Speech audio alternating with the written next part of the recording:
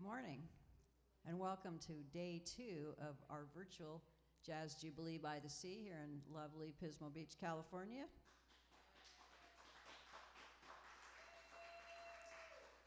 I'd like to thank those of you who tuned in yesterday online, and also to our limited cast and crew audience here at the venue. We're going to start out today with a really wonderful video produced for us by Bob Schulz. And Bob has many sponsors: Judy Hagen, William Yount, Kenneth Peterson, Julie Cole, Jim and Bonnie Kunkel, and Bob Schulz himself, who donated this video for our festival. And he brought in some great musicians to do this, and you will enjoy it. And that includes Bob Schulz on cornet, Don Neely on reeds, Jeff Hamilton on piano, Clint Baker on bass and tuba, and Steve Apple on drums. So enjoy this video.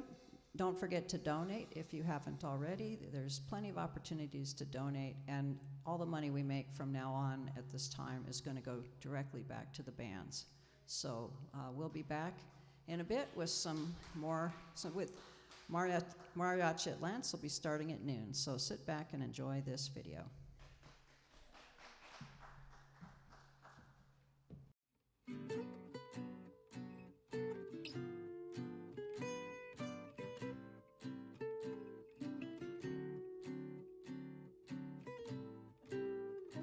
Wow, got a nice crowd already.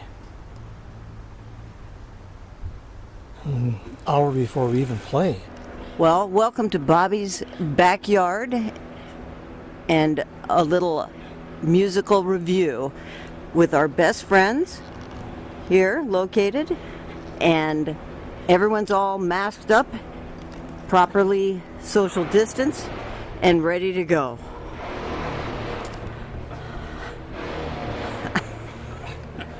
All right, hit it, Bob. 1, 2, 1, 2, 3.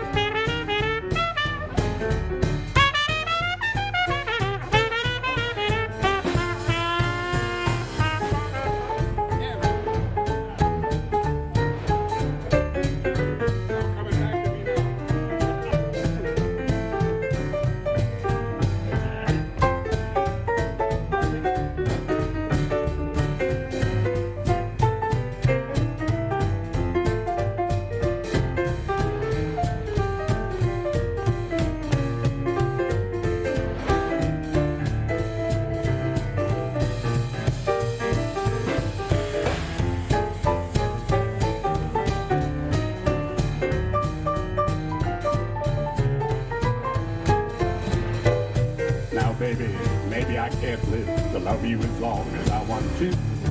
Life isn't long enough, baby, but I can love you as long as I live. Now maybe I can't buy you diamonds and rings like I want to, but I can promise you, baby, I'm gonna love you as long as I live. Now I never cared, but now I'm scared I won't live long enough.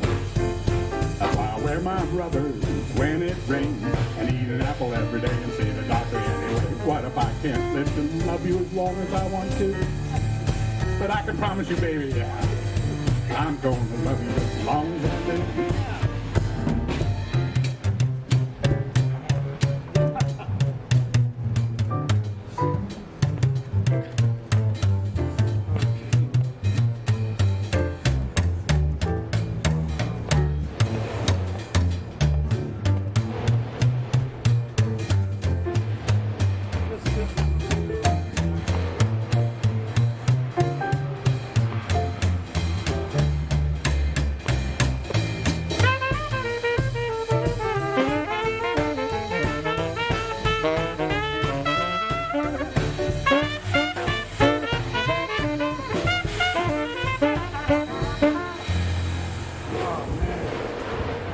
Well, thanks, folks. We got a huge audience out there. We got 3 live people and a bunch of deadheads out here. And they're coming out of the ground. I'll tell you, getting close to Halloween, so it's about time we have some Rise Out of the Dead music. Of course, the next one's not going to be that one, but it's kind of like we're going to feature Don Neely once again on a great vocal. A great old love song called Dig-a-Dig-a-Doo. One, two, one, two.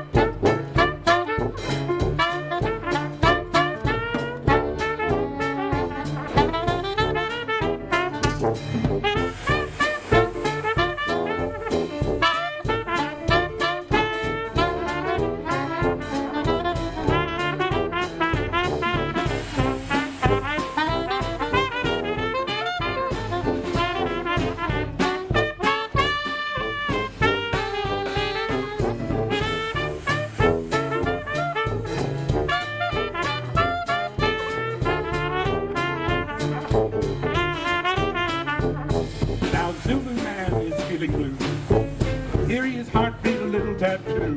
Dig-a-dig-a-doo, dig-a-dig-a-doo. Dig-a-dig-a-doo, dig-a-doo. Oh, you love me and I love you. Yeah, that's right, baby. Yeah. When you love, it's natural too. I dig-a-dig-a-doo, dig-a, what would that mean? I dig-a-dig-a-doo, dig-a-doo. I'm so very dig-a-dig-a-doo by nature. That's, yes, you tell from that.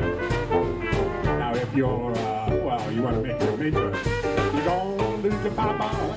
Let those funny people smile. I can be a virgin now. But dig-a-dig-a-doo, dig-a-doo-doo. A dig-a-dig-a-doo, dig-a-doo.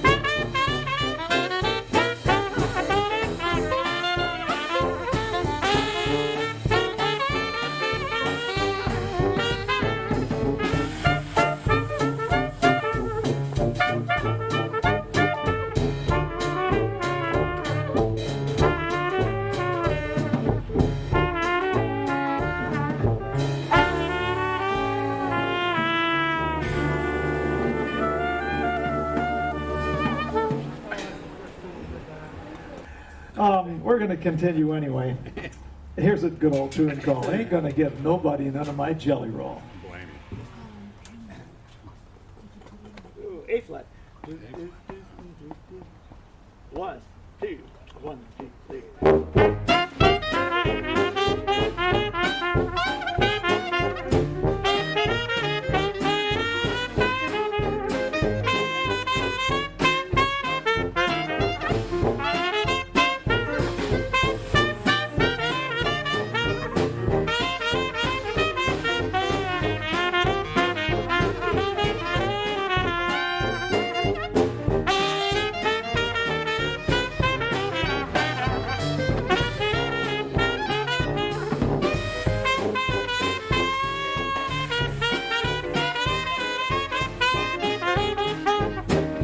Ain't gonna get nobody none of my jelly roll. Jelly roll. Ain't gonna get a piece of this cake to save my soul. Now Mama said today, just before she went away, if I'd be a good boy, she'd buy me a toy. I'm my mama's own pride and joy. Now ain't no use for you to keep on hanging around. Sorry, but I gotta turn you down. Well, you better be on your way. Come on back some other day. 'Cause you can't have it, ain't gonna get it, none of my jelly roll.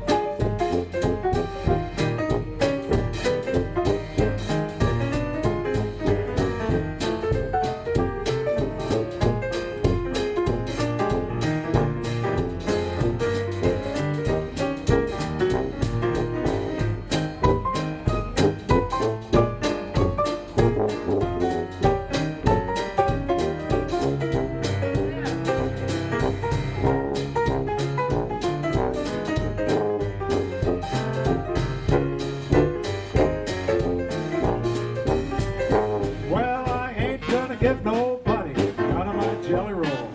Jelly roll ain't gonna get a piece of this cake to save your soul.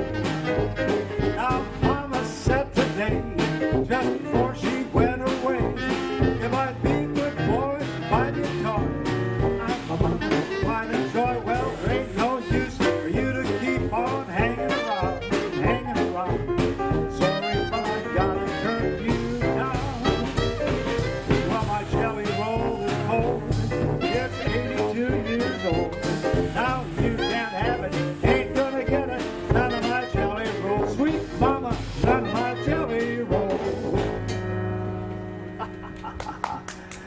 And that's the truth.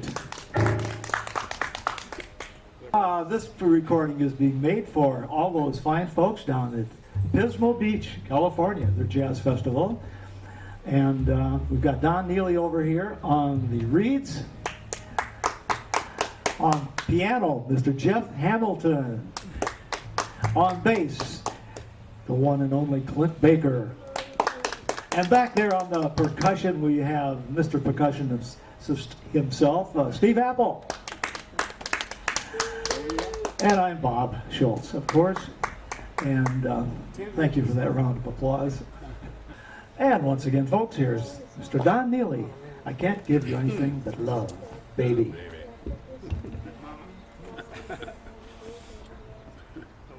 How about a nice piano intro? Okay, what kind of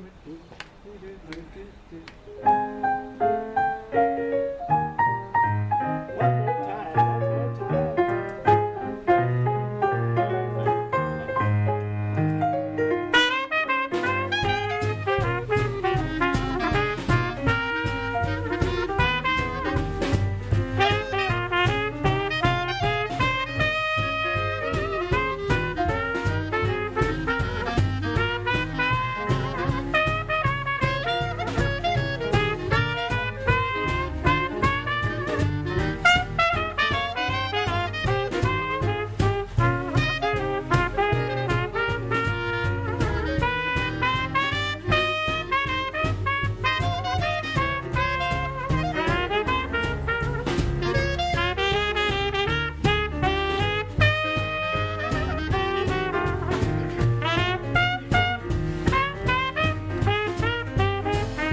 Now, baby, I can't give you anything but love.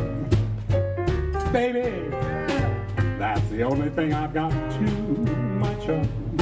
My little baby, now we can dream a while and scheme a while. You know what we're gonna find, don't you? You found it the last time, didn't you, honey? Happiness, and I guess all those little things that you often pine for.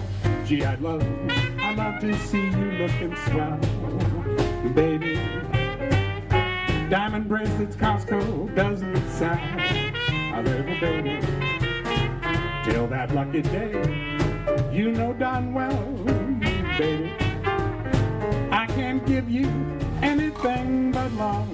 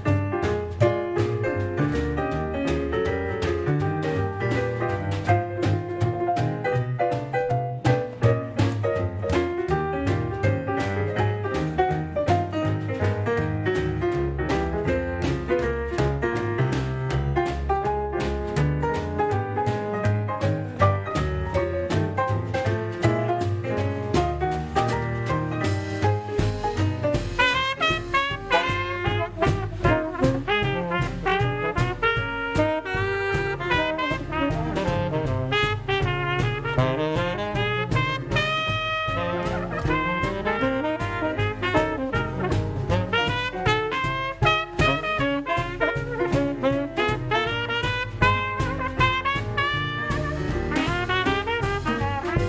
gee, baby, I'd love to see you looking swell. I see you look pretty swell already. All those diamond bracelets, Costco doesn't sell.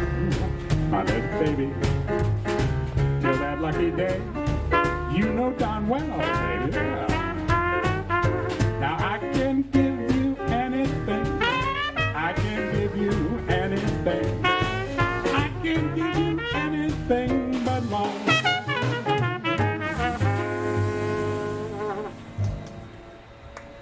Mr. Don Neely, the only one in captivity.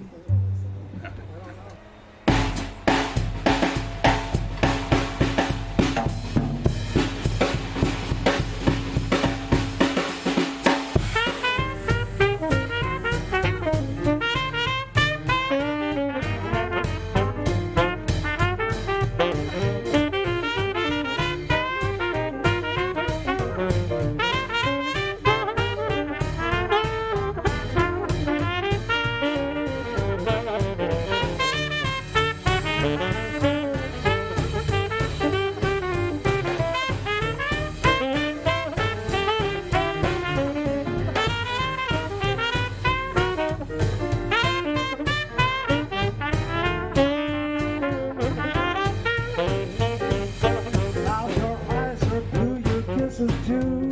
I never knew what I could do. Can't believe that you're in love with me.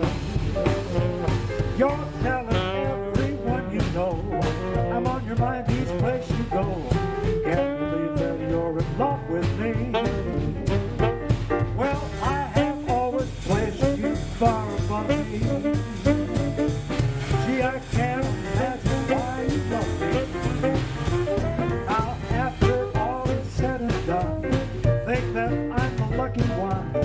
Can't believe that you're in love with me. Hey, Don.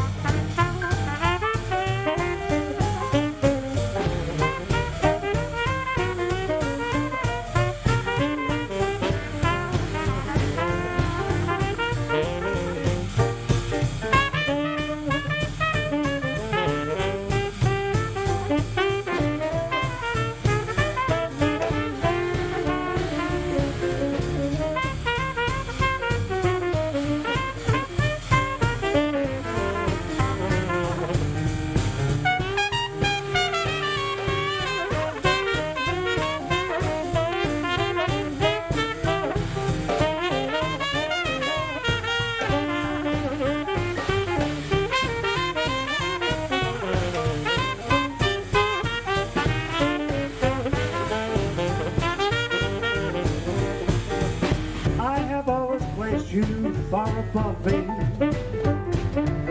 Gee, I can't imagine why you love me. Now after all is said and done, think that I'm a lucky one. Can't believe you're in love with me. Oh no, I can't believe you're in love with me. And that goes for your cat too. Thanks, folks. And now, folks, here's Jeff Hamilton. All right, thank you. What are you gonna do for us, Jeff? I surrender deer or air. Okay.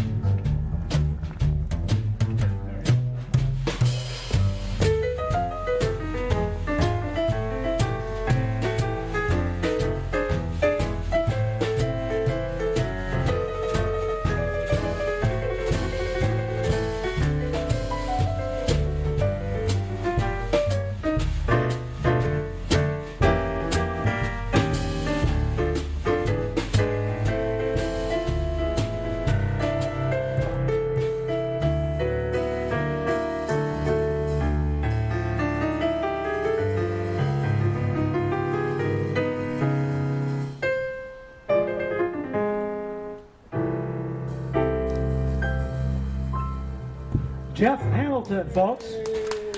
Huge round of applause from our audience over here. They're having a great time. Look at that. Look at that. Could you possibly see more happy faces?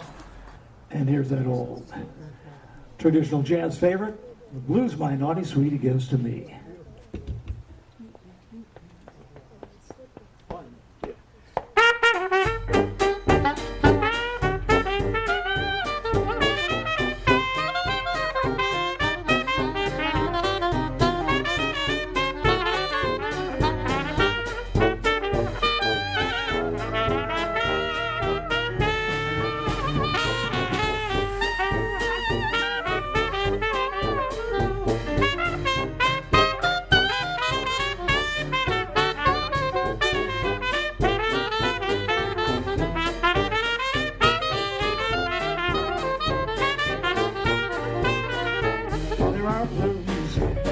that you get from loneliness. There are blues that you get from pain. You know, there are blues when you're lonely, or you're one and only. Blues that are hard to explain. Now there are blues that you get from longing. But the Venus blues, they're mean.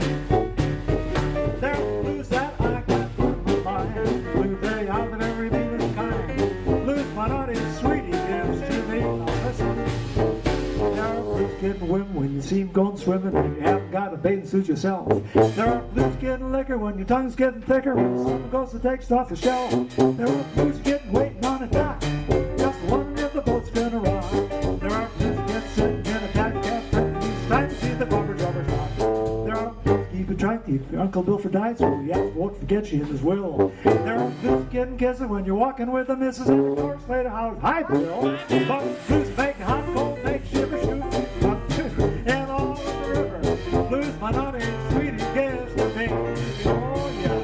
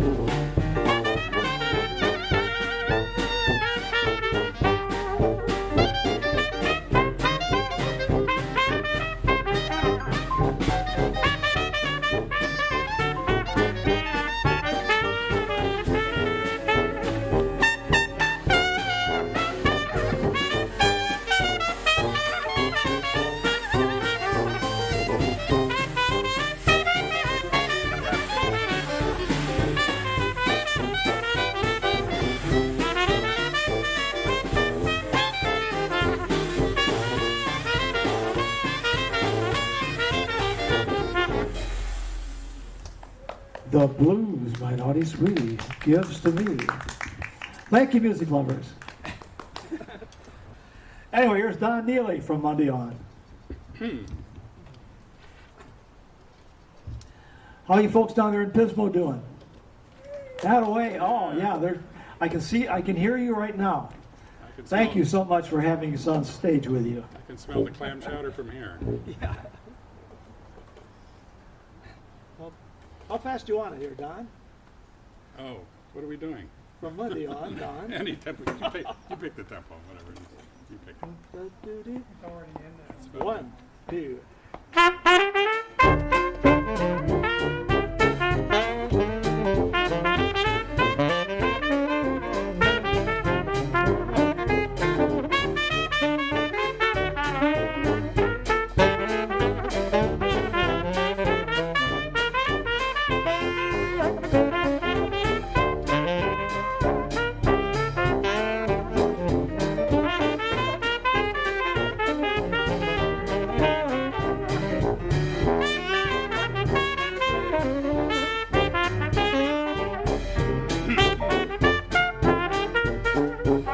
From Monday on, I'll be in clover.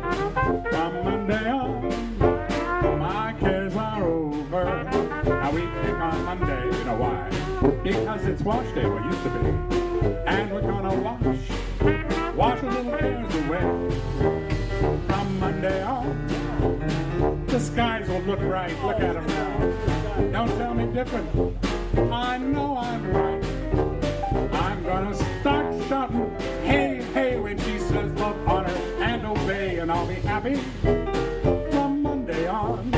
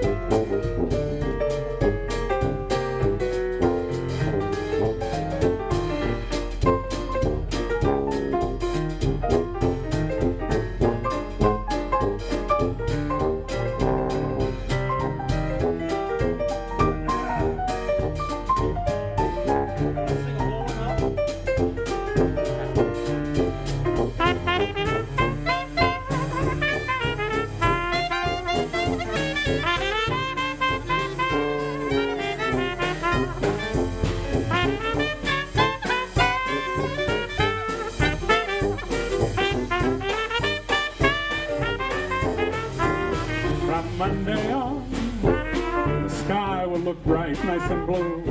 Don't tell me different, I know I'm right. I'm gonna start shouting, hey, hey, when she says love, honor, and obey, and I'll be happy from Monday on. And I'll be happy from Monday on. Sorry about that. That was good. Don Neely. Through my curve, sorry. Hey, we're looking for curves right now. We're going to continue now with, a beautiful tune, Melancholy Blues. And I'm going to sing this one. Goody, Bobby. It's for Linda. Oh. The last 4. Okay. And then we'll go right into the verse. Okay. Okay. 1, 2, 1.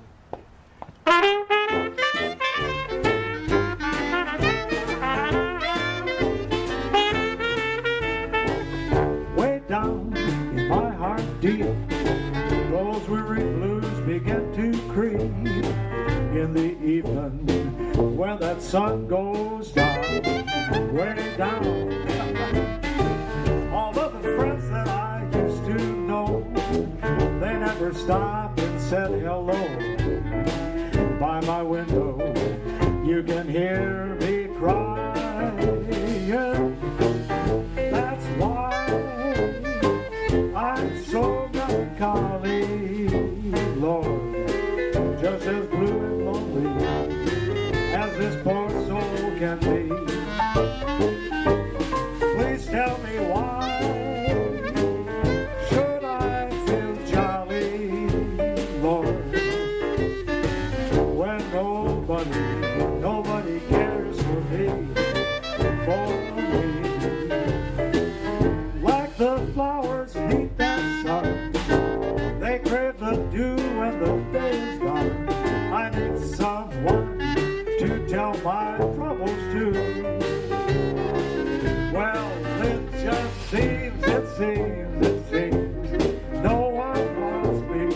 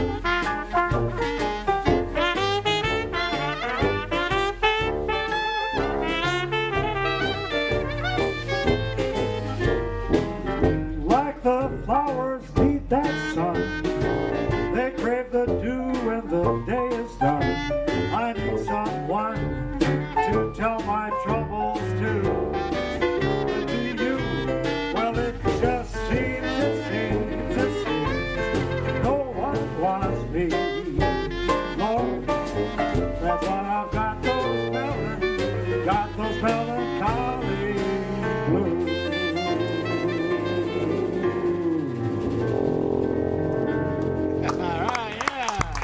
Got the blues, folks. Yeah. Oh, we What a crowd. we got a full house now. One, two.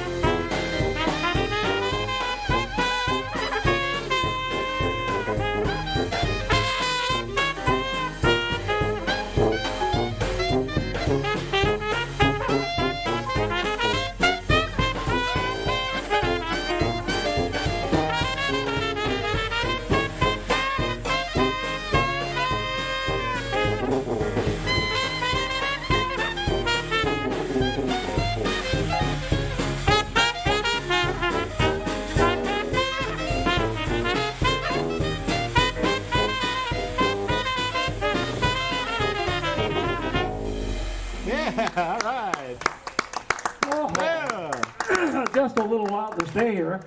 And we have just a little while to stay here. And here's a great old tune for our closer. 3 minutes, that's all you need. Thanks, folks. It's called, what is it called here? I would do anything for you. Second memory. 1, 2, 1, 2.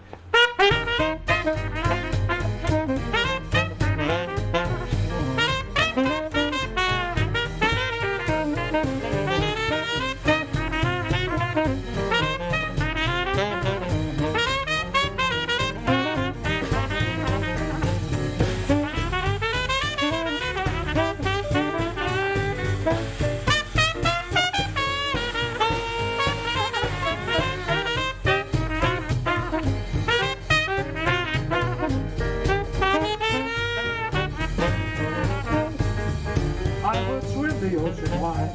I would cross that great divide. Baby, I would do anything for you. And I would take a trip to Mars. I would even count the stars. Baby, I'd do anything for you. I'd gladly give a fortune just to see you smile. Hear you say I love you every little while. In my heart there's ecstasy. As long as you have faith in me, baby, I'd do anything for you.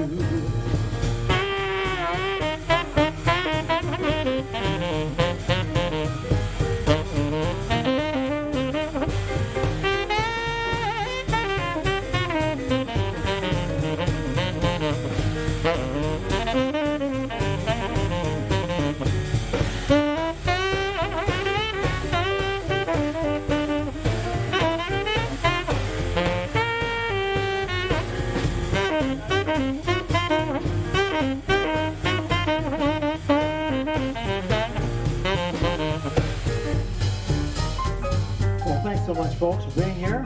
We appreciate the huge crowd. We got John and Judy over here. We got Lon Chaney, Boris Karloff, and we got the Scarecrow from The Wizard of Oz. He's over here too. And we have, well, so we got Mark over here, Linda, lovely Linda, and Nancy, all the guys in the band. You know who they are. So here, let's go home.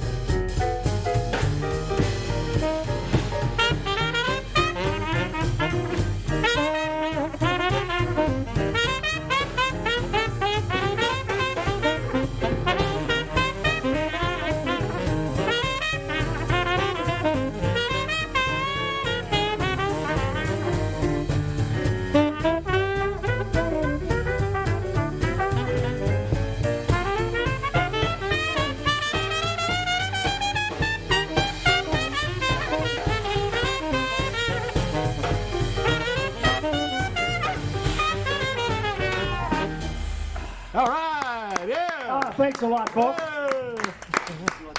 What a wonderful day. Very nice.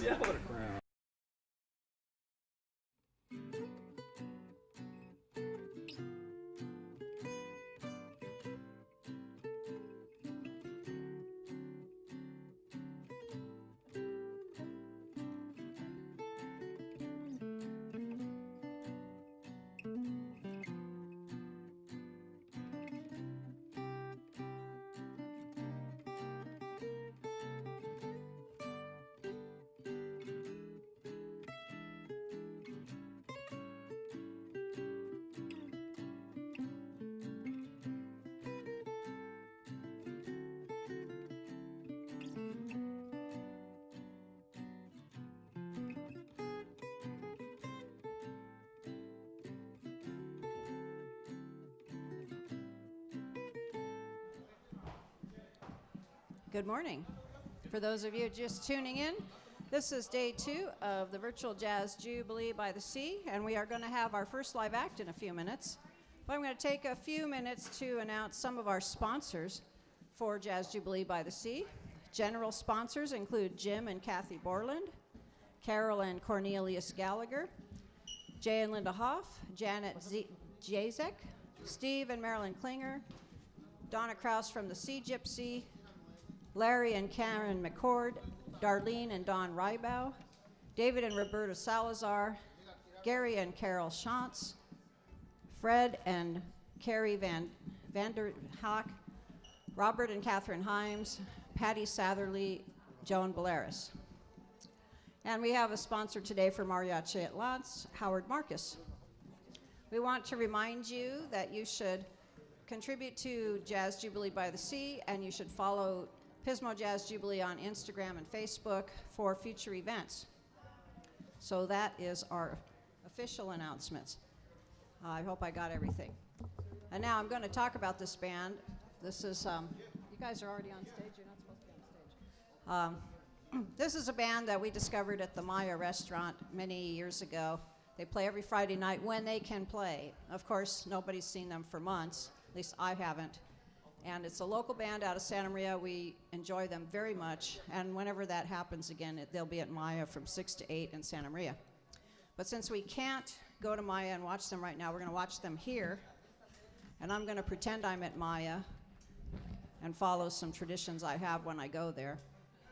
And I let Pablo announce all his people. We love this band. We bring them back every year. We want to give you a taste of the Central Coast, and what better way than to introduce to you the now world famous Mariachi at Lance.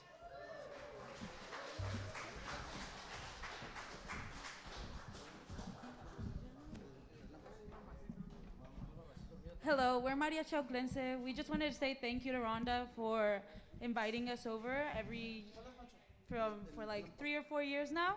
We've been coming here. We just want to say thank you to Rhonda. Big round of applause to Rhonda for organizing this.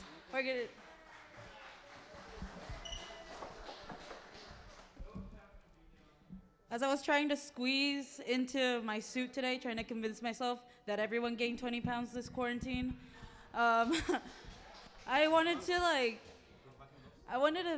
make everyone feel happy with our music, because I know that it's been a very difficult year, not only for us, but the whole world. So I hope that with this first song, we can bring some joy. Our first song is going to be called Relámpago. Relámpago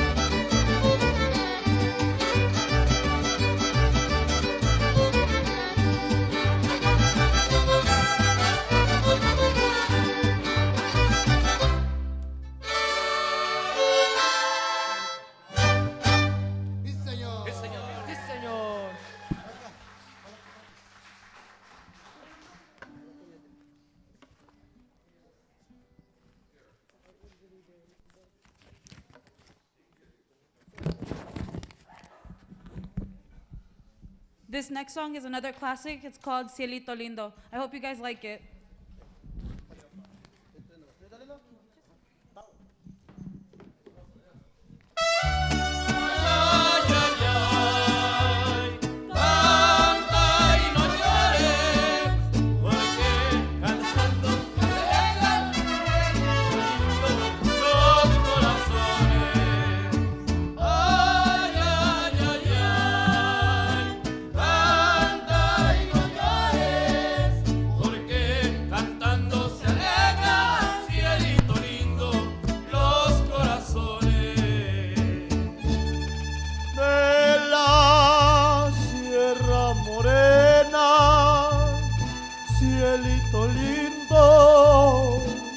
Vienen bajando un par de ojitos negros, cielito lindo de contrabando.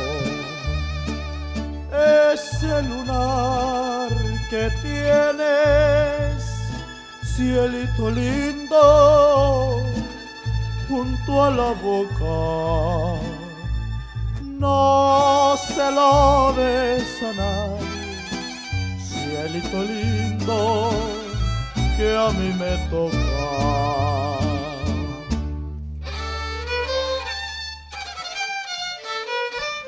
¡Dale, muchachos!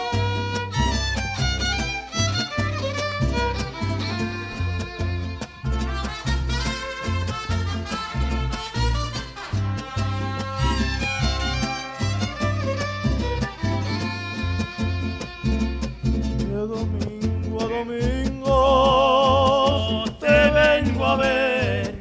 ¿Cuándo será domingo, cielito lindo, para volver? Ay, ay, ay, ay, ay, ay. Yo bien quisiera que toda la semana, cielito lindo, domingo fuera. Ay, ay, ay, ay, ay, ay. Hermano, mira. Yo a las morenas quiero.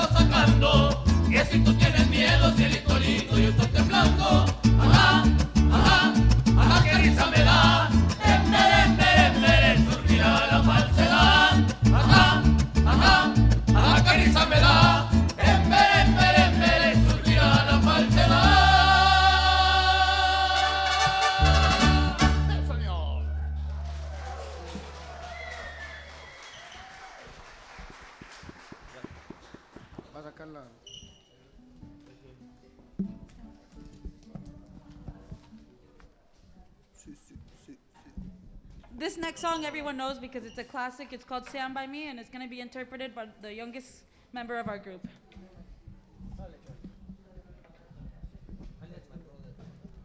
1, 2, 1, 2. 1, 2, 1, 2.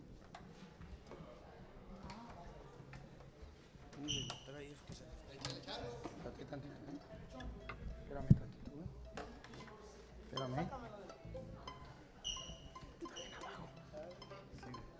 I'm ready.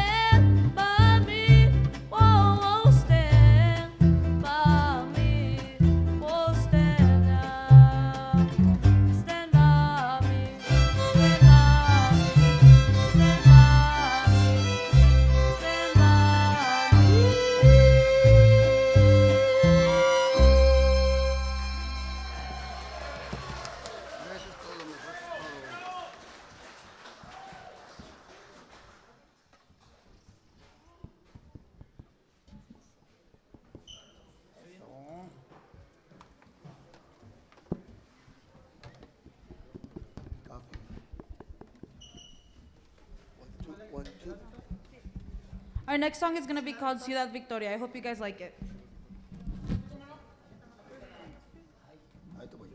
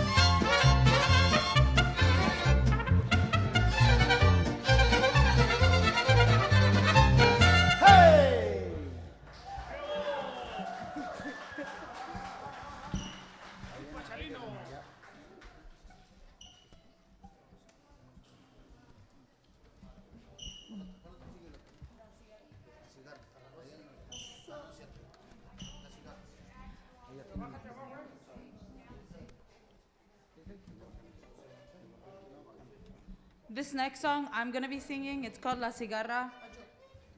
So I hope you guys like it.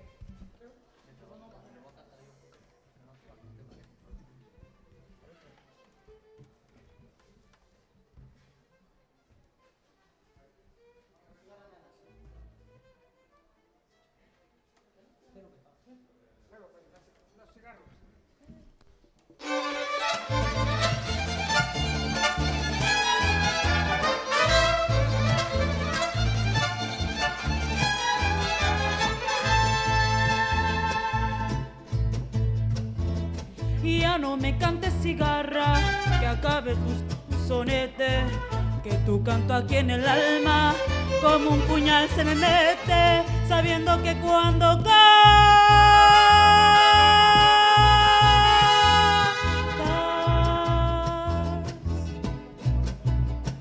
pregonando vas tu muerte.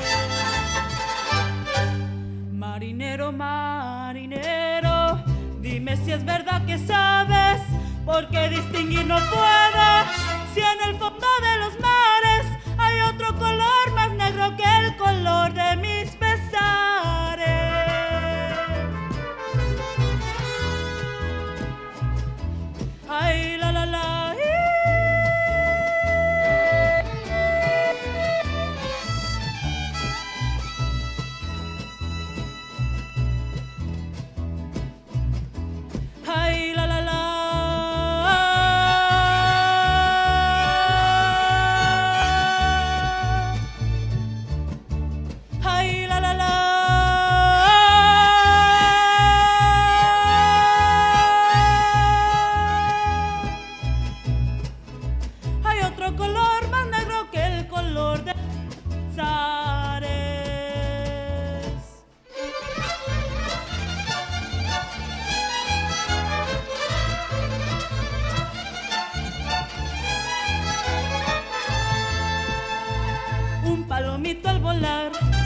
que llevaba el pecho herido, ya casi para llorar, me dijo muy afligido, y ya me cansó de buscar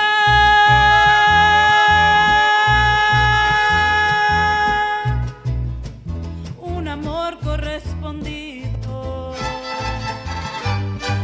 Bajo la sombra de un árbol y al compás de mi guitarra, canto alegre este guapango, porque la vida se acaba y quiero morir cantando como muere la cigarra.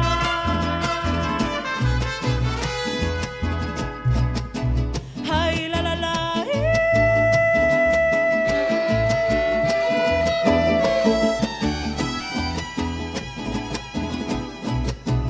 Ay, la la la.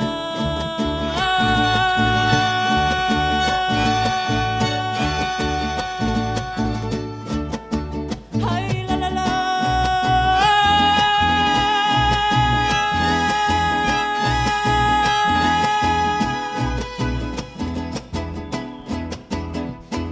Y quiero morir cantando como muere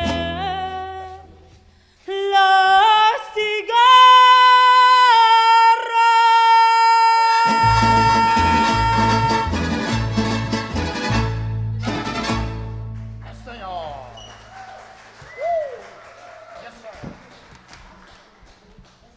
This next song is going to be a bit of a slower song. It's called Bésame Mucho.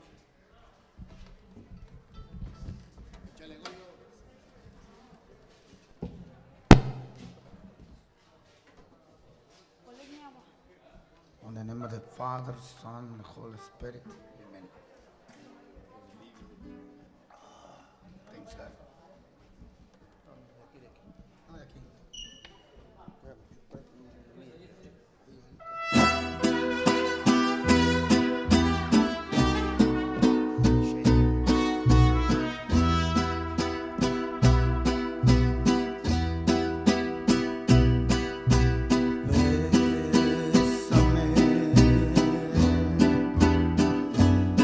Bésame mucho,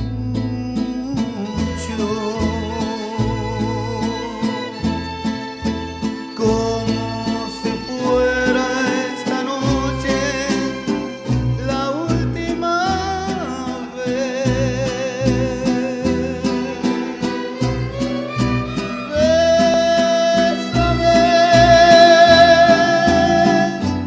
Bésame mucho.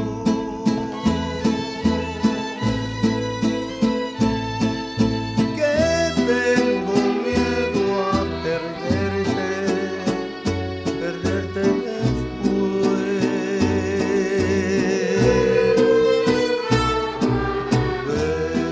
Bésame, bésame mucho, como si fuera esta noche la última vez. Bésame, bésame mucho.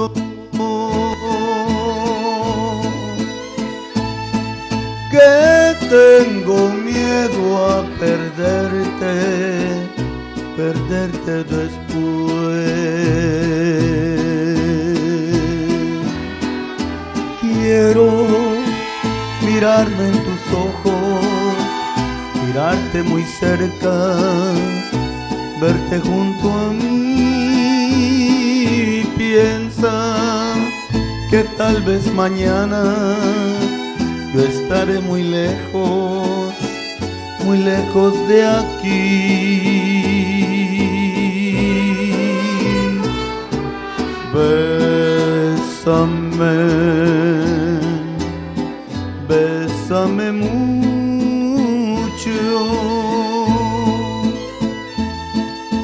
como si fuera esta noche la última vez. Bésame, bésame mucho.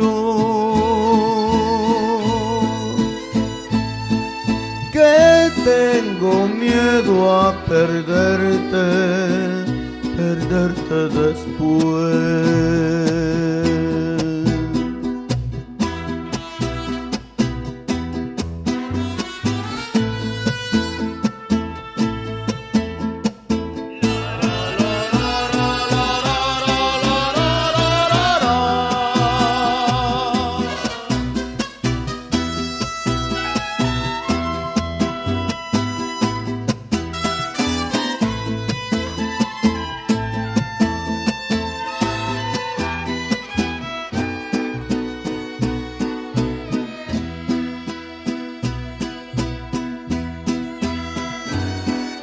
Quiero mirarme en tus ojos, mirarte muy cerca, verte junto a mí.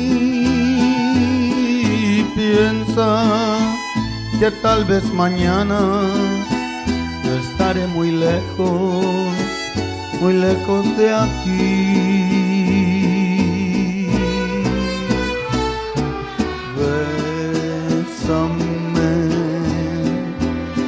Bésame mucho,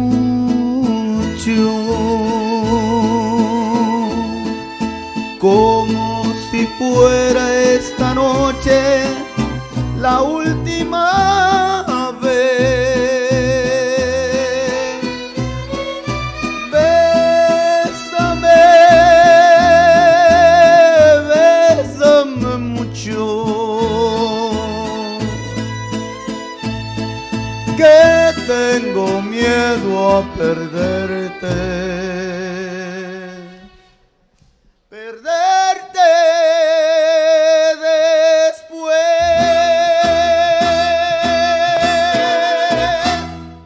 Thank you. Thanks.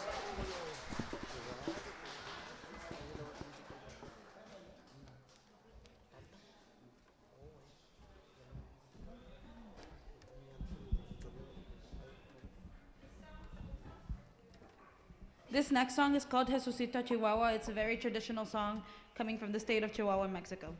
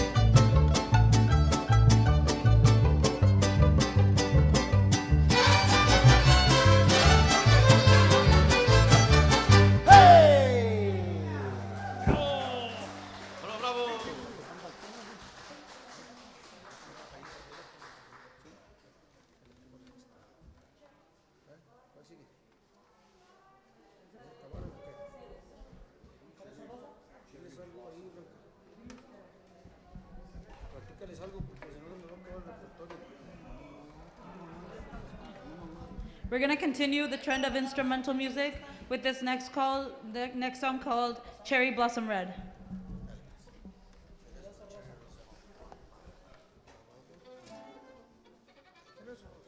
Échale, muchacho. Algo para bailar.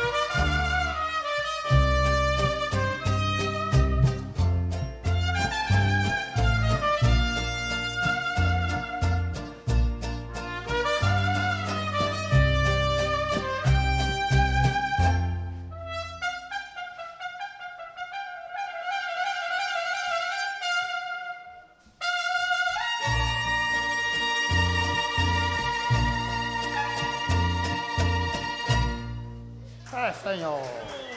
Something romantic.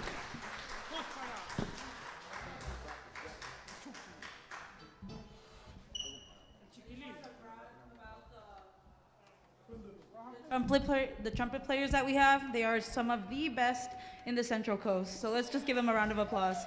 Thank you. Yes, sir.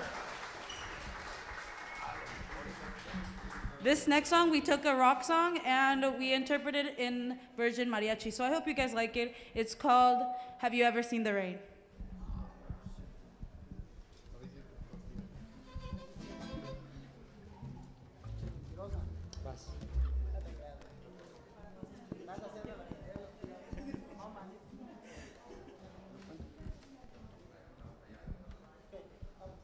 Un, dos, tres.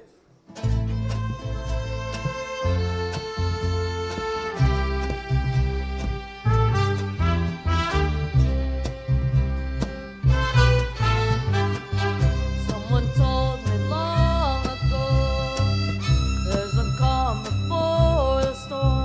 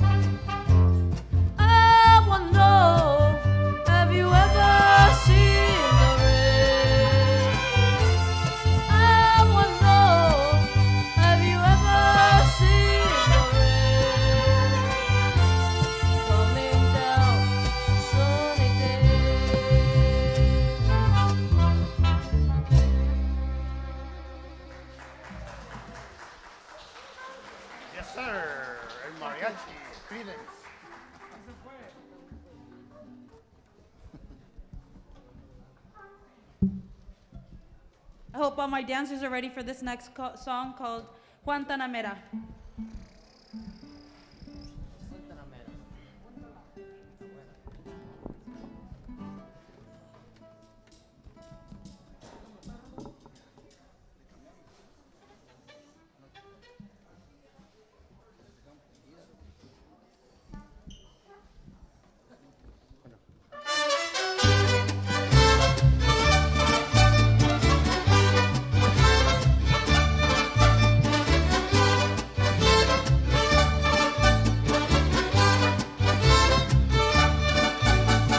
Guantanamera, oh, mira Guantanamera, oye cómo va, Guantanamera, oh, mira Guantanamera, Guantanamera, oh, mira Guantanamera, oye cómo va, Guantanamera, oh, mira Guantanamera. Yo soy un hombre sincero. ¿De dónde crece la palma? Sí, señor. Soy un hombre sincero. Sí, sí, cómo no. ¿De dónde crece la palma? Sí, señor. Antes de morir yo quiero cantar mis versos del alma, cantarle mi amor Guantanamera. Oh, mira Guantanamera. Oye cómo va, Guantanamera. Mira Guantanamera.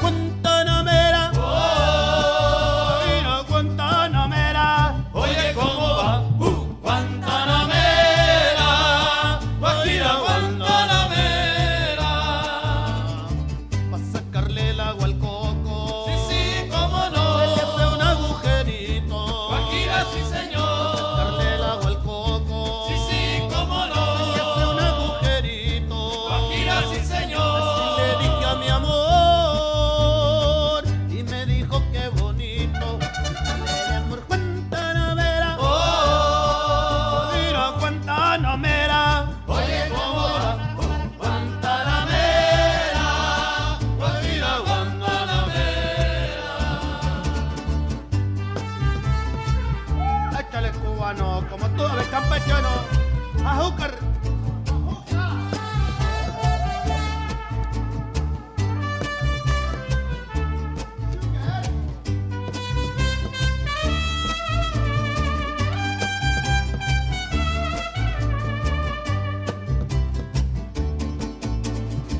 Guantanamera, oh, mira Guantanamera, oye cómo va, Guantanamera, mira Guantanamera, México lindo y querido, sí, sí, cómo no, pero lejos de ti, mira, sí señor, México lindo y querido, sí, sí, cómo no, pero lejos de ti, mira, sí señor, que digan que estoy dormido y que me traigan aquí, Guantanamera, oh, mira Guantanamera, oye cómo va, Guantanamera, mira Guantanamera.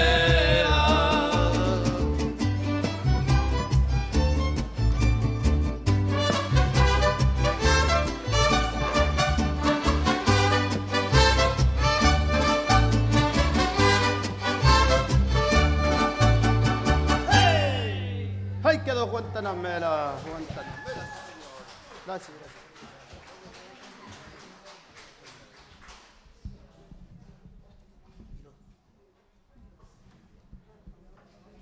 I'm going to be singing this next song. It's called Aires del Mayab.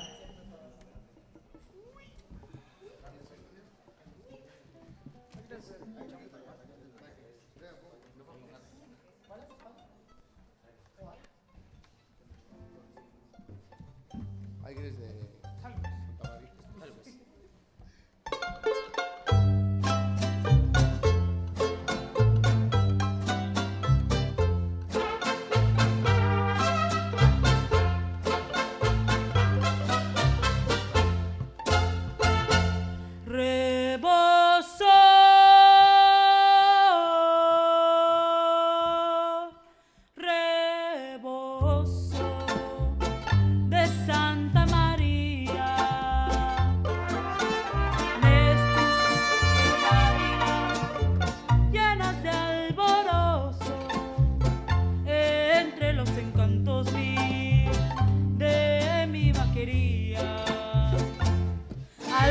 Blanca, Rocol de los Pozos, casitas de paja de la tierra mía. Alvarada Blanca, Rocol de los Pozos, casitas de paja de la tierra mía.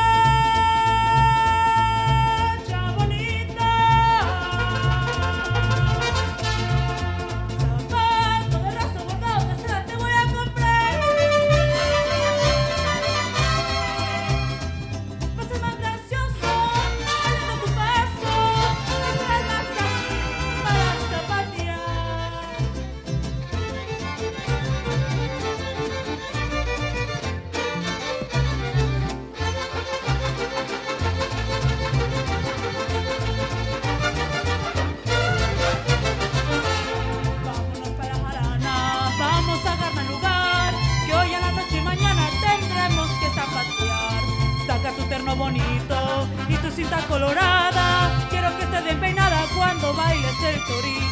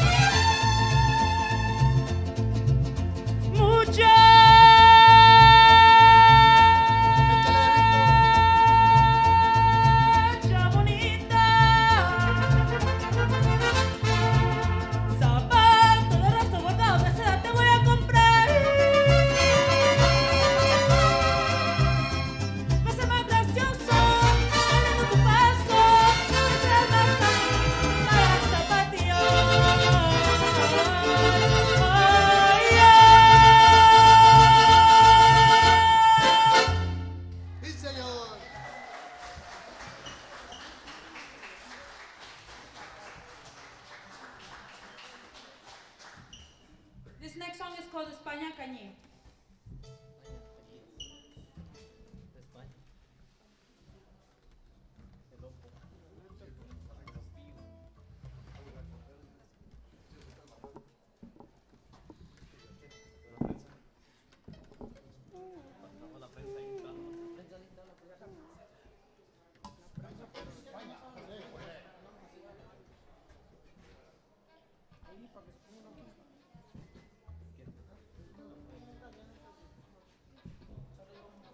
From Spain.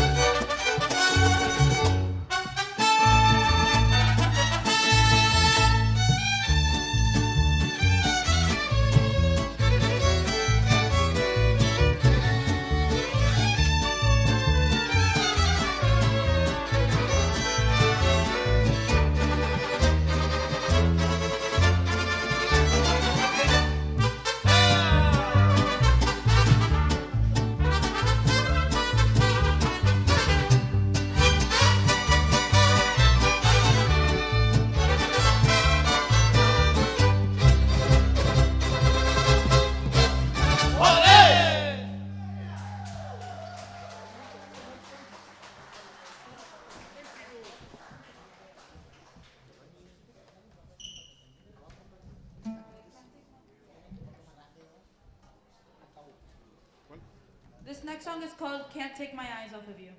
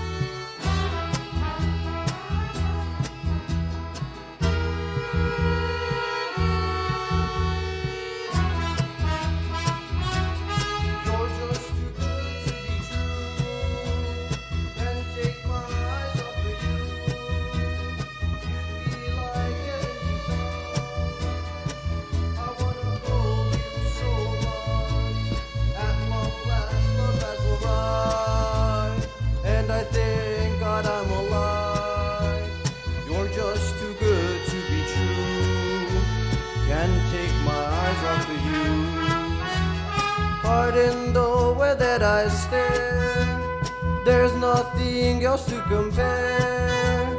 The sight of you makes me weak, there are no words left to speak. But if you feel like I feel, please let me know that it's real. You're just too good to be true, can't take my eyes off of you.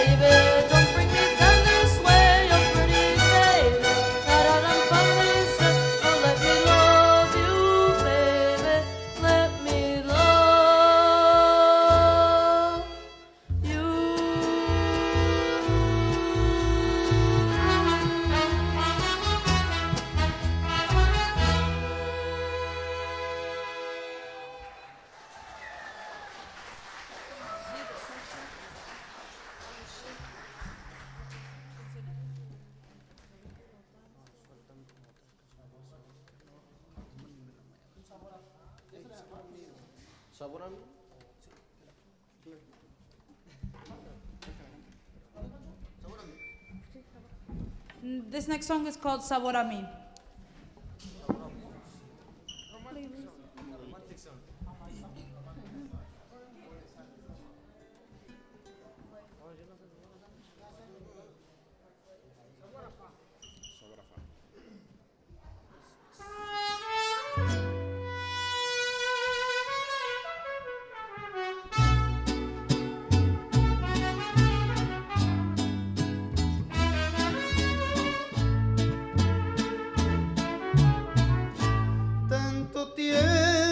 Disfrutamos de este amor, nuestras almas se acercaron tanto así que yo guardo tu sabor, pero tú llevas también sabor a mí.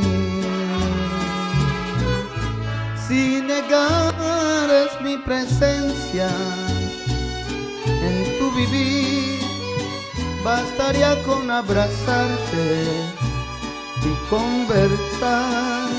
Tanta vida yo te di que por fuerza llevas ya sabor a mí.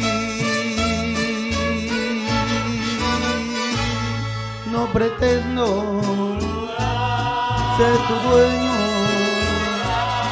no soy nada, yo no tengo vanidad de mi vida, doy lo bueno, soy tan pobre que otra cosa puedo dar. Pasarán más de 1000 años, muchos más, yo no sé si tenga amor la eternidad, pero allá tal como aquí, en tu ser tú llevas ya sabor a mí.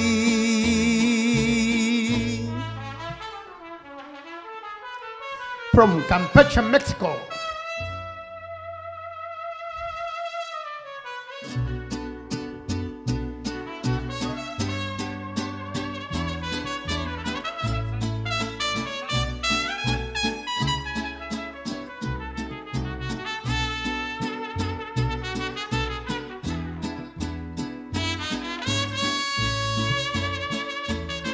Juan from Mexico.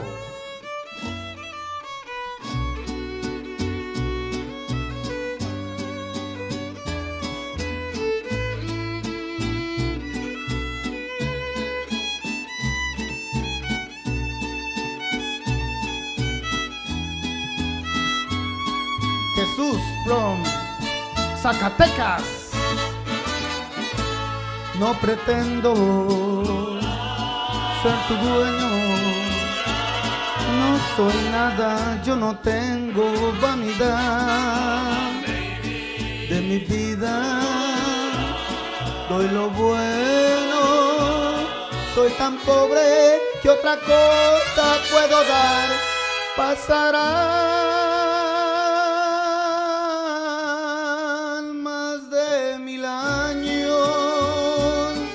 muchos más, yo no sé si tenga amor la eternidad, pero allá tal como aquí, en tu ser tú llevas ya sabor a mí. Sabor, sabor a mí.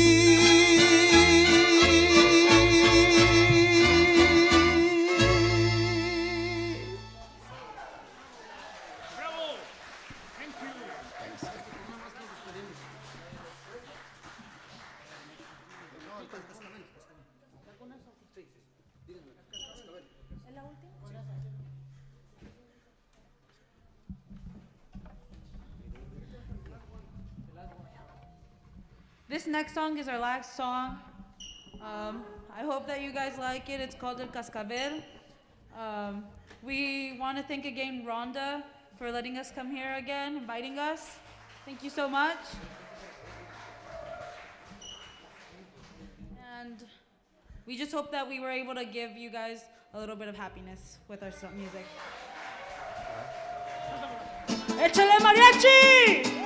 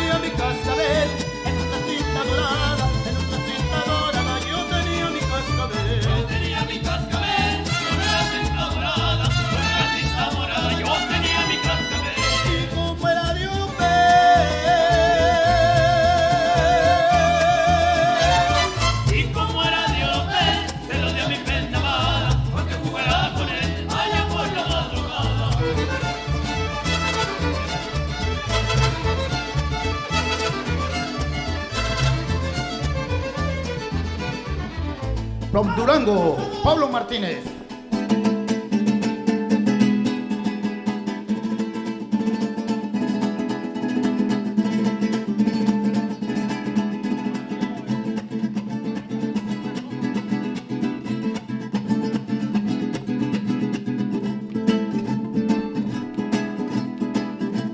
La chichita, hermano.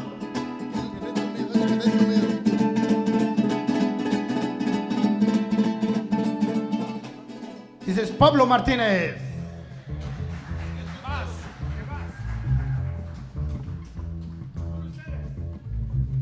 Hola, George. Échale, jefe. Acuérdate de, ya sabes. Acuérdate del camello que mataste, mi George. Eso es todo, sí señor. Ese es George. Con Paso Robles.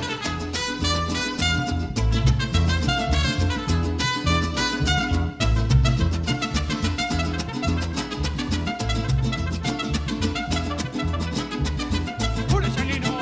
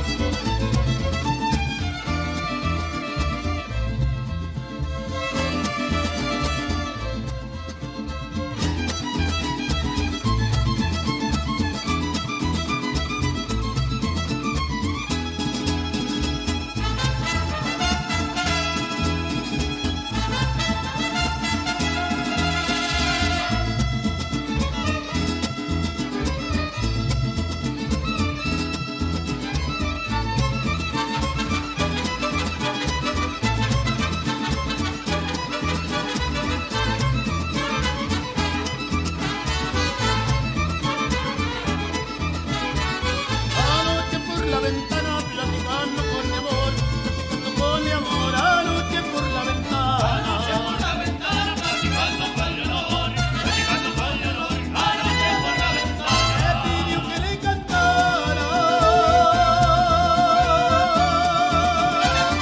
Me pidió que le cantara el cascabel por menor y que no me diera caramelo media de favor. Ahí como resumba y suena, resumba y va resumbando, resumba y va resumbando mi cascabel.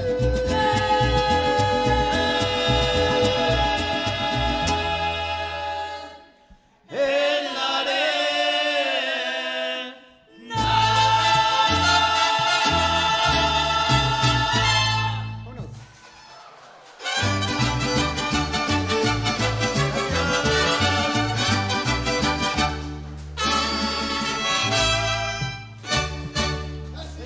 Thank you. Yes, sir. See you next time.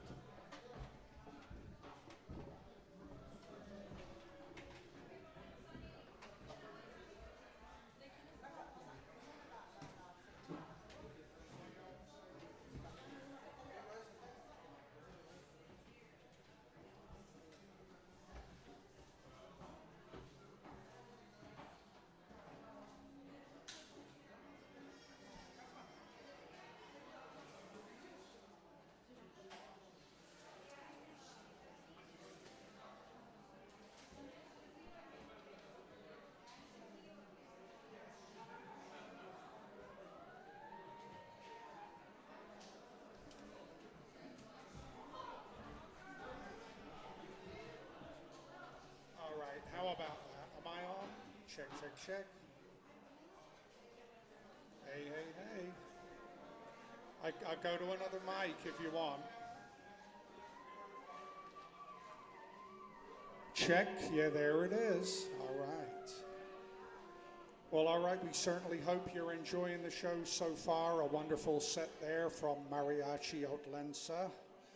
And we did get in some new sponsors for some of yesterday's acts. Want to thank, once again, Hugh Robinson, who does a great deal for the festival.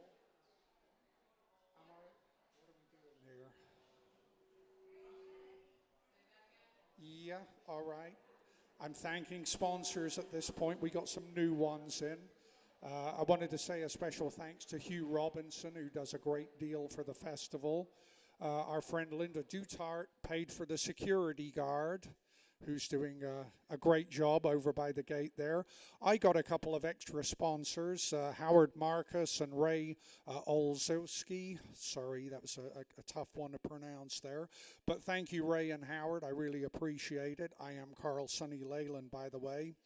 And then Tom Rigney got a couple of extra sponsors, Evelina, Linda Ship, and Alfred. Some of that's cut off there. I'd like to also mention some grants that we got. We got grants from the Community Foundation of San Luis Obispo, Mechanics Bank, County Supervisors, Smart and Final, and PG&E. All right, that's that. Now coming up, we got a couple of videos here. There's going to be an interview with the Sierra 7, which of course is the follow-up group to what was High Sierra. And then a local legend, Molly, oh my God, Molly Reeves. Molly, you're going to hate me. You can kick me in the ass when we see each other next. I won't mind. Molly and Nahum, that's a guitar duet. Molly lives in New Orleans these days. And then coming up after that will be the Barrel House Wailers. Okay, stay posted.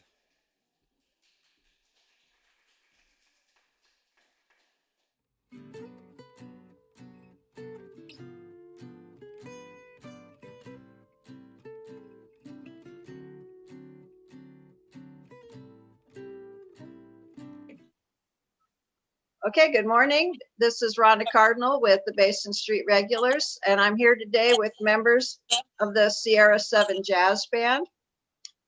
They are unable to be with us in person, and so we are taking a few minutes to check in on everybody.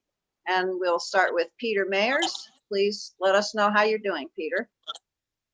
Hello, everybody. This is Peter Mayers. I'm the leader of the Sierra 7. And for those of you that may not be entirely familiar with the Sierra 7, just think about the High Sierra Jazz Band, because this is the continuation of the High Sierra Jazz Band. Well, it has been a tough 6 or 7 months, I think. All our festivals, jazz cruises, and other performances have all been canceled. We haven't even been able to get together because we live as far apart in the United States as you can possibly be, from all the way from the most northwestern area in Washington State till the most southeastern area in Florida. But now we are together. Well, at least 5 of us are together. One of us is in the wine business, and he's very, very, very, very busy in order to get all the grapes in, because he has to make wine. And also, the oldest member of our group, Charlie Castro, will unfortunately not be here because we weren't able to get him on the Zoom. Charlie is doing fine. But anyway, as far as I know, we are all very healthy and just basically doing nothing. The most exciting thing for me has been almost 1 time a week when I go to the post office and to the supermarket. I've been listening to a lot of jazz, and I've enjoyed listening to some recordings I haven't listened to in years, including some of the High Sierra Jazz Band. Yes. And boy, they're the best recordings I've ever heard. Well, how about that? While I was listening to it. Yeah, I wish that I could tell you a lot of exciting things that are happening. I mean, you don't want to know about my experiences in the supermarket. When I go out, I wear a mask, as we all do, and we have been able to survive and not being infected. So I have to choose the next member of the band, and that shall be all the way from Florida, our piano player, Mr. Randy Morris. Hi, Randy. Hi there.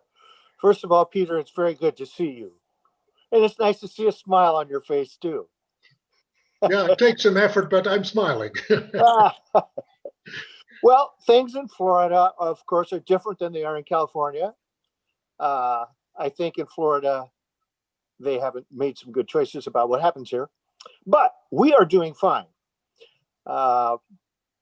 We, of course, were doing work at Walt Disney World in March, and they closed everything down. I had to drive to North Carolina and bring my daughter Miranda home from her college. Boy, was that fun unloading everything in that room. But here's the good thing. When we came down here, Miranda is a musical theater major. I'm going to brag. She has a full 4-year scholarship. Thank you very much. She's a hard worker. And she has written her own songs. So while she was here on this furlough, we went into a professional recording studio I've used for many years and recorded an entire album of her playing and singing her own songs with a full band, which will eventually be released. Still take a couple more months of work. And that was a wonderful, wonderful project. I wrote all of the music out and found the musicians to work on the session with her. It was great. So, but as far as playing jobs, I haven't played one paying job since the middle of March in Florida. I am going to play in Chandler next month, Arizona. We'll see how that goes. Well, I'll see you there, Randy. Yes, yes, yes. And of course, I've been incredibly careful. I've behaved more like the Californians behave in staving off this thing. You know, Florida, of course, is wide open right now, which is not a good thing. But musically speaking, it's been a great time for me to do things that I was interested in learning and doing that I didn't have time to do because, fortunately, I was working very, very much. So I've been practicing on my 1937 Gibson electric tenor banjo, a fantastic sounding instrument. Whoa. I've been playing things on the piano that I wanted to play but didn't have time to learn. And that has been a very, very enjoyable thing to do. I know for a fact that when I start to work again, I'm going to have to practice because you have to practice a lot to go play a job that lasts for like 5 or 6 hours. Yeah. Otherwise, your hands fall off. Yep. Literally. You know? So I'm looking forward very much to those times starting again. And just so you know, you've probably heard the national news that Walt Disney World had to lay off thousands of people. I was one of them. I don't have a job there anymore in the show that I was doing, but both they and I have a belief that that show will open again. It's a profitable dinner theater show, but it might be 9 months or, you know, whatever. And they don't want to just keep paying everybody's health insurance and, you know, keeping you on the payroll and all that stuff. So we're off the payroll for now. But the way they do that is very well done, and they are generous about the health insurance extensions and the amount of money they're paying you before they lay you off. So no problem. I'm doing fine. I'm listening to recordings that I've never had a chance to listen to for years. I've got so many of them. I'm going, oh, I want to hear that. Oh, I want to transfer that so I can listen to it digitally. Been doing a lot of that. I love hearing things that I've never heard before, even at my age. It's a good thing. It's good for your brain. It's good for your spirit. So I feel very, very fortunate. Okay, that's enough of me. I see Howard Miata, who is there on my screen. Why don't you take up the ball and roll with it? Oh, thank you, Randy. It's sure good hearing from you, my friend. You too. Thank you very much. Yeah, great. Well, here out in lovely Gilroy, California, of course, with most of the jazz festivals, except for maybe one, I think Arizona Classic is the only one that's still going for this year. And fingers crossed, hopefully it's still going to happen. I've been doing some really interesting things, kind of spreading my wings and trying different musical things, certainly. I've been drug out of retirement, kicking and screaming, to be a music mentor for the Gilroy Unified School District, and among other things like credentialing for new band directors coming in. I also am taking part in what we do when the kids finally come back to school again, and how we could rehearse bands in a safe manner, dealing with COVID and post-COVID situations. I'm also participating in the Cabrillo Symphonic Band.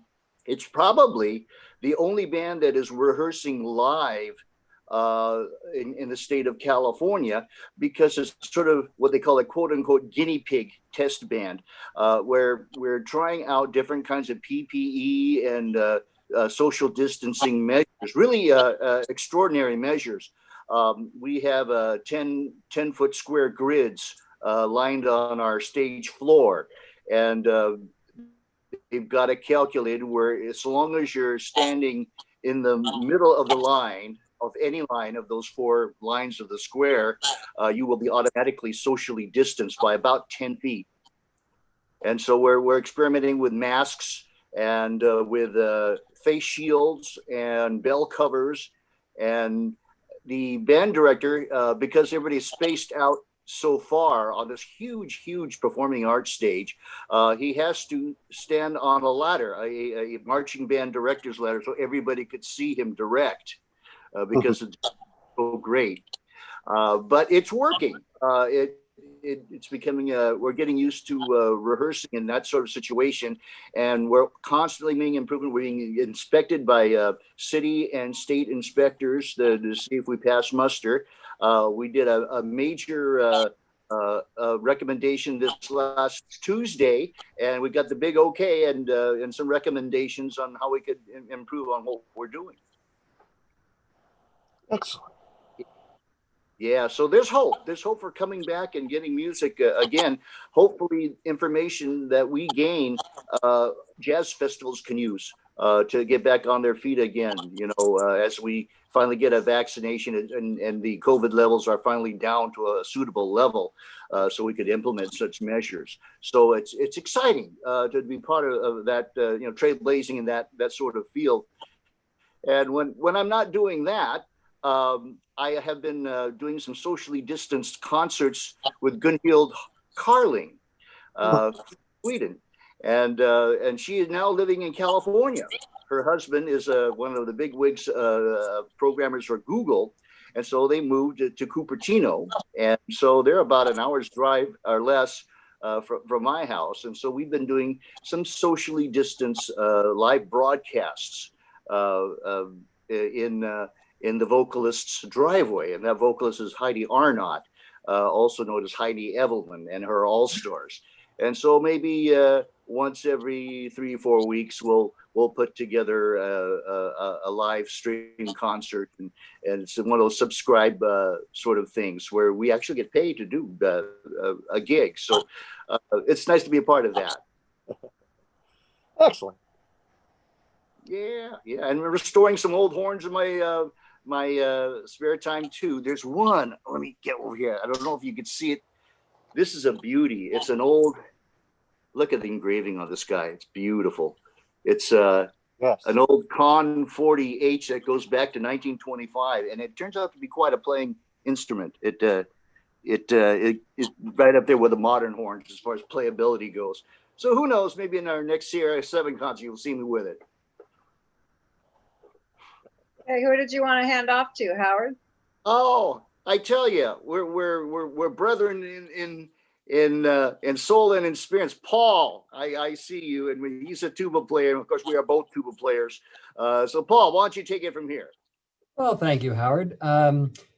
As with everybody else, things have been pretty quiet here musically. My last paying job was playing with Sierra 7 in Monterey, and everything from for the rest of this year locally has been canceled. So I've been trying to stay engaged, as with others, with listening to a number of vintage recordings and just sort of pursuing things that hadn't been necessarily high on the priority list for interest, not for lack of interest, but for lack of time. So musically, things haven't been terribly active, and we'll just see how that continues to play out. Otherwise, I'm very fortunate that I've been able to continue working at my day job throughout, and it's been an interesting summer in terms of changes in the business environment and how we interact with customers and the types of demand that exist within the transport industry, which is where I work. And just sort of meeting those new challenges and understanding what we can do to better serve the various parties involved. Personally, I've been spending more time working in my workshop. My interest is in small steam locomotives. And so I've been doing some model building and modifications and repairs for friends and for myself, and just trying to stay amused. Of course, gathering virtually with friends and a couple of my friends locally. We've established some protocols whereby we can get together safely, physically, and enjoy an afternoon outdoors chatting from an appropriate distance with our requisite models and just generally having a ball. So that's been much needed social interaction. Other than that, it's summer's drawing to a close and autumn is upon us, and hopefully we'll be able to get back to performing sooner rather than later. And thank you, Howard, and everybody who's working on making sure that we have the ability to continue performing and setting out parameters that will be helpful in moving forward with performance as time progresses. And I guess with that, over to my fellow rhythm section mate, Mr. Scott Anthony. Oh, well, thank you, guys. Everybody has an interesting story. Like everybody else, my last job playing was with the Sierra 7 in Monterey. I haven't even picked up the banjo since then. It's sitting over in the corner. I've been lucky that another career has allowed me to keep pretty active. I've been an artist for 50 years. And just before the Monterey Festival, I got into a gallery up in Mendocino. And right after the Monterey Festival, Karen and I drove up and deposited 20 pieces of oils and acrylics and watercolors to the gallery. And of course, the next week they shut down because of the COVID-19. Yeah. But they've opened up again in the last couple of months, and I've actually sold a couple of paintings, so that's been helpful. And Karen and I, we've been making a few trips up to Weed. Got a house up there, right in the middle of the woods, which is a little scary because it's really dry and fire prone. We're keeping our fingers crossed that the area doesn't go up in smoke. And speaking of which, when we came back, I've got a picture here. I wonder if I can. This was a view out our living room window 3 weeks ago. And let's see, how do you share screen? Hold this. There is a way to do it. Oh, I won't bother. Can you see, do you have a control for that? I do, but then I'm sharing my screen. Okay. We had the sky was just orange for 2 days. It looked like being on Mars. It was really amazing. I don't know what it was like down in Pismo. Was that? Yeah, we had a few days like that. Yeah, the whole West Coast for Randy and well, the rest of us out here. And anyway, aside from that, my 2 daughters are kind of on the front lines. My one daughter is a registered nurse in Chapel Hill, North Carolina, in infectious diseases and pulmonary care, which is right in the middle of it. And she seems to be okay, and we keep checking up to make sure that she is okay. She and her husband. My other daughter is a teacher at Julia Morgan School over in Oakland, and they're all between their 2 kids having to be homeschooled and they're teaching remotely. They're using up a lot of bandwidth on Comcast. So that's about it. I hope that music comes back. I hope we still do the Norris Center. It seems kind of kind of iffy to me about getting on the plane, but we'll have to see. Anyway, that's about it for me. All right, well, thank you all for taking the time to speak with us this morning on behalf of Basin Street regulars and virtual Jazz Jubilee by the Sea. We hope everybody that we reconvene in 2021, and this year we're doing as good a show as we can. So I hope everybody stays well and safe. Is there any other closing remarks that anybody wants to make? Just that music is still a good thing. Music is a good thing, no matter what. Peter, you got to unmute. It looks like you're muted. Okay, I'm back now. Rhonda, thank you very much. And as you know, High Sierra and followed by the Sierra 7 have been a long time participant in the excuse me, in the Pismo Beach Jazz, what is it called? Jazz Jubilee by the Sea. Jazz Jubilee by the Sea Festival, practically from the beginning. It always has been, and it will forever be, one of our favorite jazz festivals. We are so sorry it won't happen this year, but you can count on us. We will be there next year, and I will be back with some new corny jokes, but with some good music by the Sierra 7. Thank you for hope so. Okay, well, thank you. Thank you very much, Peter. Thank you all. I am now going to stop the recording, so thank you.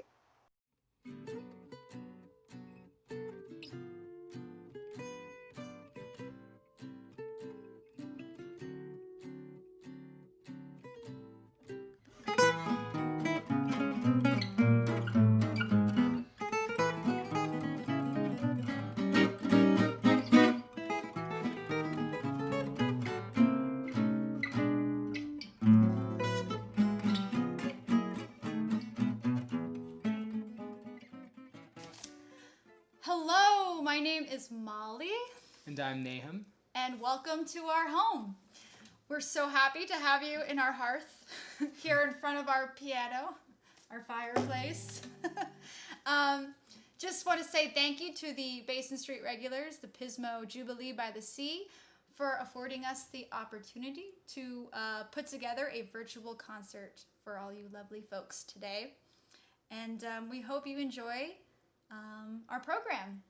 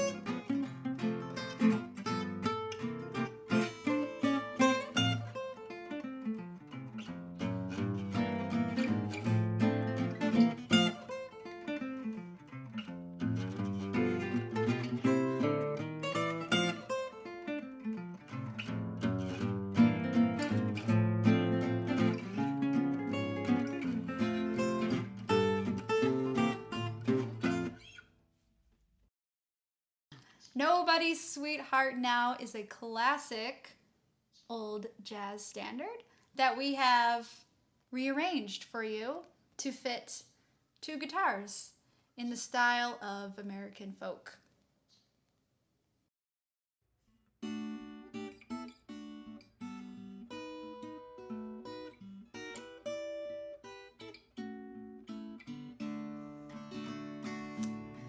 Nobody's sweetheart now. They don't follow you somehow.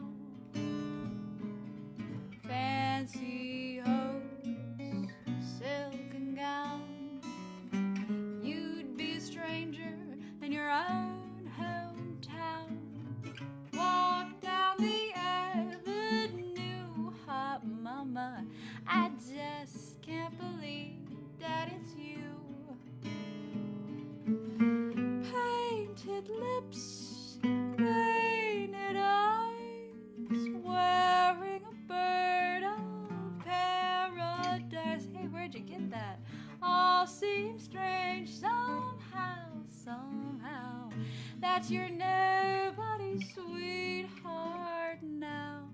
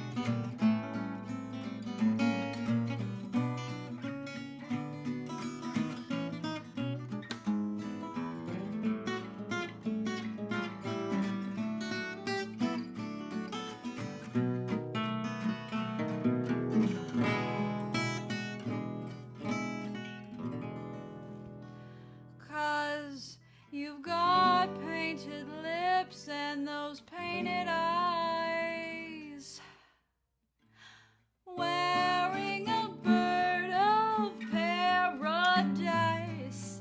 It all seems strange somehow that you're nobody's sweetheart. Nobody's sweetheart now.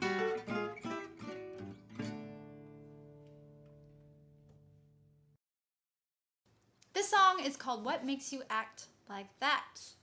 It was recorded by one of our favorite guitarists of the aughts, 20s and 30s and 40s and 50s. He had a long career, Lonnie Johnson, who was known widely as a blues artist, but also a wonderful jazz concert guitarist. This song he did with Clara Smith. We hope you enjoy. It's a sassy little duet called What Makes You Act Like That?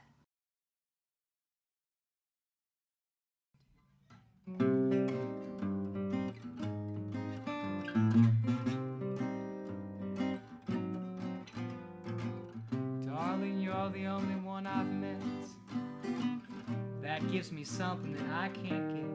What makes you act like that? What makes you act like that? There ain't no way to treat me. What makes you act like that? Every time that I see you got something else to do that makes me act like that. That's why I act like that. That ain't no way to treat me. What makes you act like that?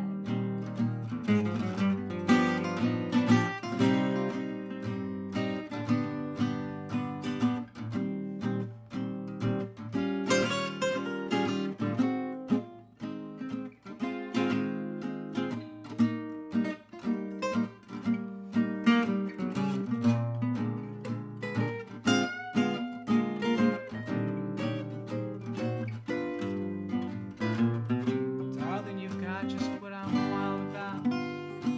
Baby, you got it, you just ain't putting it out. What makes you act like that? What makes you act like that? No, that ain't no way to treat me.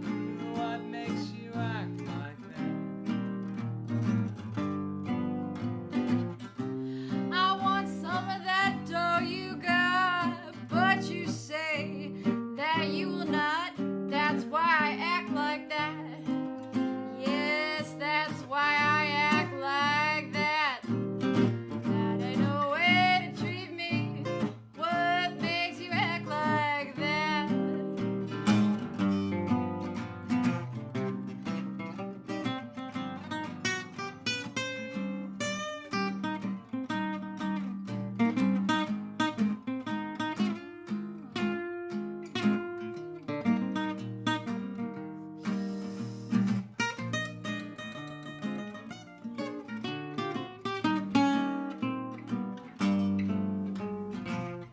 Darling, you don't make the others pay. Still, you turn me down each and every day. What makes you act like that? What makes you act like that? No, that ain't no way to treat me. What makes you act like that? Well, now here's my reason. Why do you keep on hanging around when you know that I've turned you down? That's why I act like that. I'm always in for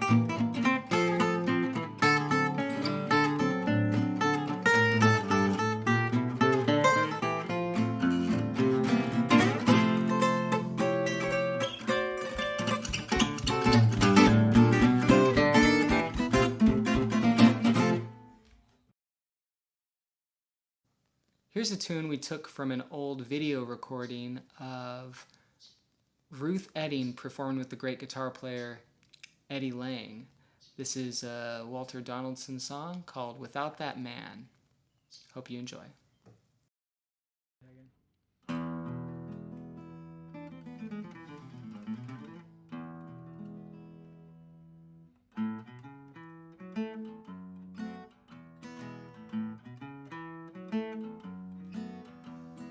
Why do I feel like I do? Make me feel this way. I'll always feel like I do. The skies will always be gray without that man. I can't be happy without his kiss. I can't miss feeling blue without that man. I'm nearly crazy. I'm in a fog the whole night through. The days are so dreary, the nights are so long. My heart is so heavy, seems like everything's wrong. There's no today, there's no tomorrow. I may forgive, but I can't live without that man. Without that man, I can't be happy. Without his kiss, I can't miss feeling blue. Without that man, I'm nearly crazy. I'm in a fog the whole night through.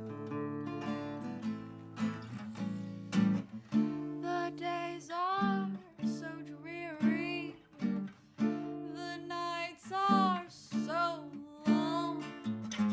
My heart is so heavy, seems like everything's wrong. There's no today, there's no tomorrow.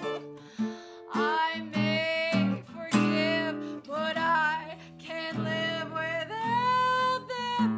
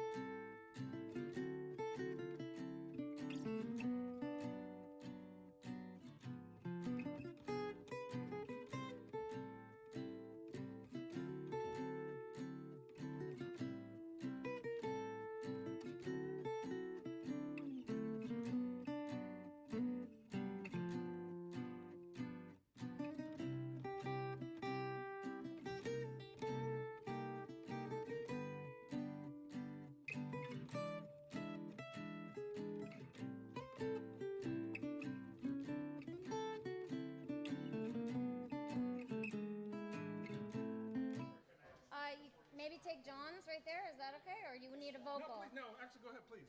Yeah, Oh, come on up. Carl, come center and use the trombone. Use the one with the windscreen. With the screen, all right. Okay, quick announcement before I introduce the band. I'm going to give you some more sponsors. Sponsoring Molly and Nahum.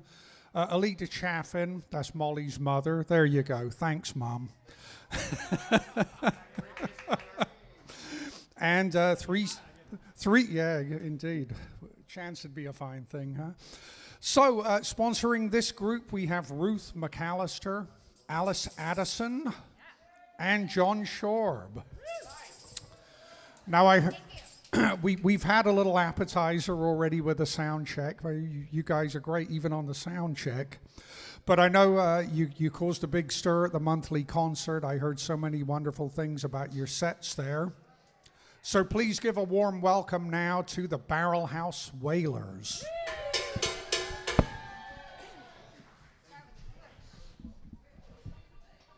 Thank you.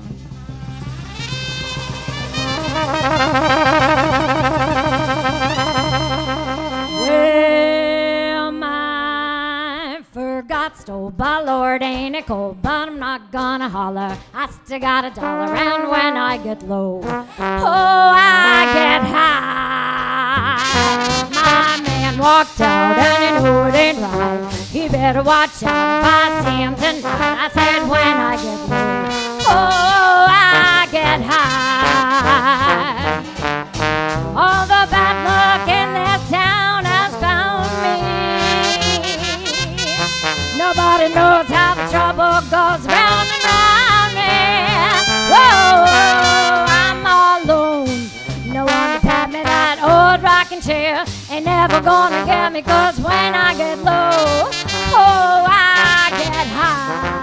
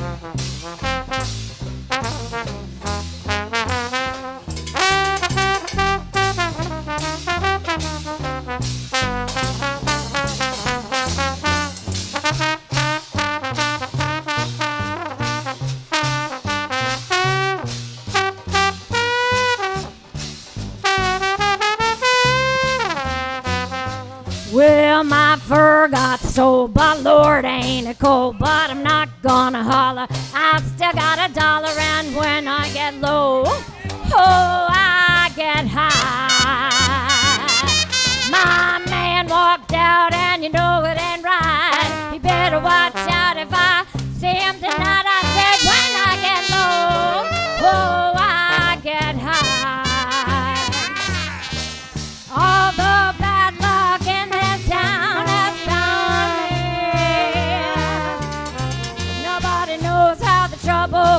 round and round me. Whoa, I'm all alone. Don't want to tell me that old rocking chair ain't never gonna get me, 'cause when I get low, oh, I get high. Woo!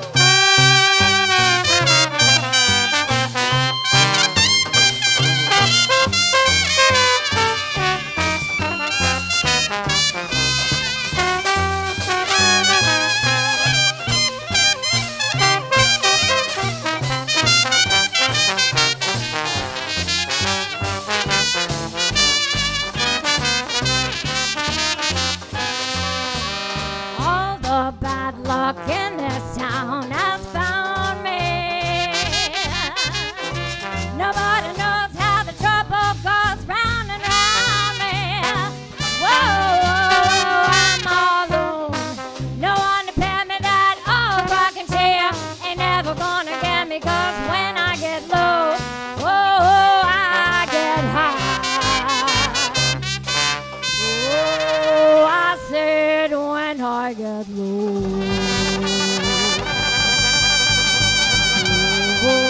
Oh, I get high.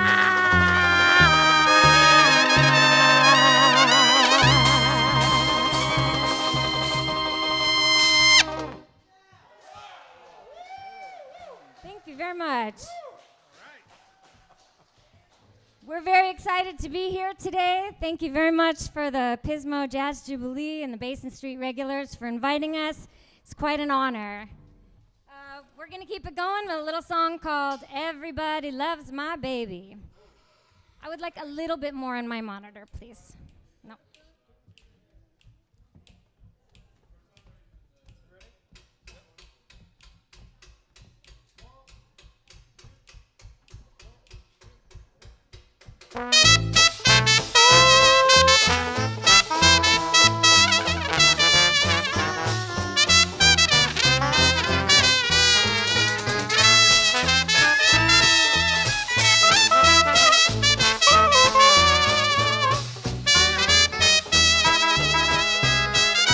I'm as happy as a king, feeling good and everything.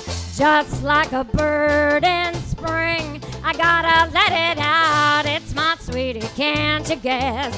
Wild about it, I confess. Does she love me? That's why I shout. Everybody loves my baby. My baby don't love nobody but me. Nobody but me, no. Everybody wants my baby. My baby don't want nobody but me. That's plain to see. Now I'm here, sweet Judy. He's my loving man. Ain't got time to do his duty. Loves me like no other can. That's why everybody loves my baby. My baby don't love nobody but me. Nobody but me, no.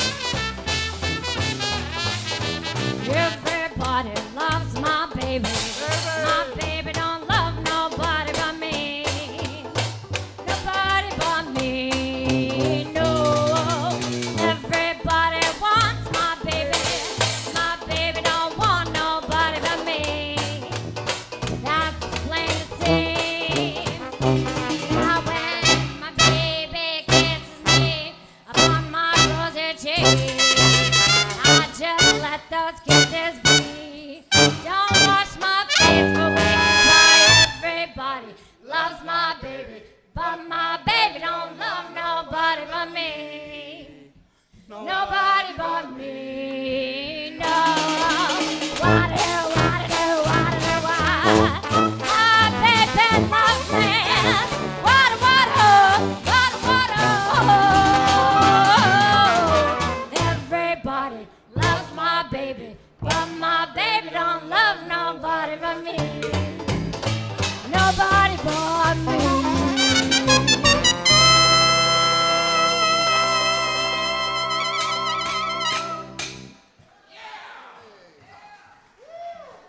Thank you.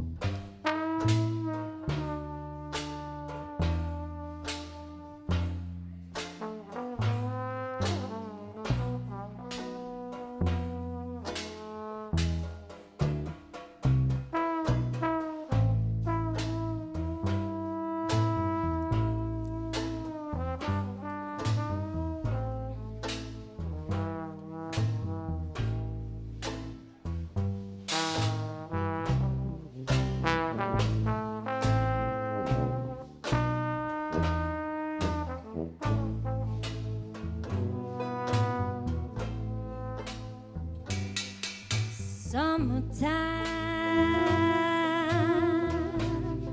and the living is easy. Fish are jumping and the cotton is high.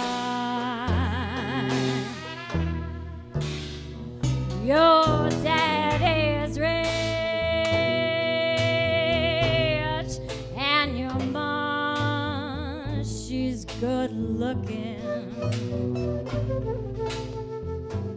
So hush, little baby, don't you cry.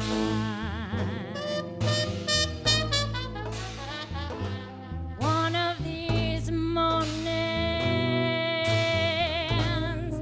you're gonna rise up singing. Then you'll spread your wings and take to the sky. Until that morning, ain't nothing gonna harm you now. With mommy and daddy standing by.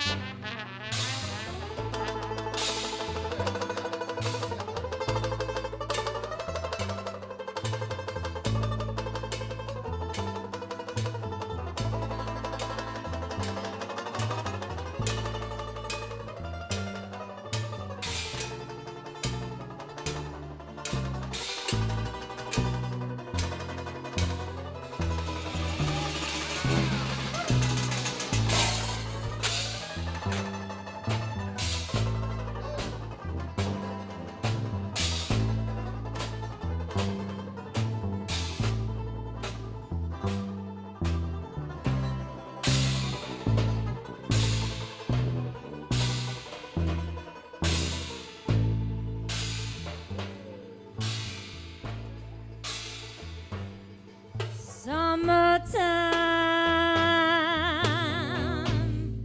and the living is easy.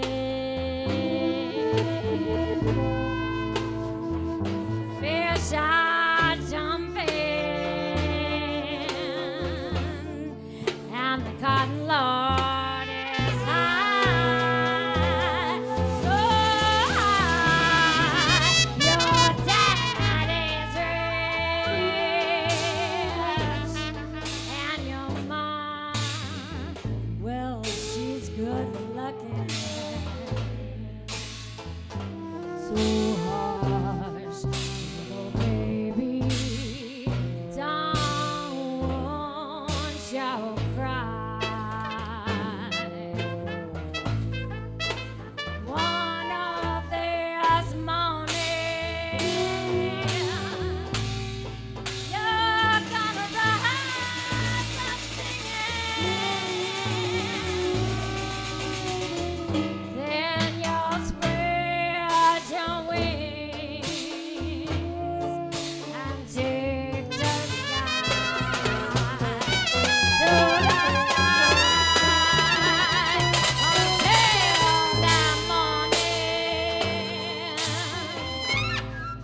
ain't nothing gonna harm you now. With mommy and daddy standing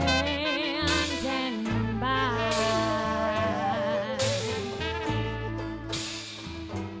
With mommy and daddy standing by.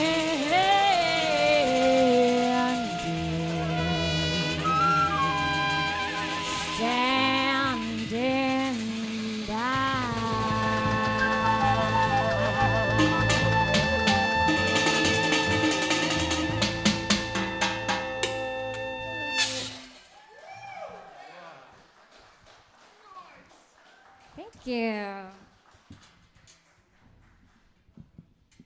I'd like to introduce the man on my right. We call him Scabone. His name is Stan Middleton, and he's gonna take. Oh no, I was on the wrong set list. My goodness. This is Stan Middleton on trombone. My bad. I'm gonna do the next song. On his right is Drew Shermack on trumpets. On reeds, we have John Webb. On tuba, Jim Wade. On pots and pans and washboard is Diamano Andreo. The mighty David Leon Cavallo on bass. Some of you may have seen him earlier in the weekend. Yesterday, he was here with the Creole Syncopators. It's Todd Tiemanson on banjo. My name is Karen Parkhouse. Thank you. I made a little mistake. I thought he was taking the next song, but I am. It's called, this is a Bessie Smith tune, and it originally is called You've Gotta Give Me Some, but we lovingly call it Gimme Some.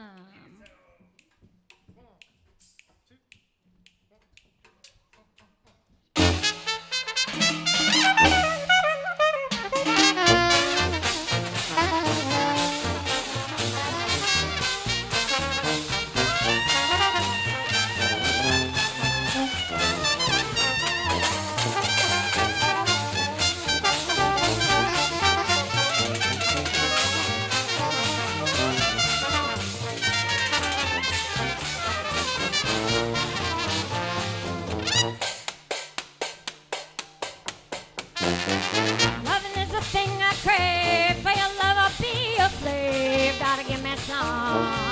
Please give me some. Can't you hear me pleading? You gotta give me some. To the milkman, I heard Mary scream. Said she wanted lots of cream. Gotta give me some. Please give me some. Catch you when you come, sir. You gotta give me some.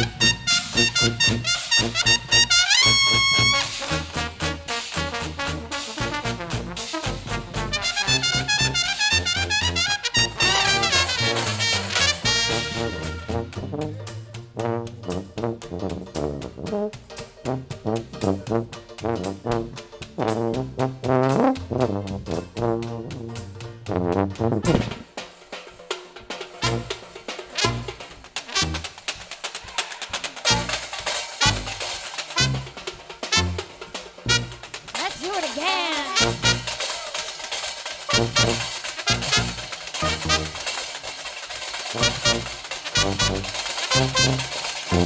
Oh yeah. Sweet as candy in a candy shop. Just sweet, sweet lollipop. Gotta give me some. Please give me some. Those balls that suckers, you gotta give me some. Give me kind of minute. If you wanna put my soul out in, gotta give me some. Please give me some. Can't stand it any longer. You gotta give me some.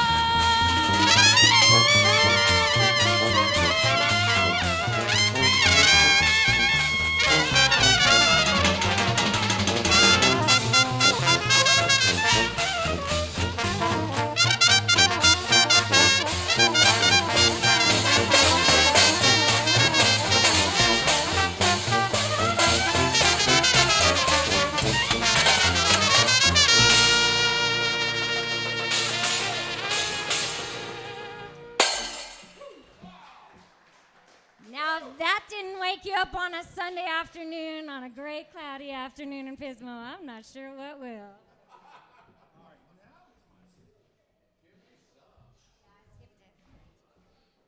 Can I have this monitor just a hair up, please? Thank you.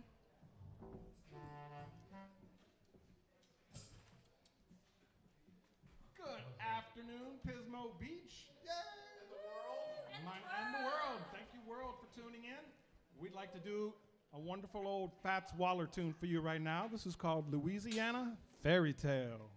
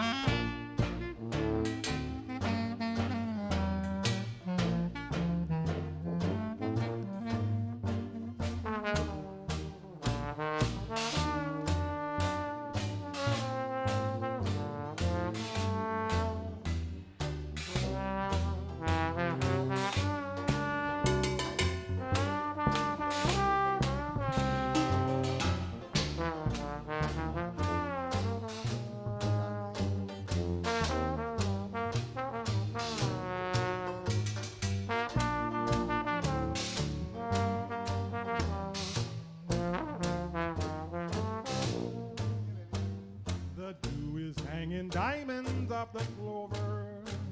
The moon is listening to the nightingale. And while we're lost in dreams, the world around us seems like a Louisiana fairy tale. The breeze is softly singing through the willow as hand in hand we stroll along the trail.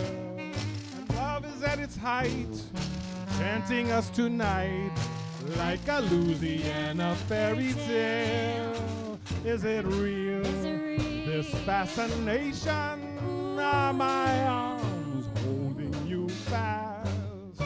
Are we here on a plantation? Or can this be heaven at last? Keep dreaming with your head upon my shoulder. And don't awake until the stars grow pale.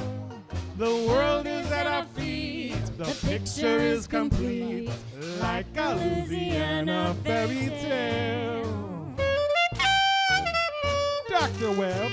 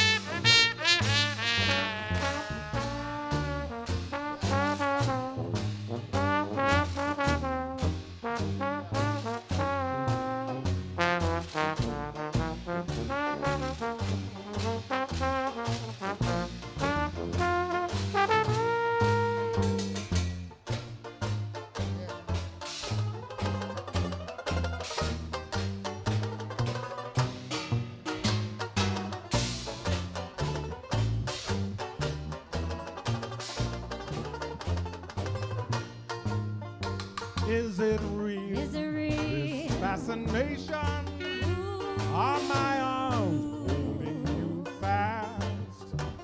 Are we here on a plantation? Or can this be heaven at last? Keep dreaming with your head upon my shoulder. And don't awake until the stars grow pale.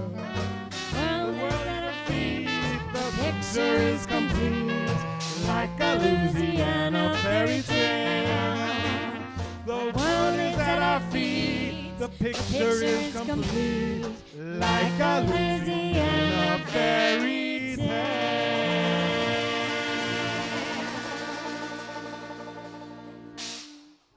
Yes, thank you very much. We are the Barrel House Wailers. Scabon Stan Middleton. Great, well, since we're coming up on Halloween, we thought we'd throw in something fun. This is a tune called Rattlin' Bones, and it's by the Preservation Hall Jazz Bands. Yeah, buddy. Gotta shake little Todd over here. Ooh.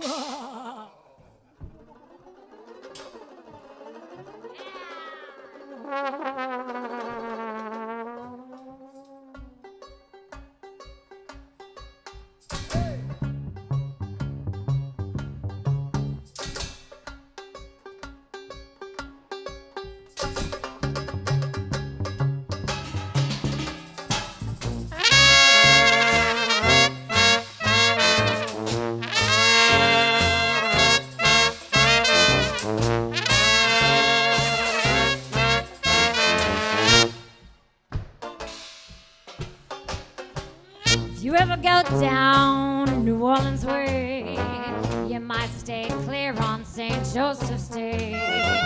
The graveyard stones, they make a rattling sound, and the dead get up and start walking around.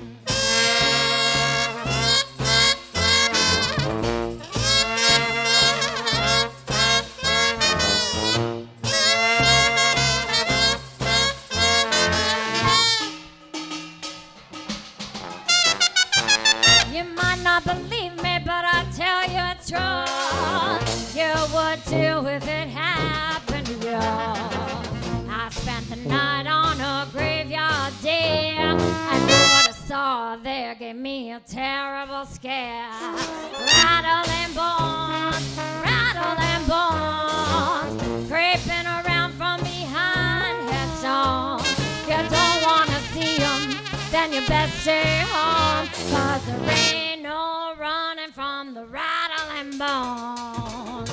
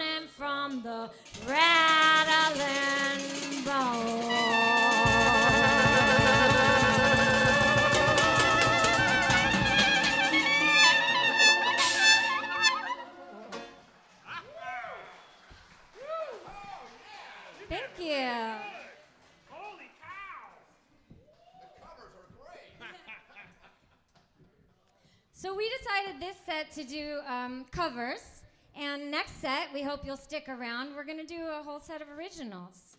So something to look forward to. But right now, we're gonna do a song.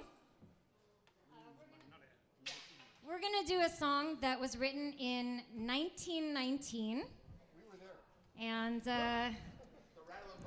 we really appreciate that music from that era is still being played, and that we're able to continue it on for another generation. It's over 100 years old, so it's called Blues My Naughty Sweetie Gives to Me.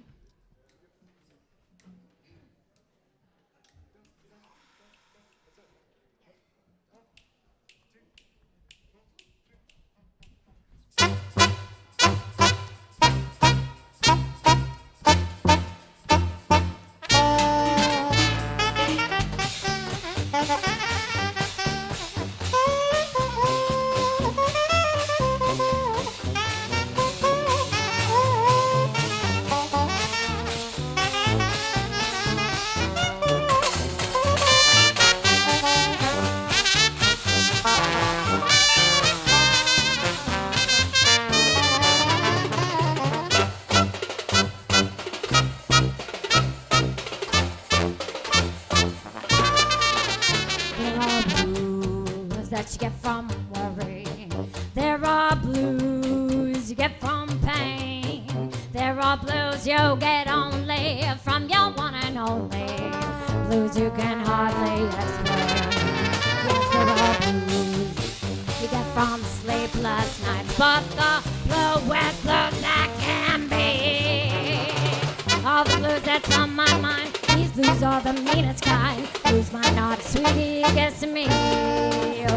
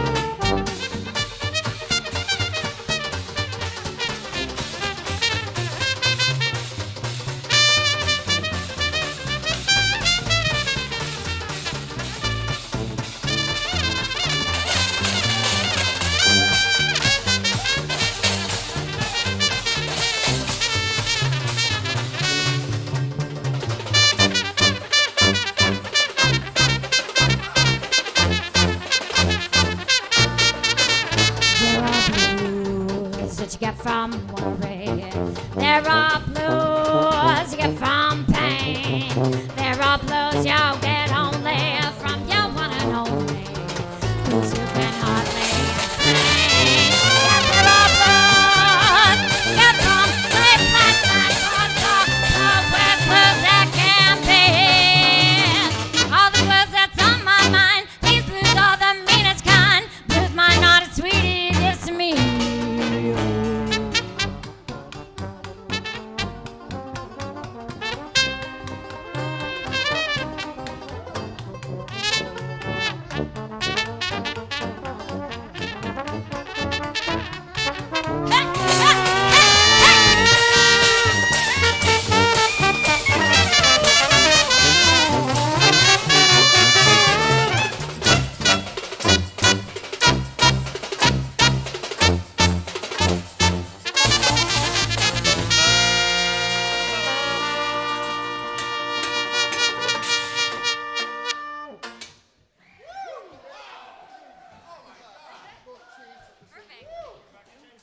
No. Thank you so very much.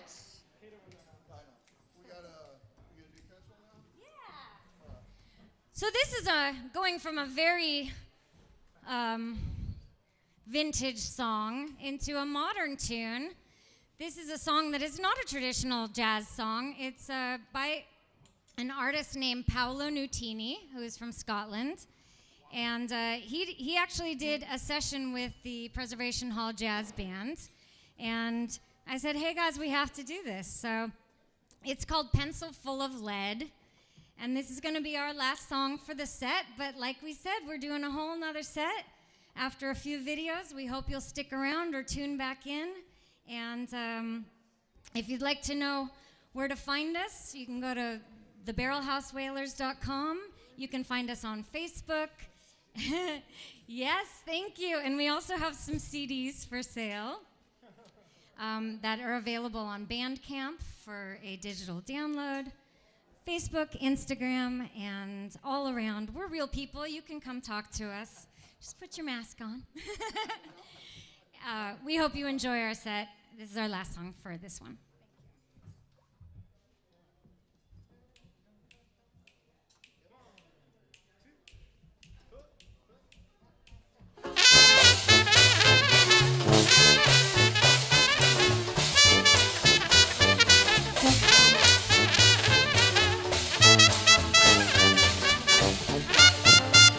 Well, I got a sheet for my bed and a pillow for my head. I got a pencil full of lead and water for my throat. Buttons on my coat and sails on my boat. So much more than I needed before. I got money in the meter to buy a heater. Now it's getting hotter, it's on, getting sweeter. Legs on my chairs and a head full of hair. A pot and a pan and some shoes on my feet. Got a shelf full of books and most of my teeth.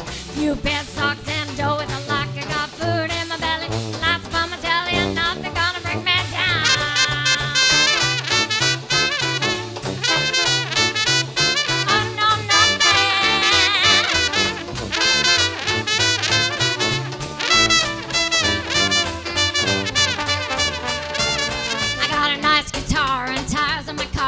Most of the means and scripts for the scenes. I'm out and about, so I'm in with a shout. I got a real bit of chat, better than that. I got food in my belly, lots of fun my telly, and nothing gonna bring me down.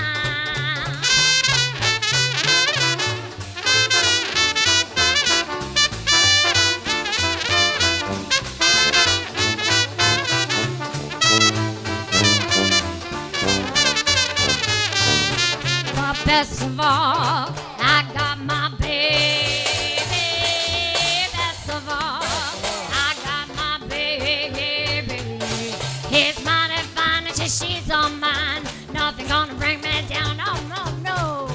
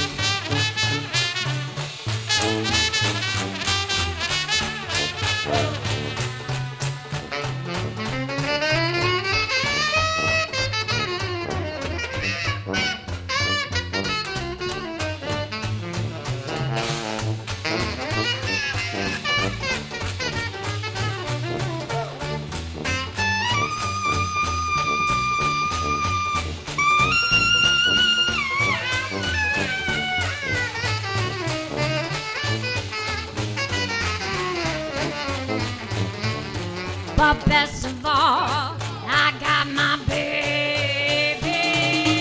Best of all, I got my baby. She's mighty fine and she's all mine. Nothing gonna bring me down, boys. Best of all, I got my baby. Best of all, I got my baby. She's mighty fine and she's all mine.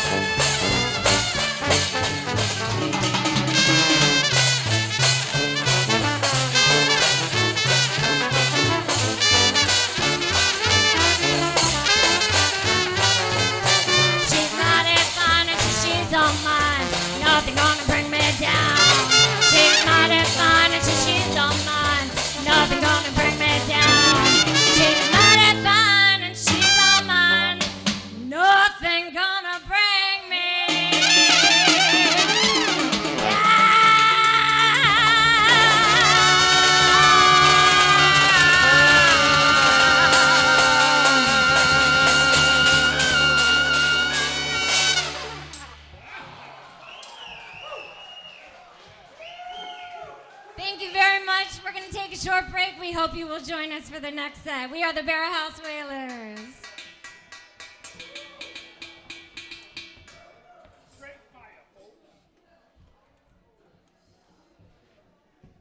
I almost had a little fun there. A little bit, just a little bit, just a little bit. Not too much.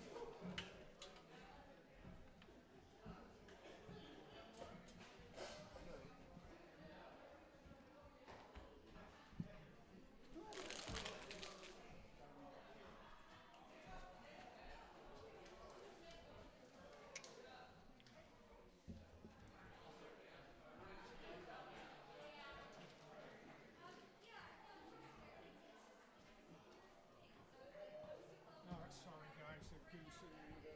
Not at all, we're great. No, you, This one?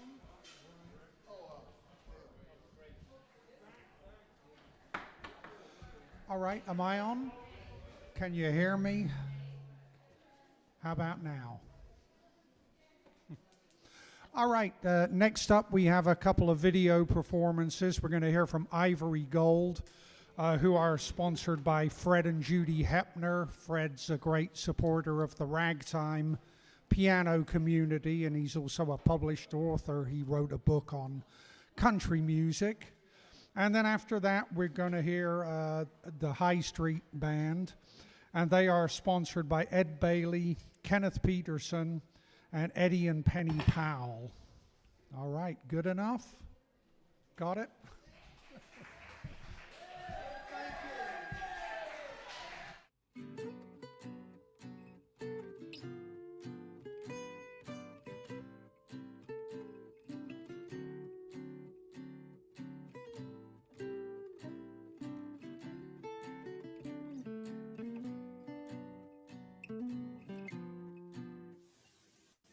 Well, good morning. This is Rhonda Cardinal, and I'm here with Jeff and Ann Barnhart, otherwise known as Ivory and Gold. And we're catching up with them and checking in and seeing how they're doing. And before we get started, I'd like to say that, Jeff, your beard is longer than the last time I saw you, and Ann, your hair's a little bit shorter. It is a lot shorter. Yes, it is. Yeah, and mine's gotten quite long for the first time in the over 20 years we've been married. I have more hair than she does. Well, that's amazing. It's amazing. But you guys look well otherwise. So Yeah. we're just checking in, and we want to hear our audience and our club would like to know how you guys are doing and what you've been doing during this time. Well, I'll just start by saying we miss you all terribly. We should have been out there in California several times between when we left after Monterey and leading up to your great festival that, of course, we had every plan on being involved in, as we have been so many years in a row. So that's the hard part, is not being able to see dear friends in person. That's the worst part of what's going on right now for us. But there's a lot of great things going on as well. Yeah, I mean, we've planted a garden, and first time in 20 years we've had a veg garden, and we have everything from Brussels sprouts to Japanese eggplants and tomatoes and Thai hot chili, ooh, Yeah. we love those, and then the normal stuff normal as well. stuff. And that's gone very well, and making bread and kimchi and doing a lot of cooking, and just Mystic is a tourist town, and so we have a lot of visitors here all the time. So we stay pretty hunkered down and pretty isolated because they tend to forget that there's a pandemic on. Yeah, so we get out early in the morning, we sneak around and do our walks, and now that it's starting to get cooler again, we'll be able to get back out and do some hiking, which we're looking forward to. There's some great trails pretty close to us. So, not a huge amount of music news, just finally getting around to living in our place. I've owned this for 27 years, and I've spent more time in our two buildings on the property in the last 6 months than I have than we have in the previous 20 years combined. So Yeah. it's pretty amazing, finding out we live in a pretty darn nice place. Yeah, I think we're all rediscovering our houses right now. Yeah, Yeah. we're all discovering what needs repair. Yes. Yes, and one always leads to the next. It does. It does. Now we have no excuse. Oh, we'll take care of that, when we retire. when we're retired. For now, anyway. So have you been able to play any music, or what's your musical career right this minute?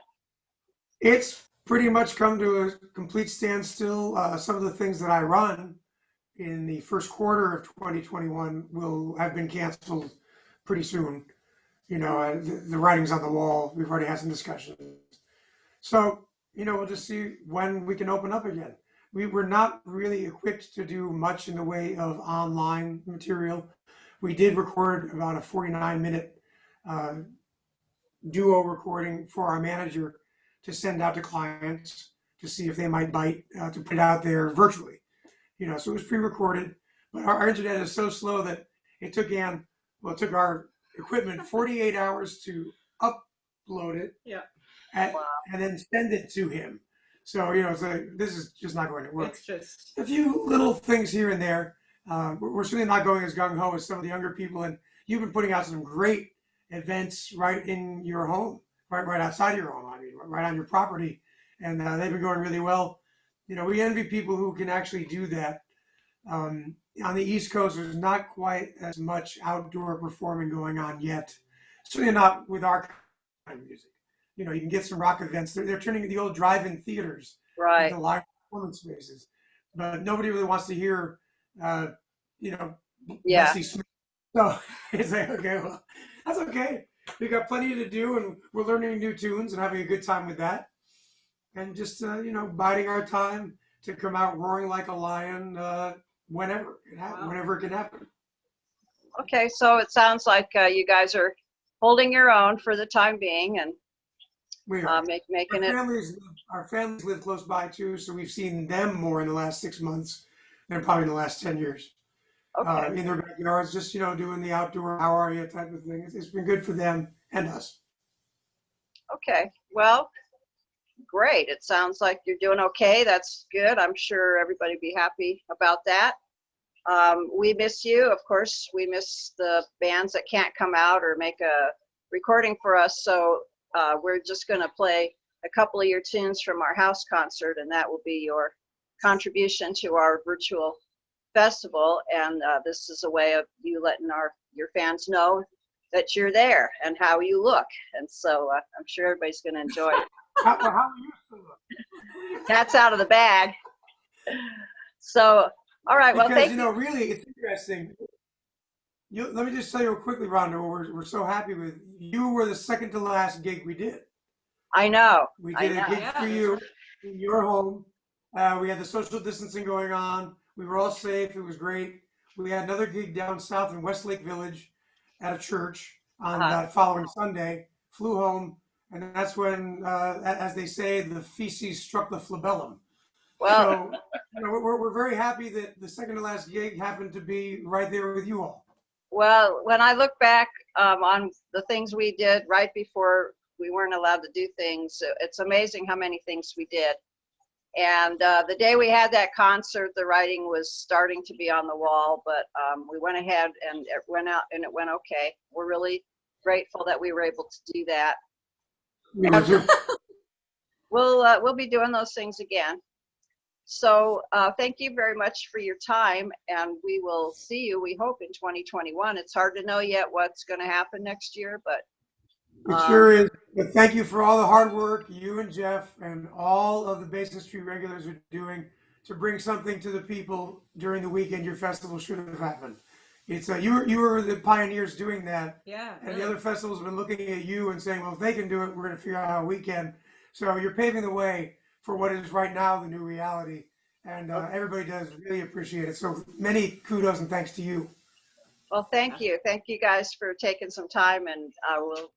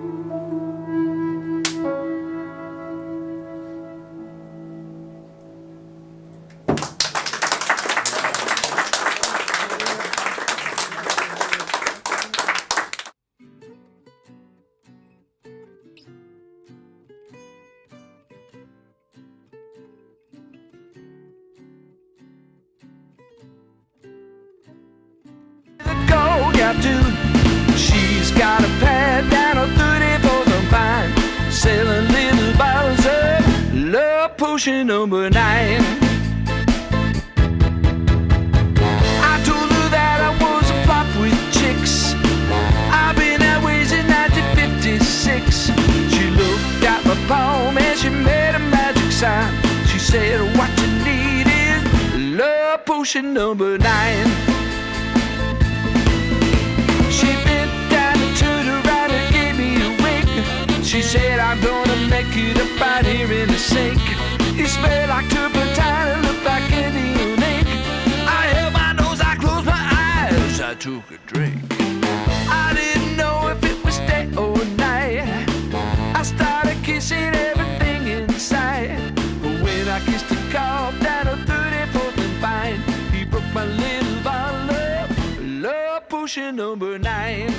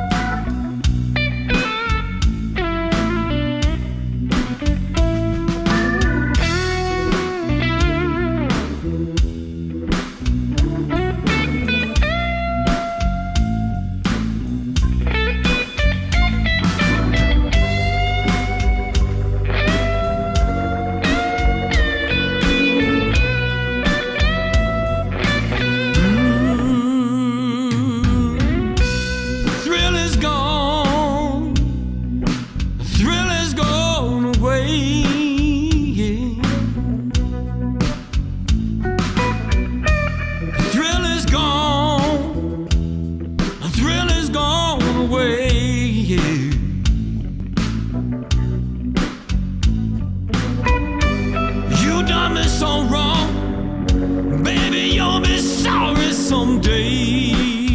Yeah, I know that the thrill is gone.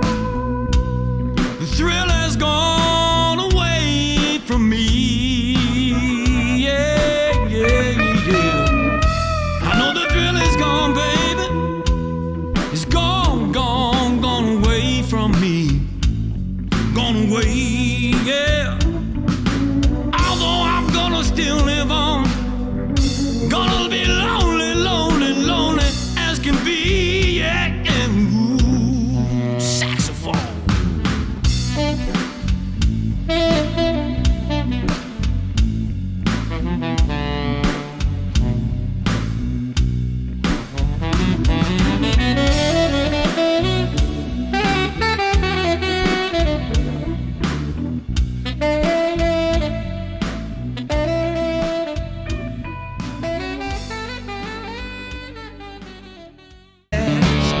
When they lay me down to die, going up to the spirit in the sky, going up to the spirit in the sky. It's where I'm gonna go when I die. When I die and they lay me to rest, I'm gonna go to the place that's the best.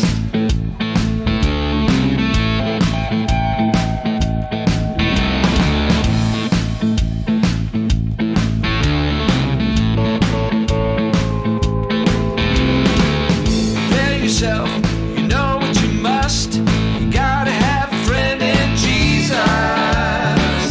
So you know that when you die, He's gonna recommend you the spirit in the sky. Going up to the spirit in the sky. That's where you gotta go when you die. When you die and they lay you to rest, you're gonna go to the place that's the best.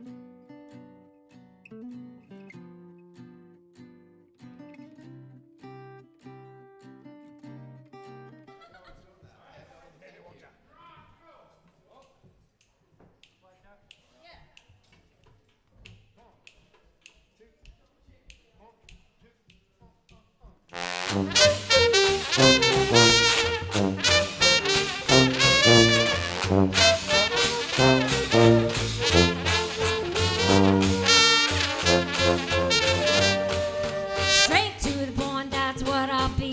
This yakety yak just ain't for me. Had all your riches, I've lived in your slums, but I'm not the man and I'm not a bum. Call me black cat, cruising round, call me a black cat. Upside down, cause I'm a black cat. Say me around, this little kid is all over the town. My head gets heavy, my legs get weak whenever I hear that girl is speak.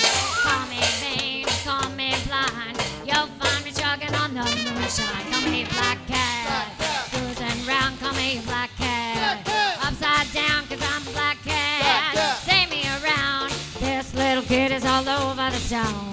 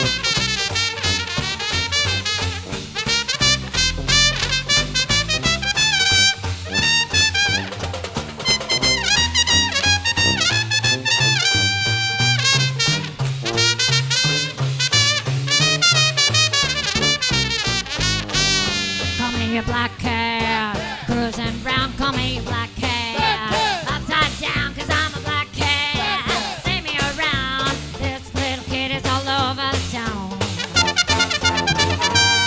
Call me a black cat. Upside down, call me a black cat. Upside down, cause I'm a black cat. Take me around, this little kid is all over the town.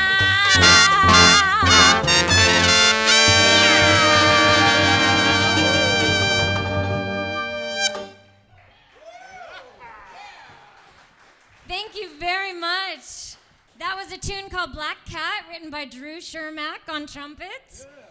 This set we're going to do all original tunes. We're very fortunate to have a number of writers in the band. And what's next? Sorry. This next one is one I wrote. It's called I've Got That Something That You Need.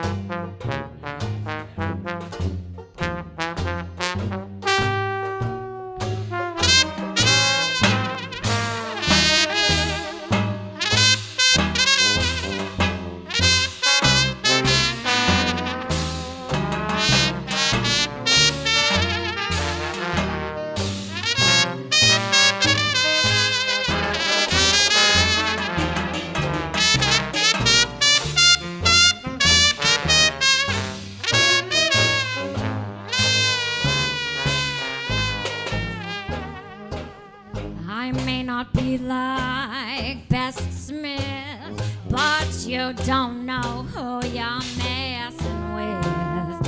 Bathing my troubles in bathtub gin. I'm singing the blues while the clouds roll in. I've lived a life too many a year, crying all night. I've run out of tears. I've been swimming in the deep end of the pool. I might have drowned, but I made up my own rules. You talk about my sweet loving, all my kissing.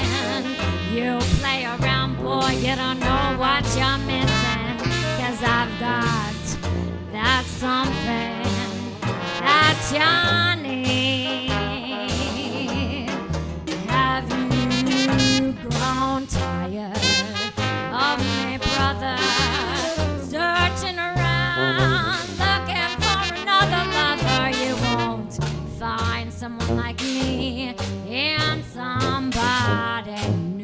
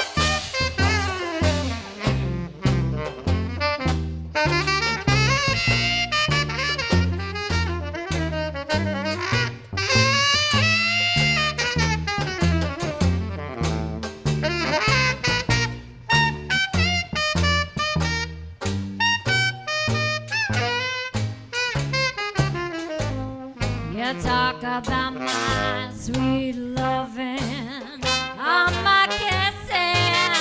You play around, boy, you don't know what you're missing. 'Cause I've got that something that you need. Have you gone tired of me, brother?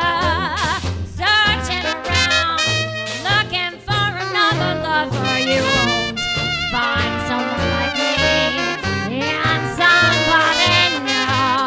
Yes, it's true. 'Cause I've got something that you need.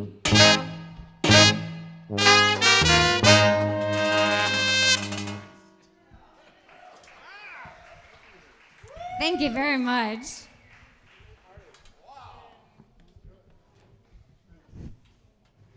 So the next couple of songs were written by Scabon Stan, and they're awesome.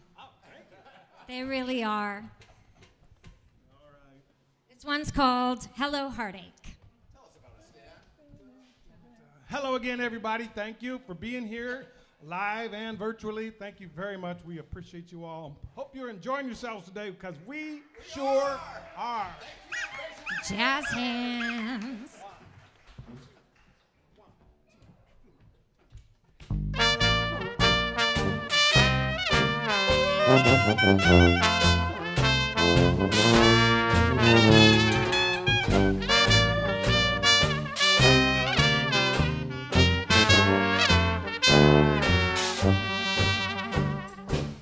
Hello, heartache. It's been a while. I see you haven't lost your sense of style. Come on in, grab a chair, and sit right down while I pour us another round. Hello, heartache, my old friend. They think I'm footloose and fancy free again, but I know it ain't so, 'cause love went away. Say, heartache, how long you gonna stay? Cigarettes in heaven, a taste of red wine.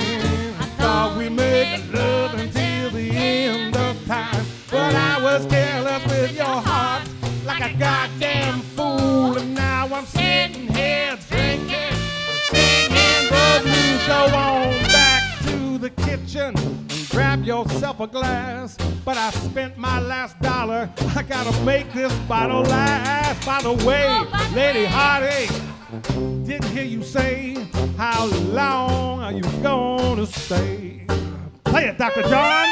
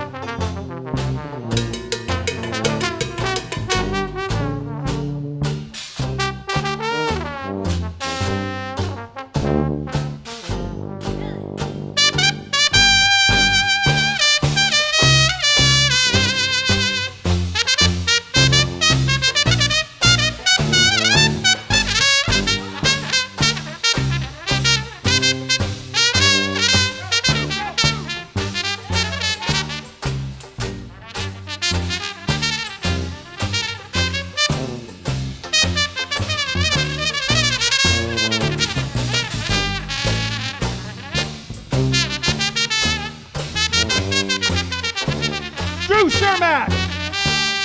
Cigarettes in heaven, who tastes the red wine. I thought we made make love until the end of time. But I was careless with your heart like a goddamn fool. And now I'm sitting here drinking, singing the blues.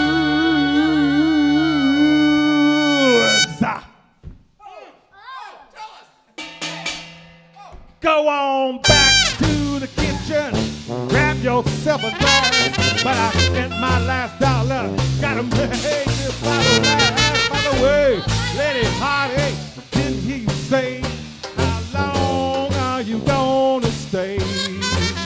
How long are you gonna stay?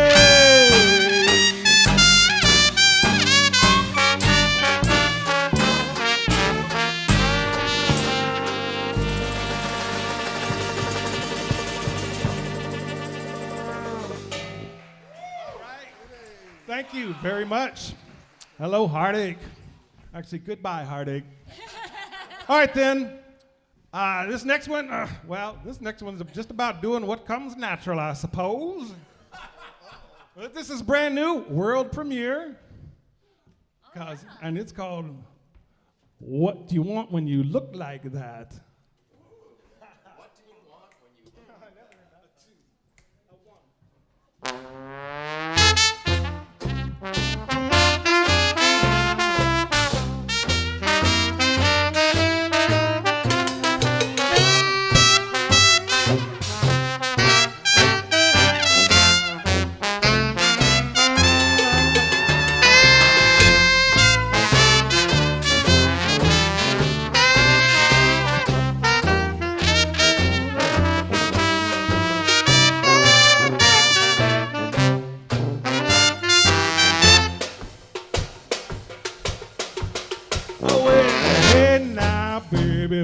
Put on your best, a red feather hat and your dapper dress.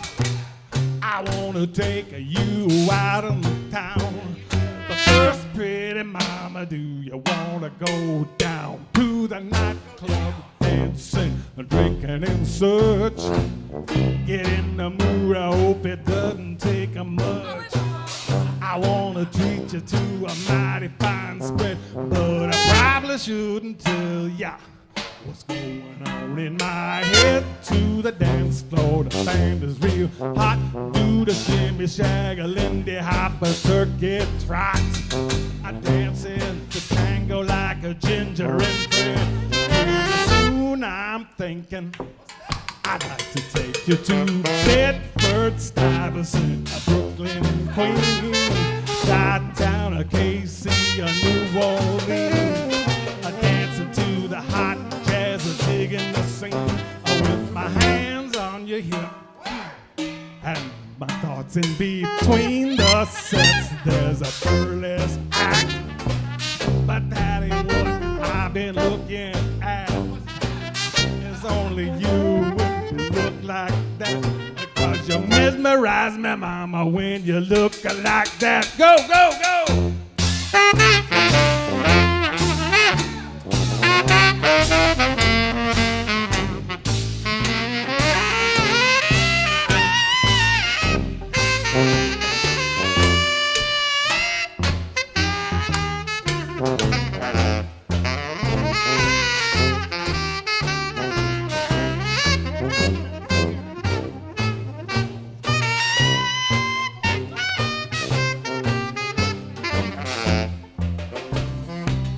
Oh, well, when you look like that. When you look like that. When you look like that. Well, I love you, pretty mama, when you look like that.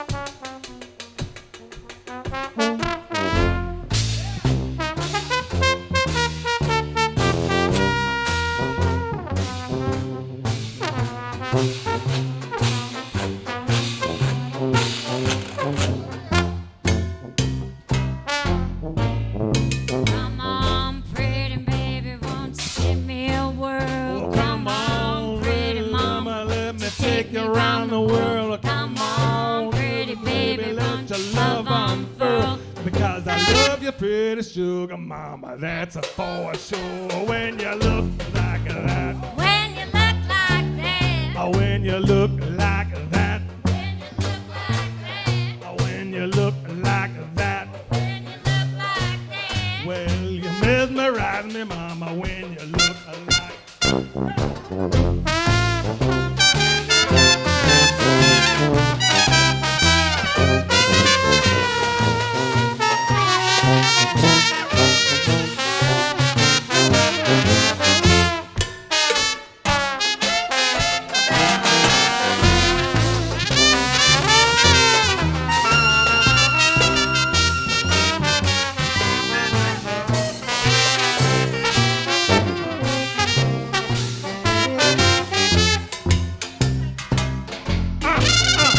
When you look like that. When you look like that. When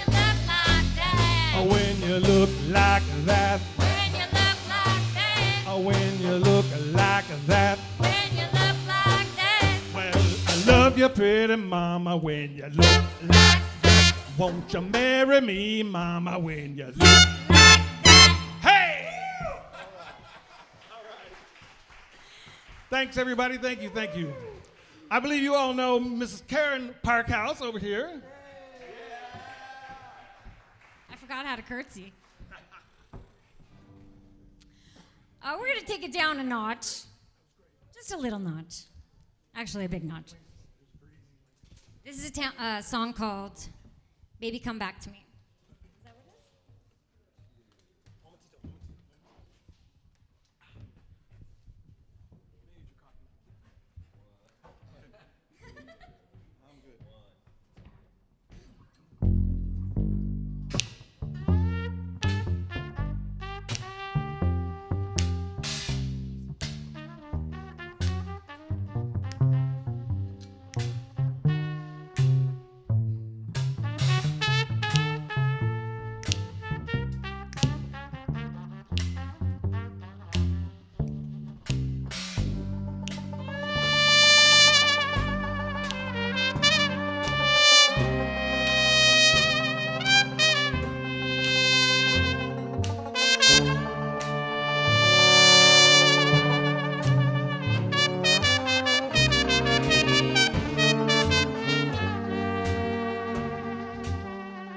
I don't want you to go.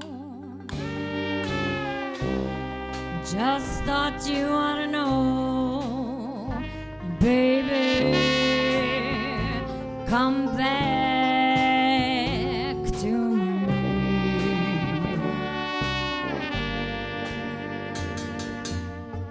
All the time you've been gone, I feel like I can't carry on.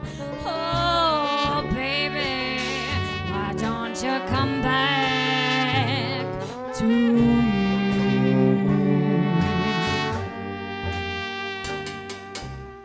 I never said what I wanted to, and if you'd ask, here's how I'd reply. I'm not sure about what this world's coming to, but I'm damn sure about you and I. No, I won't ask for your tomorrow if you give me your today. Oh, baby, please, baby, please, oh, baby, please, come back to me.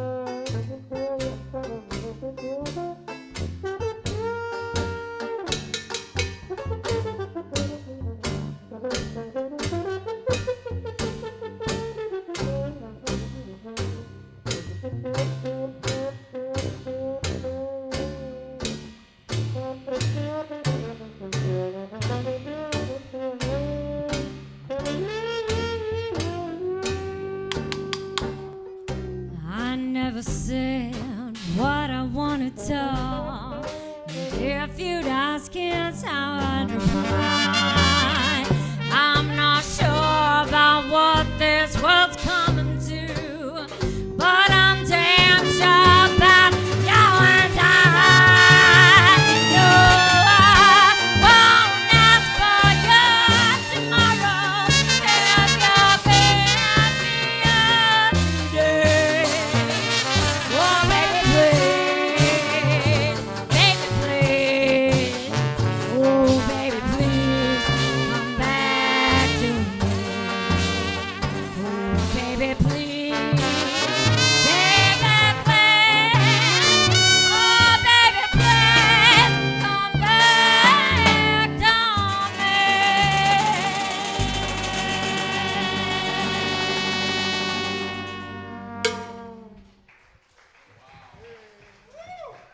Thank you. You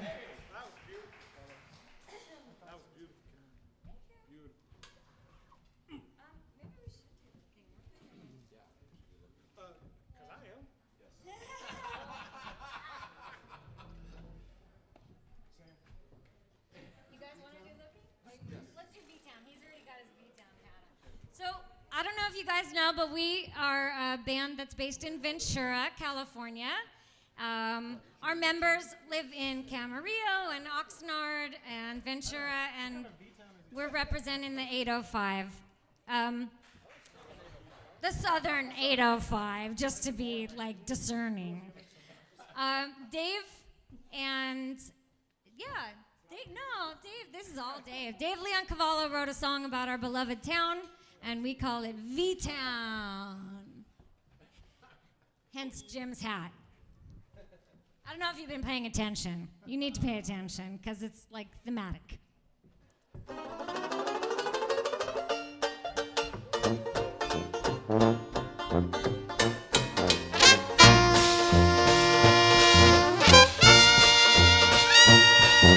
come from the North Camarillo back east, looking for a place to tap their feet.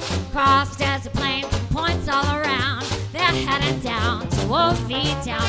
If your pockets are empty but your belly's full, don't worry yourself with what you gotta do. All the cool cats say, come around to the swinging juke joints in Old V-Town. Tub thumpers, hot balls, and gin trench beers. Loose and that time, show 'em what it is. If your party is drinking 'cause the whiskey just blew, this town's heading for the town of homebrew. Don't sleep, a wink won't be let down. Let's go drinking in Old V-Town.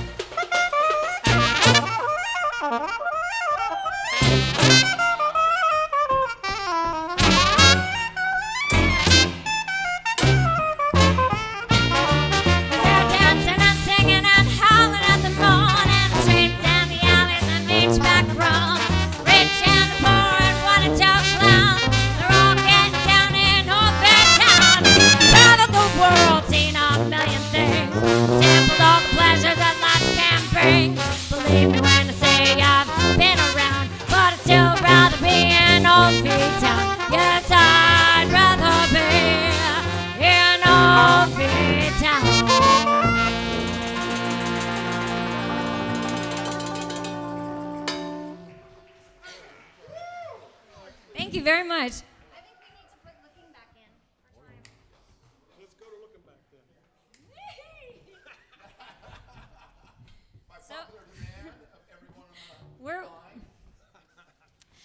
I want to take a minute and reintroduce the band just because if you didn't tune into the first set, you don't know who's playing if you're just watching in the second set. So on my left, we have the amazing Todd Tiemanson on banjo. On trombone, we have Scabon Stan Middleton. On trumpet, Drew Shermack. Keep an eye on this guy. He's going far in life. And on reeds, saxophones, flutes, it's Dr. John Webb.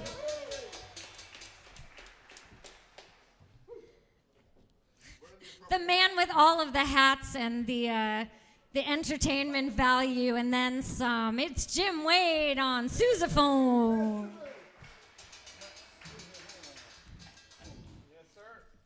We would not be the band that we are today without the amazing talents of Deo Mono Andreo on pots and pans and percussion. No, not doing that today. And of course, David Leon Cavallo on bass. He is not only like a steady train just keeping us flowing, but he writes the majority of our new material and is an original member of the band and is amazing. My name is Karen Parkhouse. Last but not least, we're gonna do a song that I wrote. We originally weren't gonna do this one, but we've got some extra time, so we're throwing it in. Why not? This is one that I wrote. I don't know how to preface it, except it's called Looking to Get High.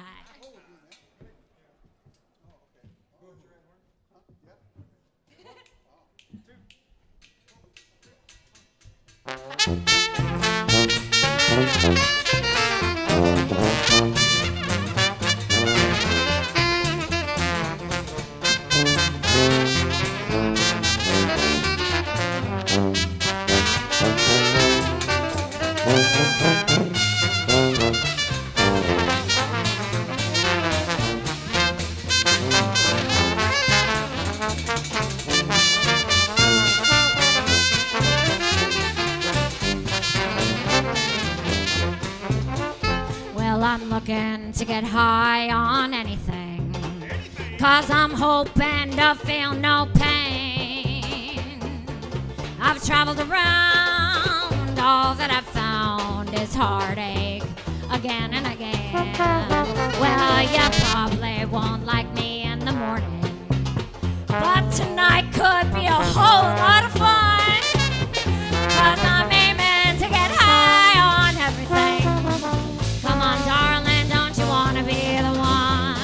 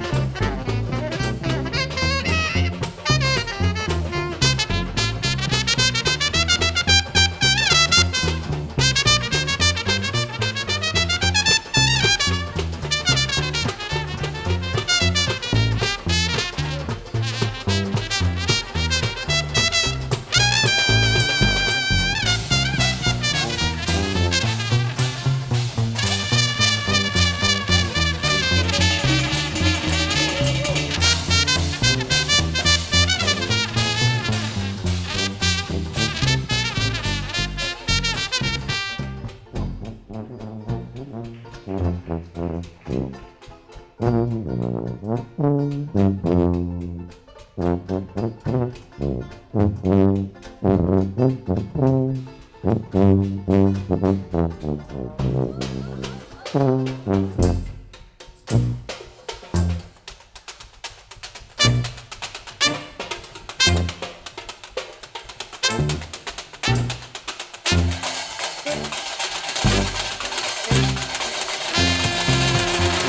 it really doesn't matter what you're offering, 'cause I'll probably take a few of each kind. Why don't you pour me a drink? I don't care what they think, as long as I'm getting mine. Because I'm aiming to get high on everything, and I'm hoping that you'll come along. 'Cause the thing that I've learned about good times is that they don't stick around very long. Oh no, they don't stick around very long.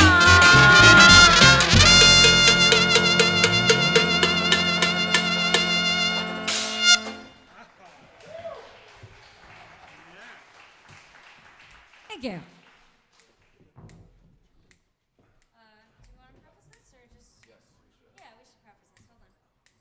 So this is another song written by Dave and myself. I helped out with lyrics. It's a little bit different to what we do, and it's going to take it down a notch, and then we're going to bring it back up. But we think it's important to take the time for this. It's called "There But for the Grace of God Go I."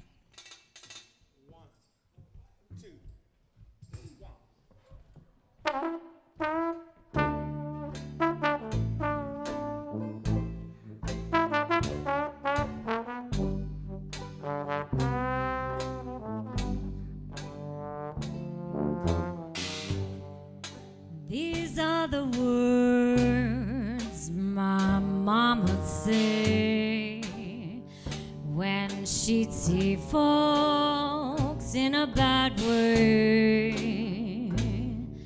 There but for the grace of God go I.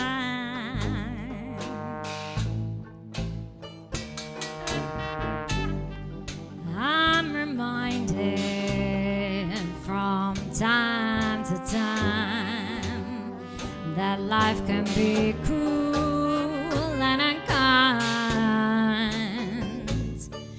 There but for the grace of God go on.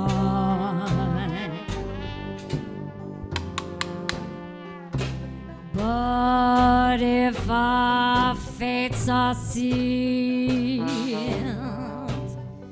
and His plan shall be revealed, why let the lonely ones get lost along the way? Don't we have a say? They say that if you've got love, you've got more than enough. There but for the grace of God go on.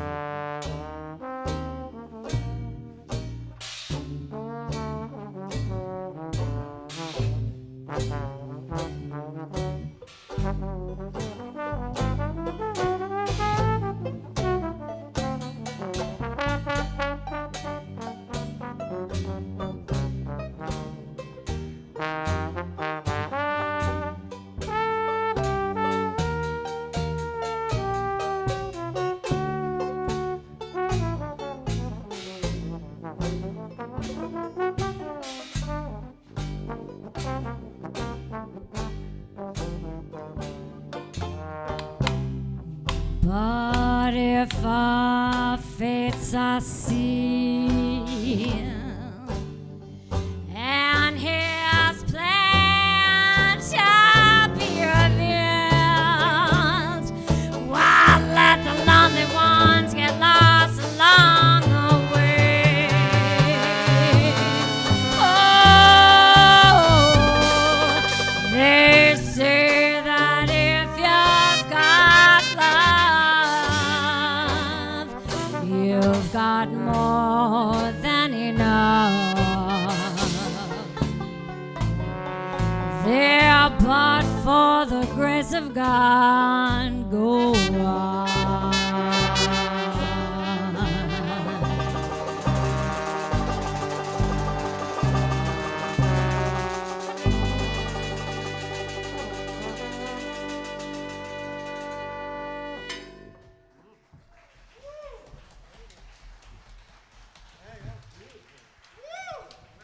Thank you.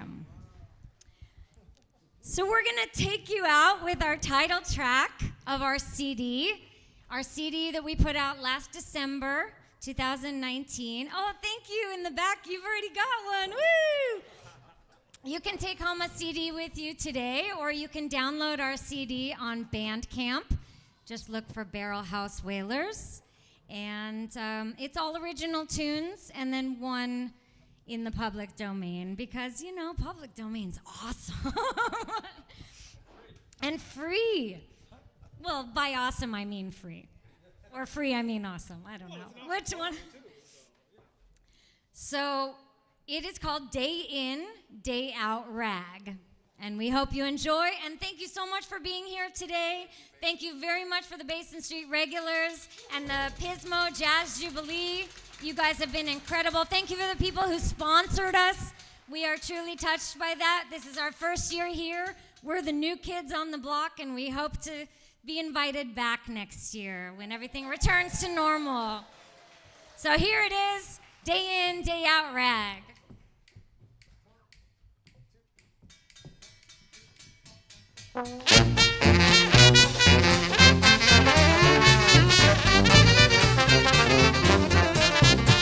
I get up every day, go to work, gotta make the pay, but I grown tired, that same old trade. Tonight I'm gonna have the best night I ever had. Day in, day out, why stay in when I can go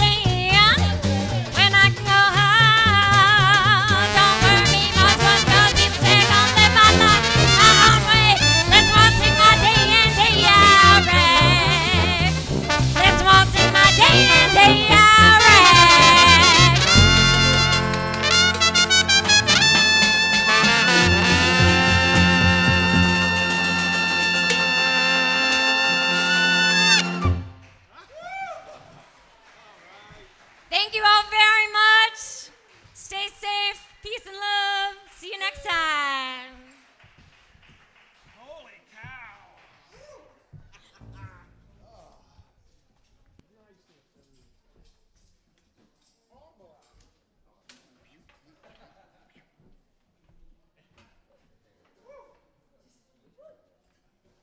Man, we haven't really gotten to let it rip like that since downtown LA.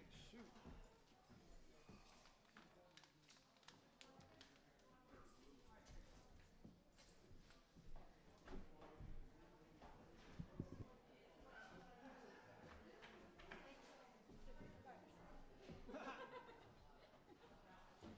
Oh, not really. Sort of. No, well, yeah, but you know what? I know I've come up before, but actually, started in. But it's okay. It's okay. It's okay. We kept going. Now I flubbed the form, but I actually got jump on me. Sorry. No worries. World premiere.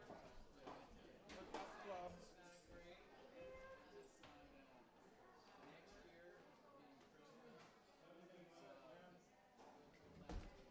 Really good set. Nice one. One's too high, this one's too low.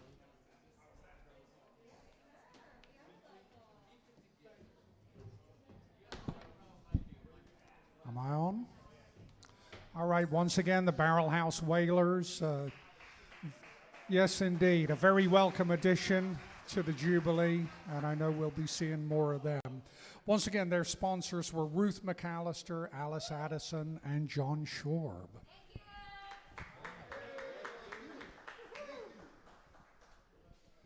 All right, coming up next, an interview with the Madeira brothers. You might recognize the interviewer. It was me, and I am endorsing this Peroni beer. I have a bottle with me at all times, so that's it. Oh, and there is something exceedingly important. If you wanted a sandwich, but you were teetering on the razor's edge at the $5 price tag, they've now been reduced to $3. So go fill your boots. Sandwiches. You'd be a fool not to.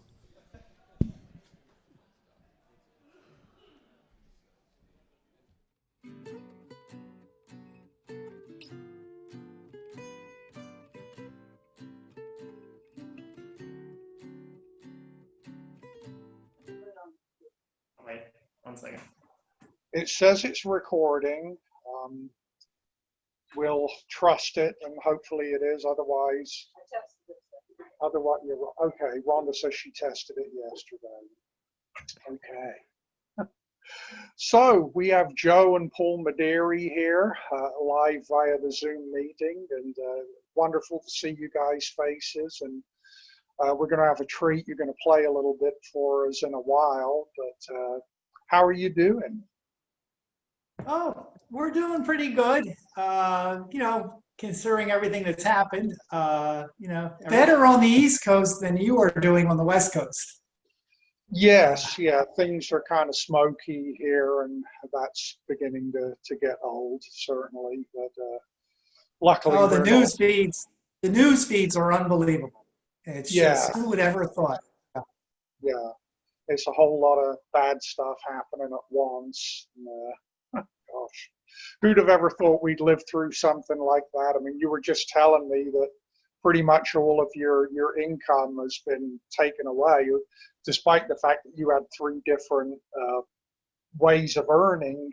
Now with COVID, they've all been shut down. So tell us about that. Well, Joe and I both teach privately, and of course we can't,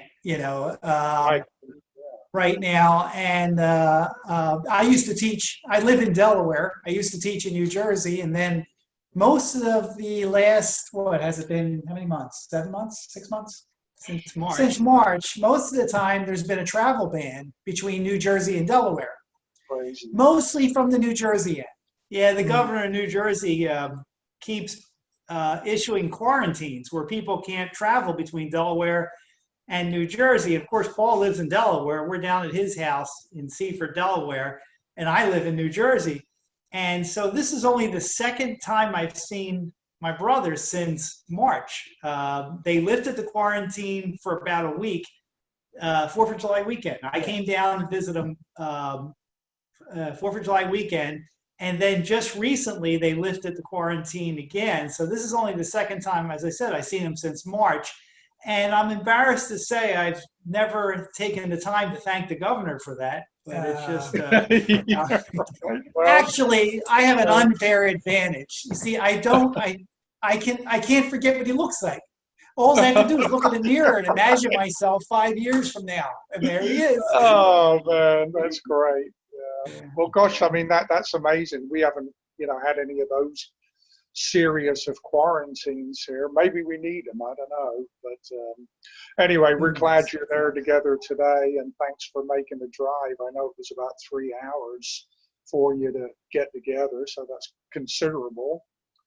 Well, I'll tell you, it's going to be awful strange for us when October rolls around and we're not going out to Pismo, because we're going to miss it very much. We've always had such a wonderful time playing there. The audiences always have been supportive, wonderful. And so it's, the playing part of it, somebody contacted me recently and they say, well, do you still practice? And I said, oh yeah, I practice every day because I love it. I just love playing the horns. I said, but you do miss the audience because, and I play classical as well as jazz, and I think it's true for classical as well as jazz as well, is that when you play, you get something from your audience. So a lot of times when a band comes out, when we come out on stage, we could be tired from the traveling or whatever, but you get this wave of energy from the audience. And to me, jazz has always been a language. It's a way of communicating. And playing jazz on stage, it's a two-way street. You're talking to the audience and they're talking to you in a musical sense. So we're going to miss it. We've been missing all that for since March. Yeah. I mean, it's insane. Who'd have thought we'd have lived through something like this? It's crazy. Well, it's funny because my mother, or our mother, we had the same mother, so, but she's 89 years old. She grew up through the Depression, and they had the Depression. Then immediately following that, World War II, and then she's experiencing this. And I said to her one day, I guess this is kind of like it was then. It's the same thing. Things happen, but we get through it all. It's just something that just passes. And then, in fact, I have a couple of 3 students. We were trying to do Zoom lessons. And once again, music over a computer is not like music in person. And trying to teach over a computer, I just feel like my hands are tied. And all 3 students contacted me and said, do you mind if we just get together and do it in person? And so I've been going to their houses and, because it's just so great to be making music with somebody else, again, after all this time. Nice. Yeah, I miss it too. Well, let me see if I can get to some of these questions here. I identify you guys with the Benny Goodman small groups. That's what, when I hear you, that's the style I think of, but I know you do so much more than that. I mean, how would you describe your own style? That's where we started. When Joe and I were in high school, we started playing. I've told the story before. We started playing when we were 16 years old. That was the first we had an instrument. And about the same time, we heard Benny Goodman on the radio playing live from the Palladium in London. This would be in 1976, New Year's Eve, 76. And we had never heard the music before, and we had been just given our instruments. And my first instrument, believe it or not, was trumpet. And Joe had a clarinet. and we heard Goodman Come On playing that Let's Dance theme song. And I honestly, the hair on the back of my neck stood up. What is this? I loved it from the beginning. And when Benny started to play, my brother turned to my mother and said, "What instrument is that?"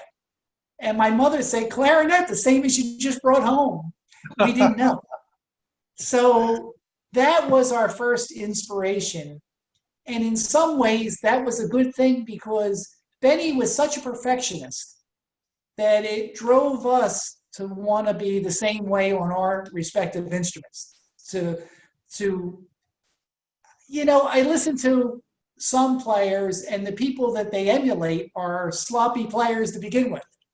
And that never interested me. Somewhat it does, because I feel even every style of music has some merit to it. But Benny's perfectionism, that always in tune, always clean, that gave us something to aim at, to try to meet. And then as time went on, we started to branch out. Joe was playing more alto sax and then later tenor sax, and then later soprano sax. And then stylistically, our umbrella of styles got larger.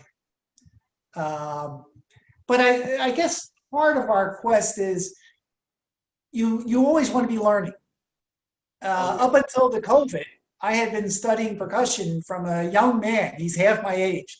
I had been studying classical percussion for the last 4 years up until the COVID came. So just trying to become a better player and know my instrument better. Right. Yeah, there was an interesting interview with Benny Goodman one time, and they asked him who his favorite clarinet players were. And he mentioned, at least 5 or 6. I know it was Jimmy Noon, Pee Wee Russell, Johnny Dodds, Sidney Bechet. He went down a list of clarinet players.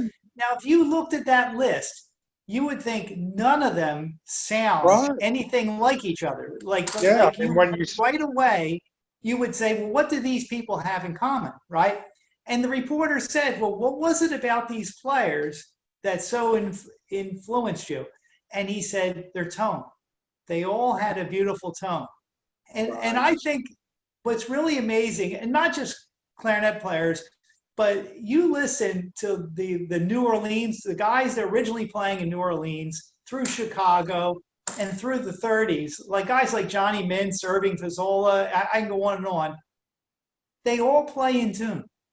They all have wonderful intonation. And I said to somebody one time, you could probably play me 2 notes of any of 100 different clarinet players, and I'll tell you who it is, because they all sounded like themselves, and the same with saxophonists and trumpets and trombones, but they all had just wonderful sounds. Listen to Louis Armstrong. All through his career, it was almost like he was polishing his tone. And even at the end of his life, the tone just kept getting better and better. And it was always good. That's what, in fact, the early jazz players, jazz didn't refer to improvisation because every culture has improvisation. The Polish, the polka players improvise to some degree. In klezmer music, they certainly. And in classical music in the 19th century, you were expected to be able to improvise a theme and variations. So improvisation isn't what jazz refers to. Jazz in the early days referred to what you did with your tone. So jazzing a note was either the bent notes or the growls or whatever, but it had all to do with the sound of your instrument. And I listen to a lot of recordings today, and I feel like a lot of people are just trying to play faster or higher or louder. But so a lot of times when I'm working with young jazz players and doing clinics and stuff, I'll say, either play me 1 note or just play me the melody and make it sound like the greatest thing I ever heard, because that tone is everything. In fact, a critic once said to Ben Webster, because he was trying to make fun of Benny Goodman. And he said to Ben Webster, you know, when Benny plays a tune, all he does is play the melody. And Ben Webster got real mad. And he said, that's because he can. Yeah. And to me, when I fell in love with jazz, I'm not too sure if I fell in love with jazz or I fell in love with the songs, because the songs are all wonderful. Look who was writing like in the 20s and 30s: Irving Berlin, Harold Arlen. You know, the list goes on, and the tunes are just so much fun to play, and more so if you know the lyrics too. You know, I always thought that was an important part. But and every great jazz player had his own way of playing the melody chorus and making it sound great. I always thought it was fascinating to me, Louis Armstrong's recording of Hello, Dolly. I mean, the tune is kind of a nothing tune. There, you know, there's not a heck of a lot you can do with it until he got a hold of it. And not only the way he sings it, but the trumpet solo, I think is one of the greatest trumpet solos of his career. You know, he just makes it just sound like a whole other level, you know. So Down in Florida, there's a school for the performing arts, and a friend of ours teaches down there. And I take big band arrangements and I put them on computer and print out nice, neat copies of the parts and send them to whoever, when we need them, whoever needs them. And he called me one day and he said, I need Tommy Dorsey's arrangement. I'm getting sentimental over you, and I need it in 3 weeks. And I said, okay, you know, and so I started, you know, working on it, putting it on the computer. And I thought, well, the young man, the high school kid, isn't going to know how to play Sentimental to You like Tommy did unless I write out the melody the way Tommy played it. And although he's playing the melody notes straight, the syncopation is his own. And it has nothing to do with the original melody. It is swinging, you know, and I'm, when I got done writing just the trombone lead sheet, I'm thinking, this guy was a genius. How did he come up with phrasing the melody of that tune the way he recorded it? Yeah, you know, and I think that's what made him a jazz musician. Sure. So hopefully that answers your question. No, that was beautiful. I mean, those insights are just pure gold. You know, that's the way we should be thinking about the music for sure. Yeah. Now, did you get to play with any of your heroes? Yes, quite a few. And, you know, I had to say, when my brother and I were younger, we were quite shy, you know, and I wish I asked more questions, when I played with these people. The one thing, because I don't want to, I always feel funny saying who I played with or who I met, but I'll mention a few names. You know, Paul and I worked, you know, we had Bob Havens, Herbie Green, Lionel Hampton. I actually recorded with Hampton. One thing, Dick Hyman. Dick Hyman's another one. Bucky Pizzarelli. Bucky Pizzarelli. They were all really nice people. Beyond being wonderful musicians, they were the nicest people, you know, and I think Paul and I, the musicians that we've gotten to meet and play with over the years, that's the real blessing, is spending time with these people, and you know, just the warmth and their willingness to, you know, share their time with you. It just, I don't know if you could see this, because you were talking about heroes we got to play with. This might be hard to see, and you might get a reflection. I don't know. Can you see that, or is it too? It does have a reflection. I can't make out who it is, but I see. That's my brother and I in our 20s. I see you guys in front. Yeah, with our first band. Joe and I were in our 20s. The guitar player was an old 31 at that time, but the bass player was 71. And he had worked with, you'll appreciate this, he had worked with Fats Waller. And whenever Fats Waller would come to Philadelphia, he'd use a local band. And he got to play with Fats whenever Fats came to town. And the stories he told were wonderful about Fats. And he said they were supposed to, Fats was supposed to record with them. And of course, he went out west to make Stormy Weather, and on the way back, he died. But he was this close to recording with Fats, you know. So, you know, when Joe and I were coming up and we worked with the older musicians, or like I said, our heroes, we asked questions because we respected these guys and we wanted to know what made them who they are. And so I don't know if that still goes on today or not, you know, but that's how it was for us anyway.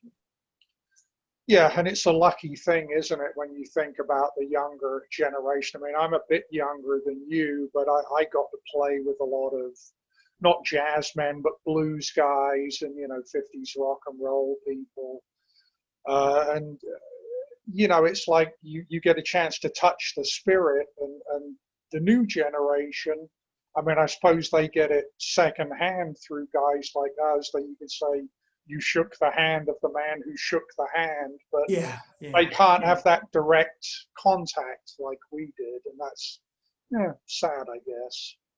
Well, and also, I have often thought that, you know, when my brother and I started playing, you know, gigging, I guess you would say gigging, there was a lot of work, you know, because any kind of event would use live music.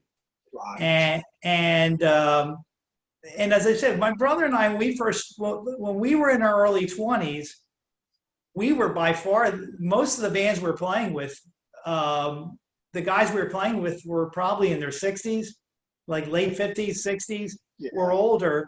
And I remember the first band that I played with was a wonderful trumpet player from Philadelphia named Tommy Sims.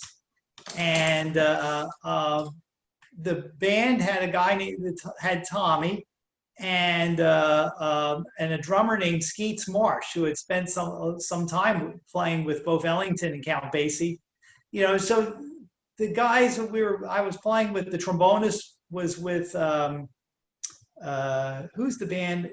Fred Waring's band. You know, all these guys were like seasoned professionals, and I just remember, and the trumpet player was the leader. And of course, all of it was faking. You didn't have music in front of you. And the trumpet player would call a tune and he'd start playing it. Maybe 3 bars into the tune, he just put his trumpet down, expecting me to pick up the melody wherever he was. And it was, and the old guys, that was their way. They were testing you, you know, to see if you did your homework. And I remember one time I went up to him and his name was Tommy. I said, you know, Tommy, I said, when you were coming up, all these songs were on the radio. I said, they're not on the radio anymore. So I said, what, you know, where do you expect me to learn them? Now, I had a lot of records. You know, Paul and I used to haunt yard sales and flea markets all the time looking for recordings. And he made me a list of tunes. It was a lot of pages. And he says, here, know them the next gig we play. And but that was the I'm going to say the old guys, that was that generation's way of testing you. Right. You know, you know, to see if you knew your stuff. But it was, I can't say I really liked it at the time, but I got to say it was a great way to learn, you know. And I remember there was this piano player. For people who remember Gerald Ford, he looked like Gerald Ford, and his name was Bob King. And he said to me one day, hey, kid, just stand next to the piano. And it could be they would call a tune that I never heard before. And if I was standing next to him, he could guide me through it. I could even play the melody the way he would guide me. And I remember I was studying with a teacher at one time, and of course he was in his 60s. And I said, you know, I play these jobs with Bob King. And I said, any tune he can get me through. And my teacher looked at me and said, when I was your age, he did the same for me. You know, he just, but you look back and that's how you learn. That's how you learn, I guess. Yeah, when we were in high school, one day we're listening to Jim Croce and Elton John. The next day we discovered Benny Goodman. How do you make that transition? That we did. Oh, that's great. Yeah, and Paul used to, I'll never forget. I came home from school, and of course I only had the clarinet for a couple months or whatever, right? And he put on an Artie Shaw record, and Artie would play something, and he'd say, "I bet you can't do that." And I would take the record. I remember I'd go down the basement with the record, and I learned how to do it. And next time I got the Paul, I'd say, "Here you go." So, but yeah. I think when you're young, there's a sort of a fearlessness. You hear something and you recognize that it's going to be very difficult, but you're not afraid to try. Yes. Part of it is, and I tell my students this all the time, there's no such thing as hard music. There's only music that you're not familiar with. But Right. once you become familiar with it, it's not hard anymore. And I'll say to them, think of music that you played 4 or 5 years ago. If you looked at it now, would you say it's hard? They say no. Well, I said, what changed, you or the music? Obviously, you changed. So we all hopefully learn from our experiences. And Yes. and the secret is the bass player that Paul was just talking about. When we met him, as I said, he was 71 or 72. 71, and we were, as I said, early 20s. And we worked with him until he was 90. And we would go play a job like 9 to 2, because you would play in restaurants 4 nights a week from 9 till 2. And as I said, the other 3 of us were young. We'd finish the job and be packing up and be dragging, and he'd say, "Hey, let's go get something to eat." He had all this energy. And one time he turned to me and he said, "Joe," he said, "people are like sharks." He said, "A shark has to be moving forward all the time, even when they're sleeping, because if they stop swimming, they'll drown." And he said, and he looked at me and he said, "If you stop learning, you'll drown." And that's the neat thing about music is what did Charlie Chaplin say? We're all amateurs. We don't live long enough to be anything else. Right. And there's always new things to learn. With this COVID, it's been interesting because suddenly, there's no concert to prepare for. So when I go to my practice room, I could put anything on the stand I want, because I'm not preparing for one thing in specific. And I've taken out all the classical music that I studied in college, and a lot of pieces that I like to play and don't have the time to, and also exploring new techniques on my instruments, and so it's kind of like, you can take any bad thing that happens and turn it into a good thing if you want to. Right. And so they say with COVID, around here, if you drive around on trash day, there's these huge mounds of stuff because people are cleaning out their houses. That closet they never got around to, they got to. Yeah. With me, it's all that music on my shelf that I never have a chance to play. I got it all down. I'm saying, hey, I want to play this. I want to play this. I want to play this.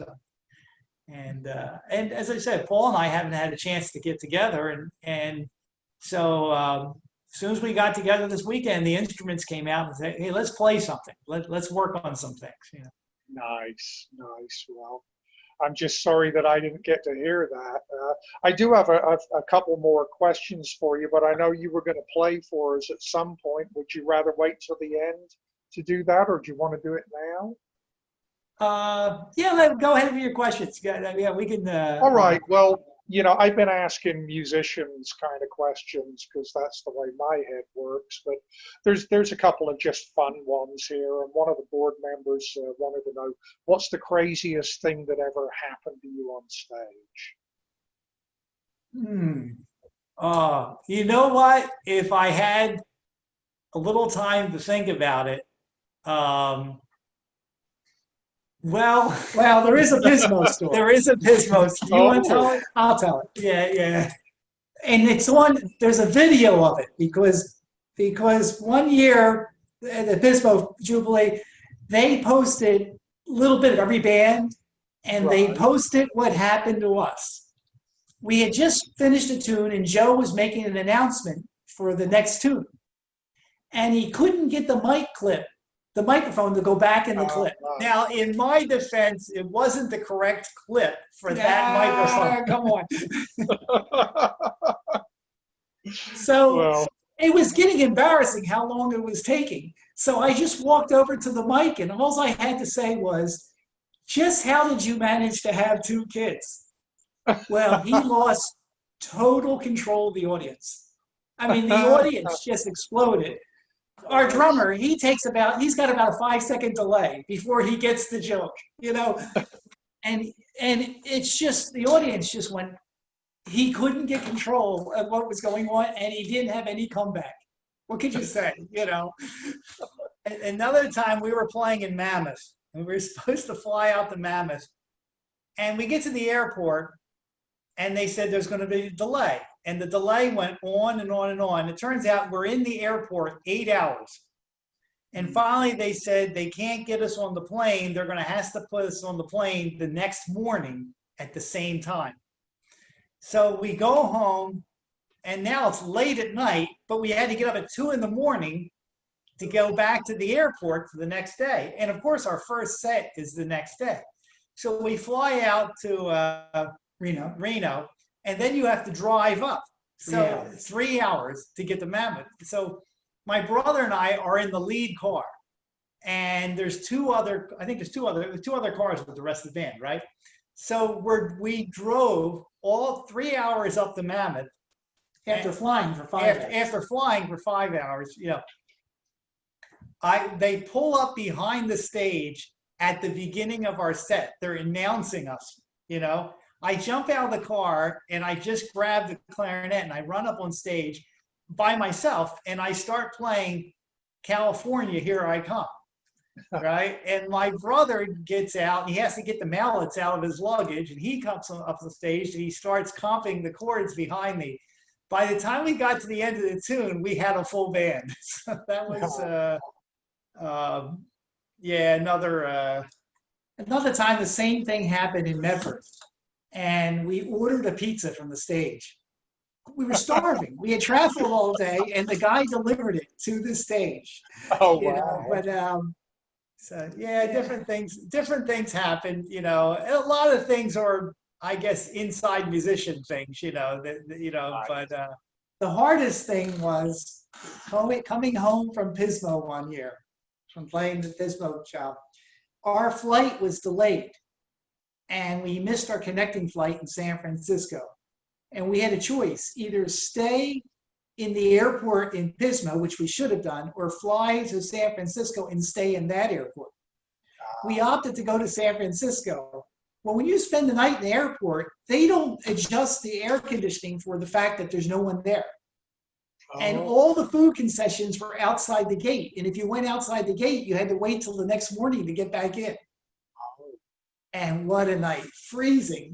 We were in the San Francisco airport. There was nobody to be seen anywhere, and it was freezing. We opened our luggage and we got every bit of clothing and just layered it, and spent the night in this airport freezing. And but that's the perils of traveling, I guess, Yeah, that's it. It's not all fun and games, is it? Yeah. But it's funny. You could be tired. You could not feel well or whatever. As soon as you walk on stage, something else takes over. Yes. And somebody once said, a student of mine asked me, "What do you think about when you're playing?" I said, "I don't know." I said, "Somebody else plays. It shows up and plays for me." And they looked at me and I said, "Well, think about it. When you play, it comes from the subconscious. The subconscious takes over. the ancient Greeks couldn't explain that.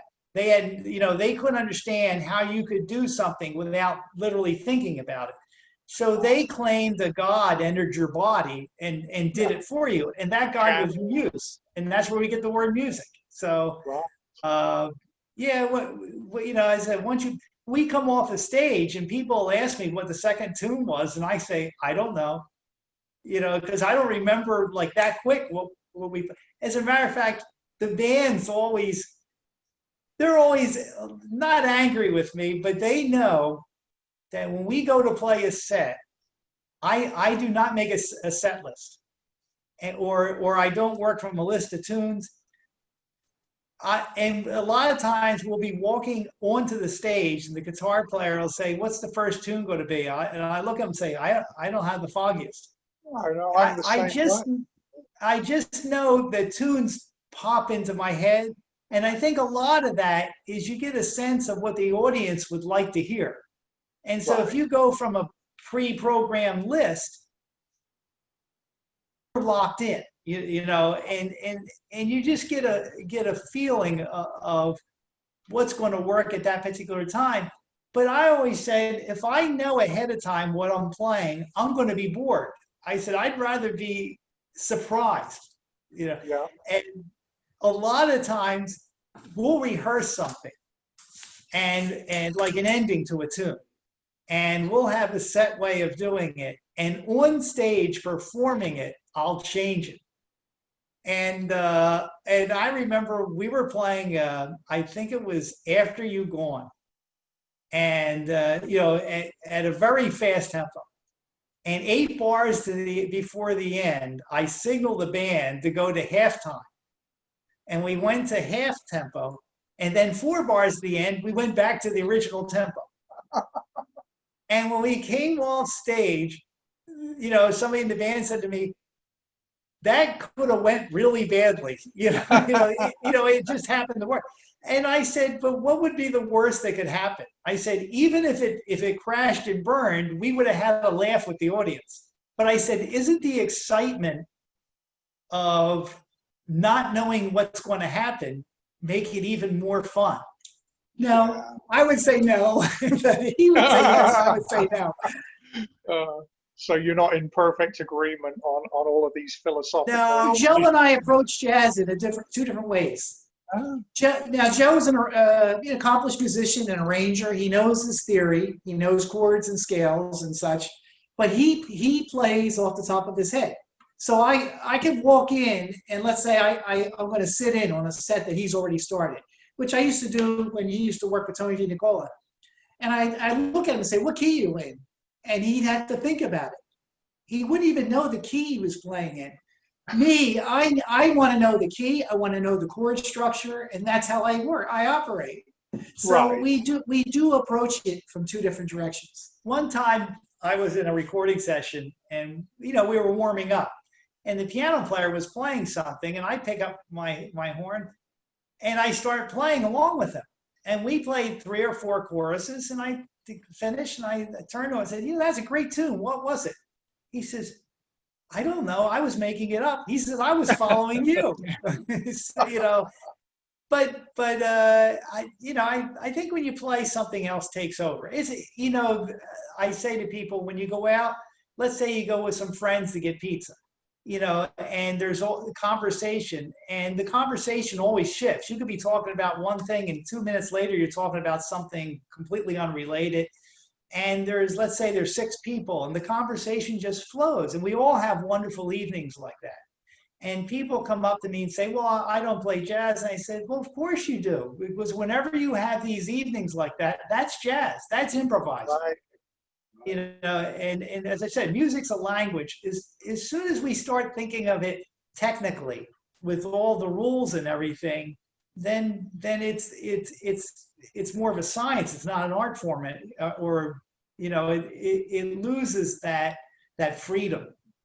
We'll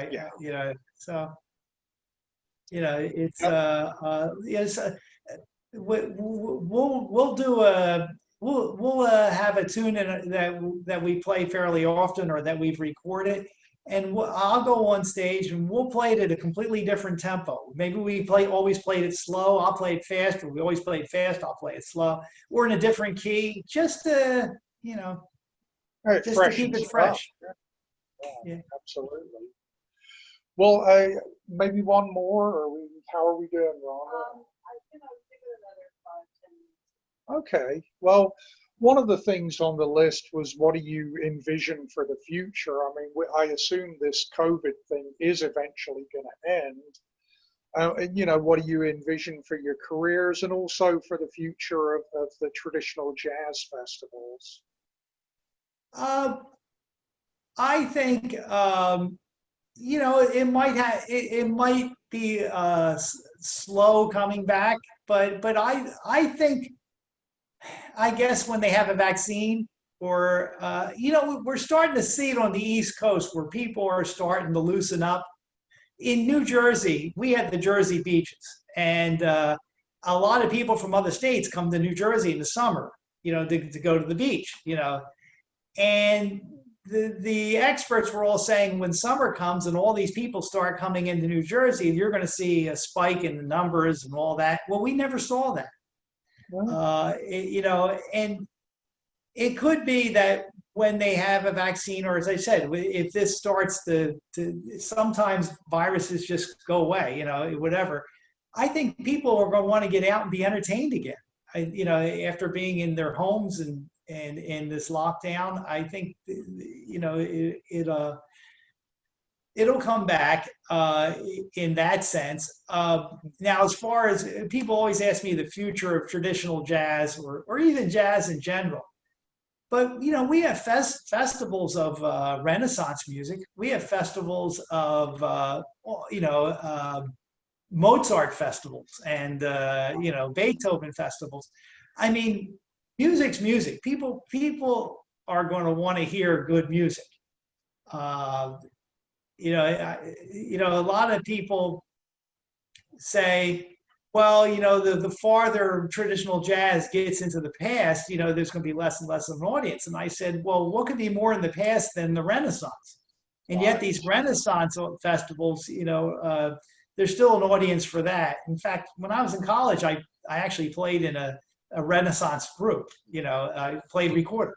So I think the same as we're still playing Mozart, we're still playing Bach. I think that there'll be an audience for jazz. My own personal opinion is that I like Pismo, because Pismo, you're very close to your audience. And as I said, music's a language. I think one of the worst things for jazz is when it went on the concert stage, because all of a sudden you're just far from your audience, and that can and people tend to play it. I hear performances where they're playing by, once again, how fast they can play, or how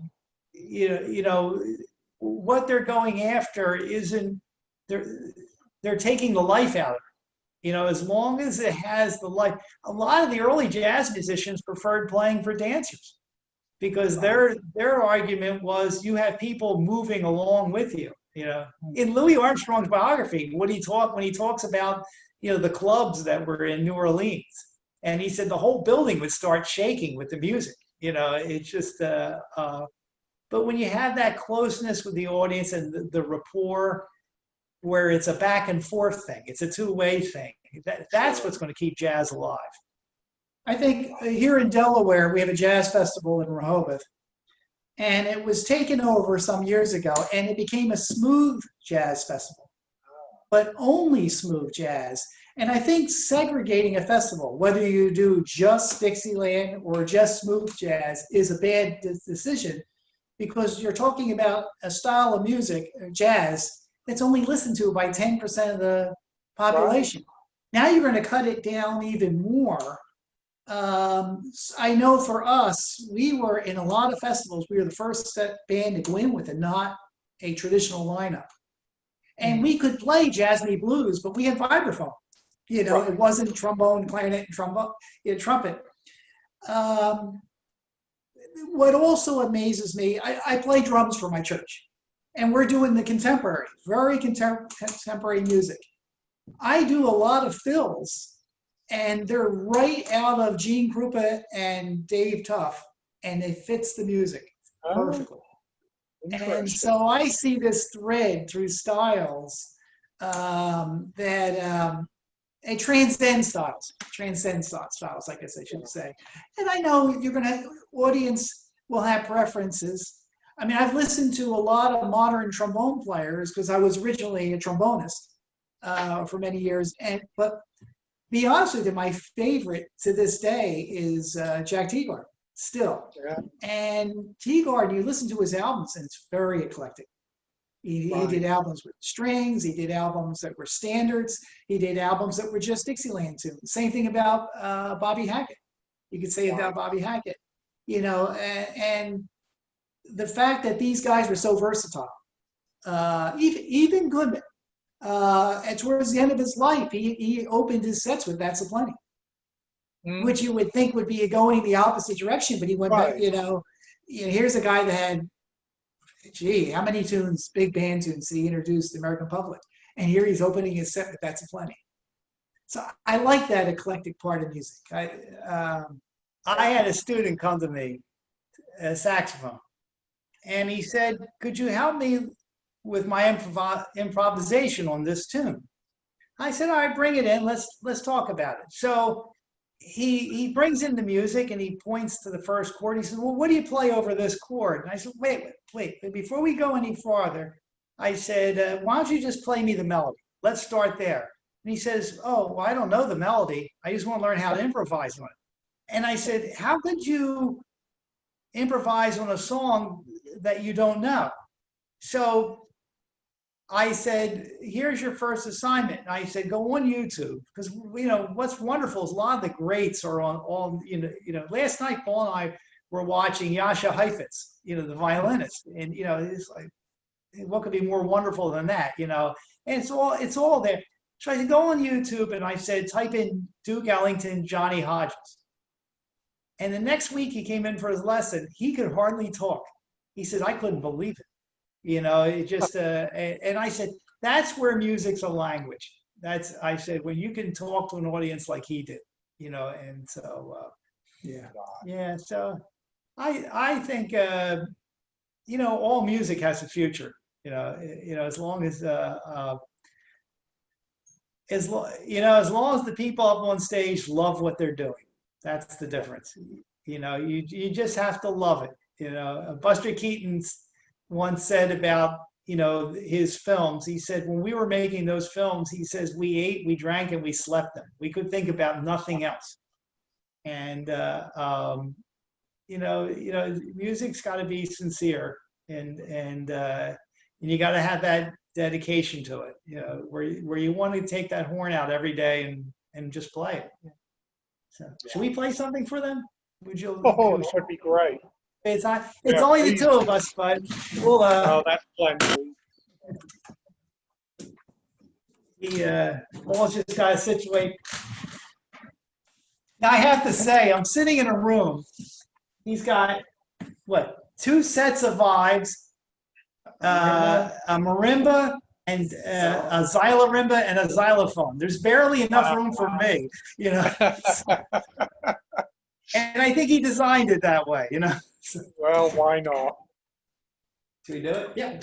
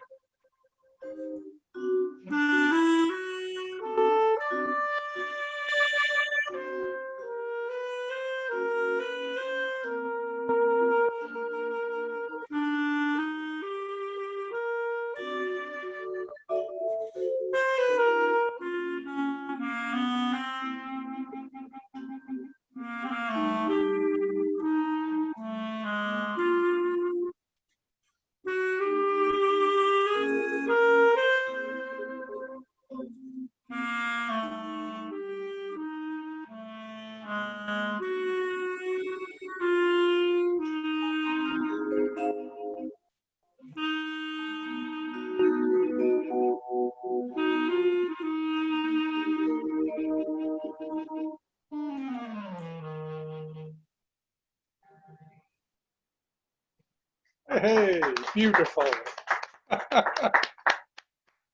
Well, thank you both so much. It's been wonderful talking to you and hearing your insights, and we look forward eagerly to when you can come back to Pismo and we can all be together again. We're looking forward to it so much, so very much. If you change your mind, we'll come out this year. Yeah, I'd love to see you. I'll be there. Okay. All right, Jim. All right. Thank you. God bless. Thank you again. Thank you very very much. All Be right, safe. should Thank I you. finish it? Yeah. No, it's not Facebook.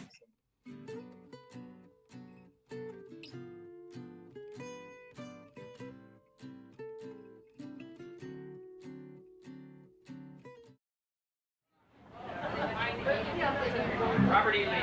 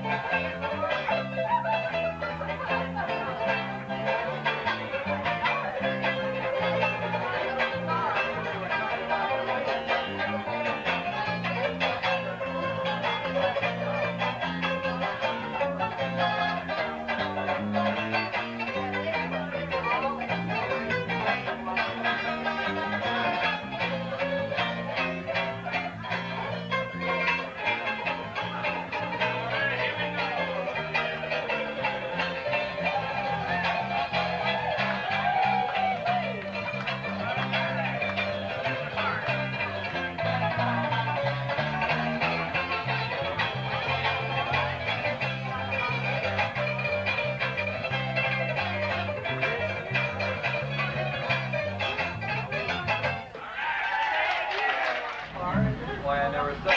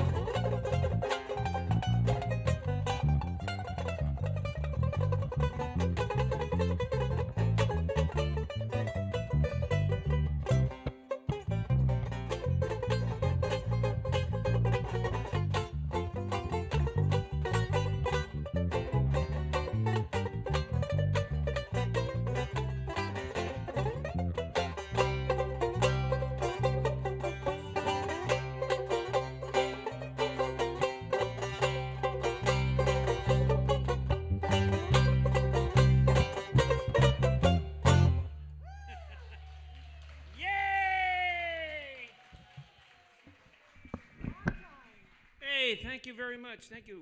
Thank you. That was that tape you saw. That was, if you saw the timestamp on it, 30 years ago. That was aboard Tiger's Folly 2, the cruise boat in Morro Bay, of which I not only got to play music on it, but because I'm dumb enough to have a captain's ticket, I also was the captain of the boat for 25 years. Yep. I'll be darned, before we forget, I'd like to acknowledge our sponsor. Because, and I put it down right here. We have a sponsor. Wait, hold it. Herbert Schrabman. Are you here? Thank you, Herbert. By golly, these things don't happen without volunteers, without sponsors. And before we get any further, this is getting to be the end of a long day, and I'd like to thank Rhonda and her efforts and all her people. It's been a wonderful, wonderful event. I'll tell you what, it takes a little courage to step up in the midst of all we're going through and say, let's have a virtual jazz festival, never having done it before. So I think another round of applause is appropriate. Now this young lady, I don't know, I didn't look that bad on that tape. She looked a lot better than I did. She still does. This is my longtime bass player, Liz Douglas. Yay! I'm really happy. We used to have more fun playing together, and occasionally we played music, so it's not a bad deal. Okay, here we go. All right, sing along. Your fave. Oh, my fave.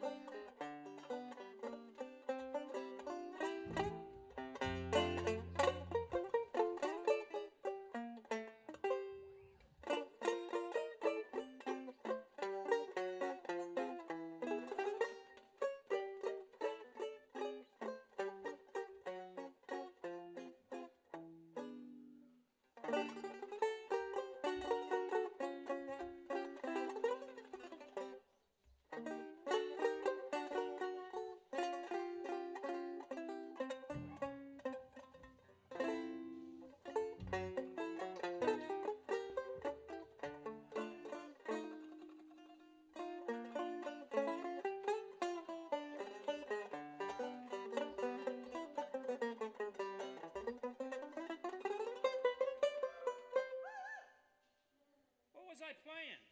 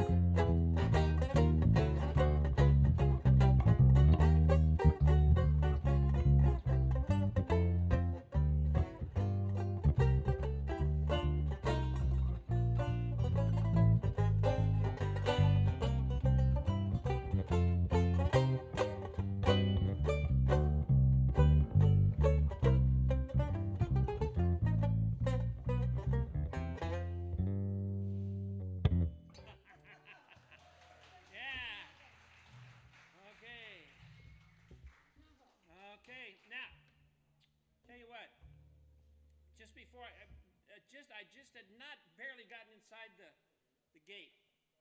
And somebody says, what are you playing today? And I said, banjo. And he says, you know, country song? I said, yeah. Oh. So I said, he says, do you know a country song?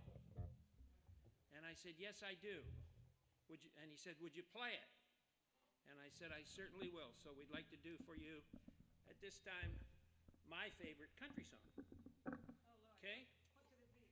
It just happens to be called Brazil.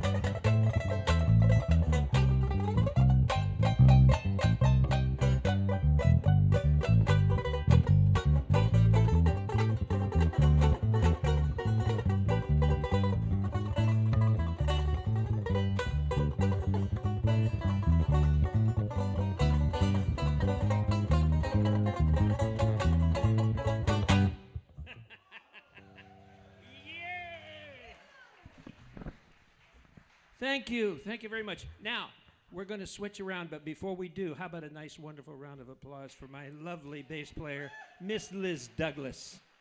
She's going to sneak off, and we're going to get some more folks up here. We have some surprises for you. They're getting the real musicians up now. Thank you. Yeah, the banjo player is going to stay, though, just in spite of himself. So if we could, we have some surprises because I don't think we named anybody that's going to be in this. But you remember Blue Street? They're still going. Well, we happen to have with us, flown in at great expense, Mr. Dave Ruffner is going to come up and play trombone for us, with us. And how many of you remember the cowboy group from, 30 years ago, 20 years ago, whatever, from Arizona? Igor's Jazz Cowboys. Guess who's here? He just walked on stage. Igor himself. Igor Glenn. And of course, your host for the whole evening, the Iron Man. Whole deal here. The Iron Man has been, oh my gosh, night and day. Carl Sonny Layden is joining us on piano. And this group, believe me, has never played together before, ever. And we're going to prove to you why. We're going to have fun. So give us a moment to get set up here. It just takes a few seconds. We actually wrote down some tunes so that we don't have to say, what are we going to do next? Well, we don't have any clue to what we're going to do next. So is everybody having fun? Okay, great. Could you kind of spread out and make it look crowded? That'd be nice. Thank you. Great. Oh, yeah, I have too. But some of those, remember those Sacramento sets? Be up, 9 o'clock in the morning out at the fairgrounds.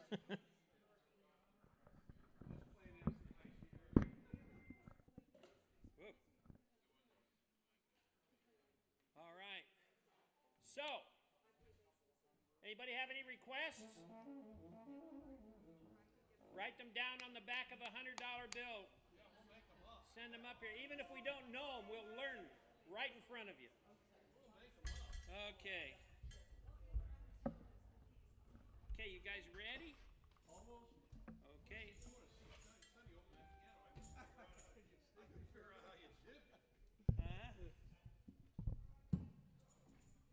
Okay.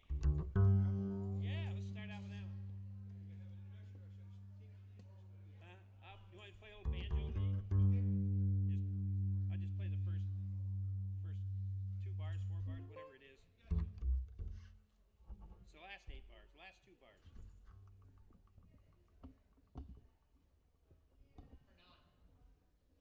Okay. Check it one, check, check. What is check, check? Oh, let me move over. There you go. All right. Ready? You all squared away there, Coach?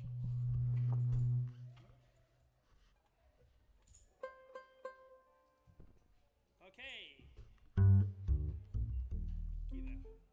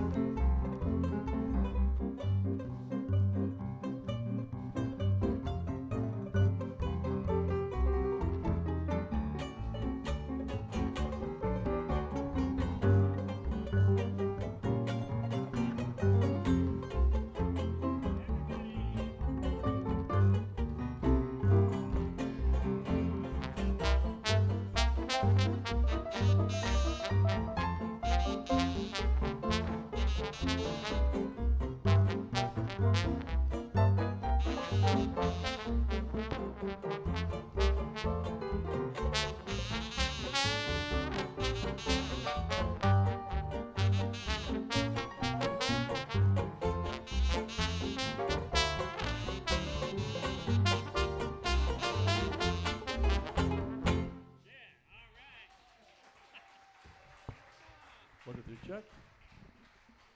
Yeah, thank you. Thank you very much. Well, that was history. That was our first tune together. Yeah. Now, we're going to slow down a little thing, a little Fats Waller tune. This is kind of fun.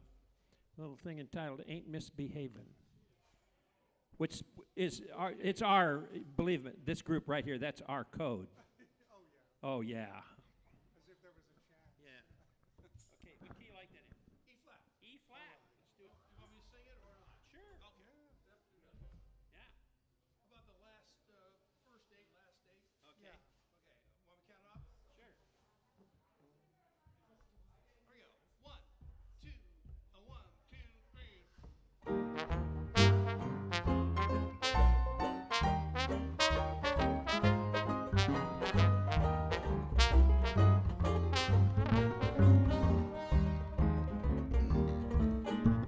No one to talk with, I'm all by myself.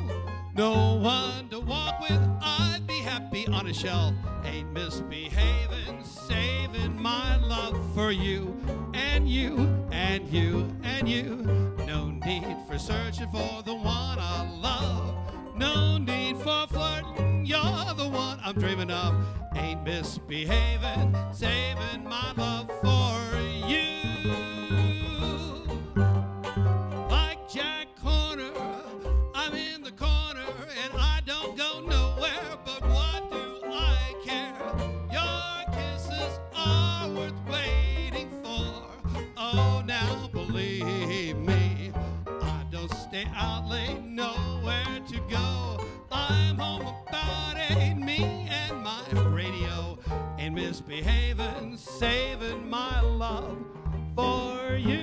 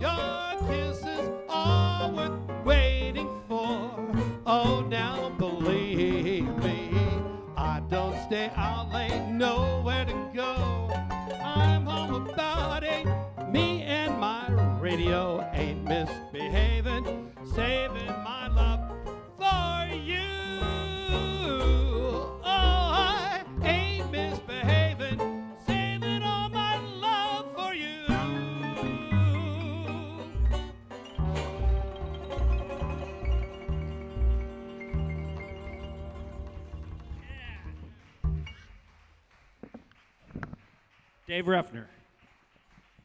Yeah. You want to sing another one, Dave? Sure, what do you want me to sing? Oh, pick one. Bourbon Street Parade. Let's do that one. Okay, A flat? I love that one. A flat? A flat. I'll start it. Here we go.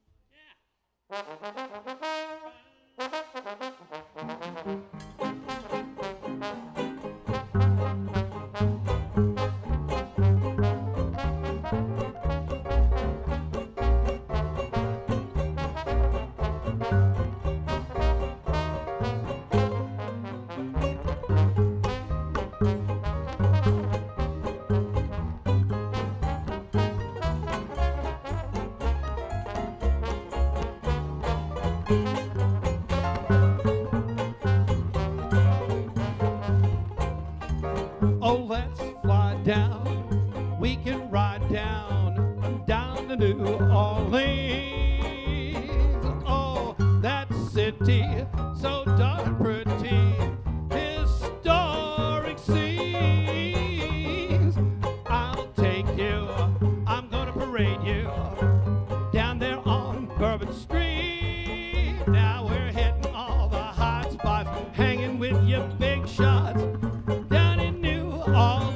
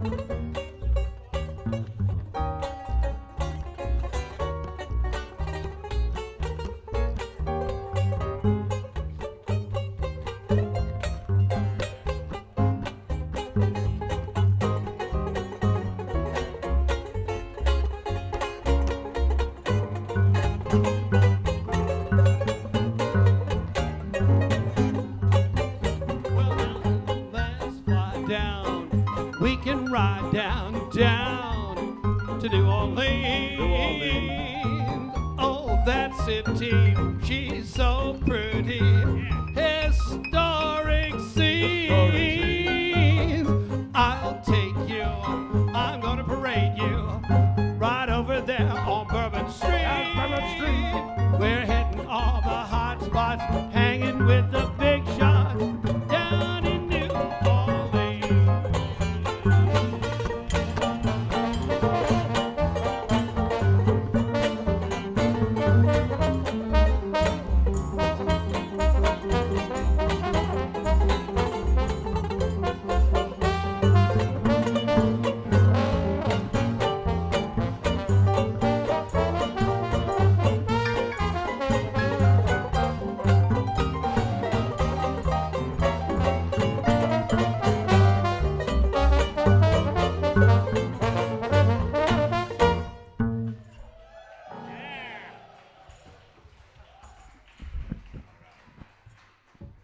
Well, thank you. That was marvelous. That was great. Everybody got up with the parasol parade.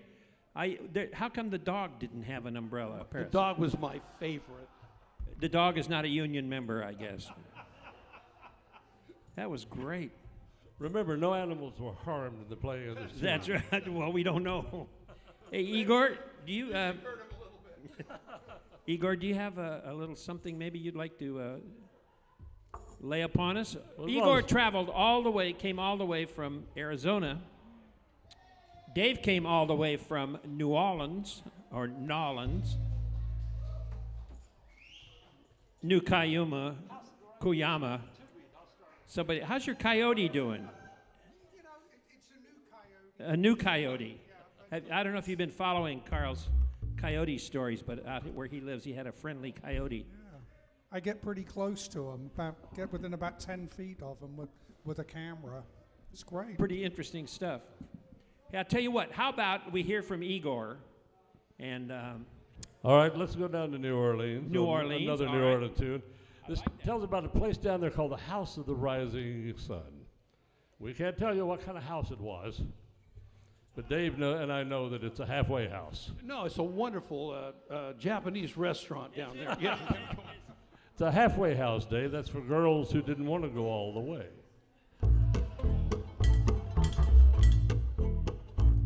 There is a house down in New Orleans they call the Rising Sun. It's been the ruin of many a poor woman. My gal, oh Lord, was one.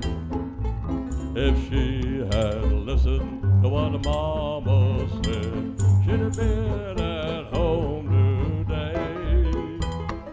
She was so young and foolish, oh God, that a gambling man lead her astray. Go home and tell her baby sister not to do what she has done, and shun that house way down in New Orleans. They're called the Rising Sun. Let's everybody play it now.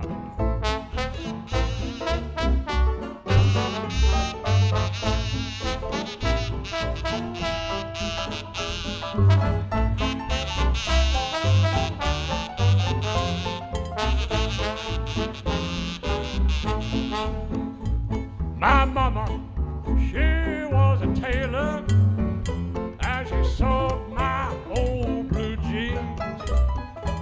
My daddy, he was a gambling man way down in New Orleans. Oh, now the only thing that a gambler needs is a suitcase and a trunk. And the only time that he'd be satisfied is when he's on a drunk.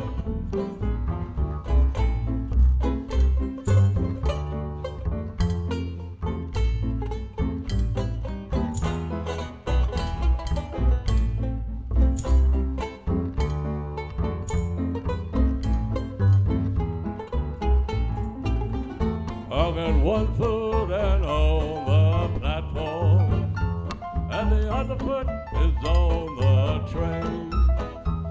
I'm going back down, way down to New Orleans, to wear a ball and a chain. Everybody now!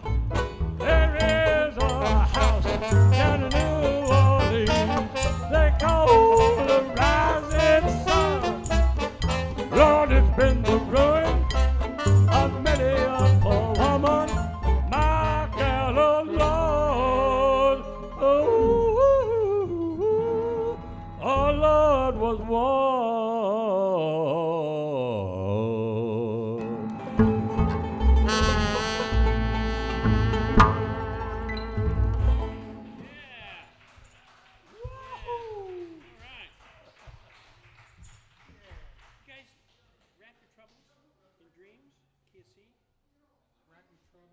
Wrap your troubles in dreams, can you see? How about a piano? All right. Yeah, that'd be fine. That'd be way too much fun. Yeah, get it down, get it down.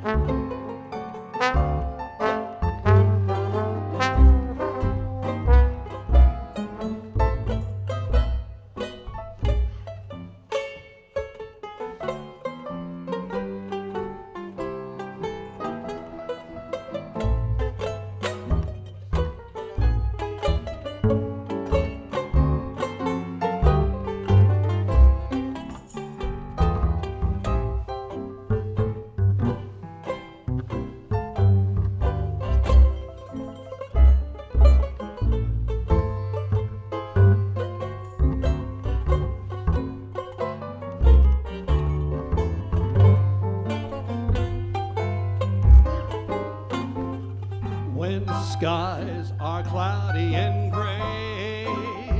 Well, now they're only gray for a day. Well, you wrap your troubles in dreams. Dream your troubles away until that sunshine peeps through.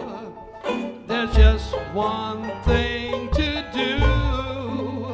Oh, now you wrap your troubles in dreams, and you dream your troubles away. Castles may tumble, it's fate after all. Life's really funny that way. No need to grumble, just smile as they fall. Were you queen for a day, say, just remember that sunshine always follows the rain. Wrap your troubles in dreams and dream your troubles away.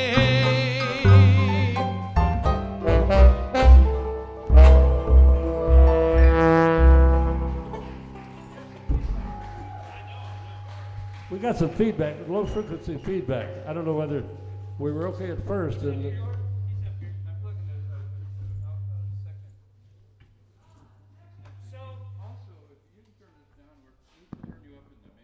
So we just, how are you? How is everybody holding up? How many have been here for the entire show?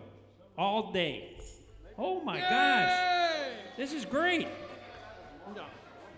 That is too much fun. You guys, I think, Rhonda, we need some badges that just say hardcore fans. Just, you know, something hardcore, maybe like with a bullet hole or something in it. Just that's it. It's show how hardcore it is. So, but that's wonderful. You know, somebody mentioned to me that wasn't it nice to be listening to live music again? And I agree with that. This is, you know, I've played these songs 100 times or more. Uh-oh. Who in the world is... It's his bookie, I think. Tom, I told you not to call me in the middle of a jazz. Tom, I don't need a surf report. I'm in the middle of a jazz festival. I'm on stage. What do you want? Fresh fish. Okay, what time you be over at the house? Oh, I won't be there. I'm in Pismo Beach. Okay. Stop by the shop tomorrow. Okay. Anybody want to and need some fresh fish? I've got a whole audience here. They're all sitting there with their tongues hanging out. Yeah, we'd be happy to do that. We have a request, Stairway to Heaven. Hey, guy hung up on that one. Tom Craig, world famous surfer. Weird guy. Weird guy. He had an interesting job. He just retired. Interesting job. He was like the head landscape architect at Hearst Castle for 30 years. And I have, if you ever get a chance, well, you won't get a chance because he doesn't work there anymore, but I had the opportunity to go and have Tom's tours where you get to go backstage. I mean, really go into all the rooms where nobody gets to see him. I got to do that. Got to check the pools out. Yeah. That's what happens when you play banjo. Anything to get rid of the guy. He was hoping I'd get lost in the place. Well, that's the stuff you can talk about, though. Yeah, no, it's true. Okay, let's see. What do we have on the list? Oh, does anybody have a song played before we, that you request that you want to hear played before we take a break? Don't get silly. All right. No, because you've been here. I think it'd be great if we could play a tune maybe that you haven't heard. You came all the way from Halcyon. And there's a tune you wanted to hear, and anything at all. Go ahead. Yell it out. Anything at all? All right. Girl with emphysema. Okay. All right, there's a grand medley.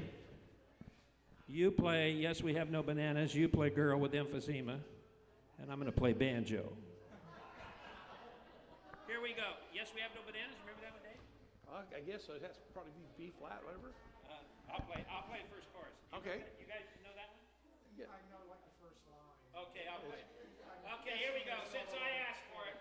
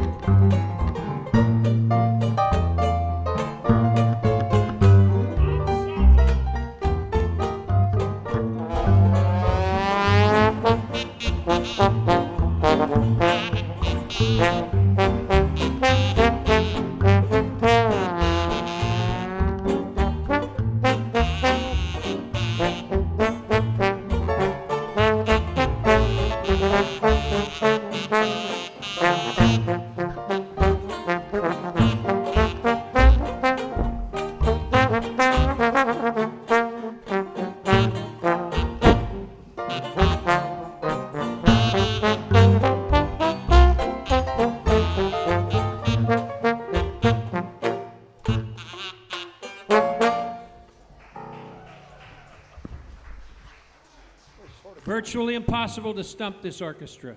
I was stumped through the whole thing. Yeah. Oh, Girl with the Emphysema. I'd like to do that. This is a banjo favorite of yours, and I certainly hope a banjo favorite of mine. You guys just lay out on this one.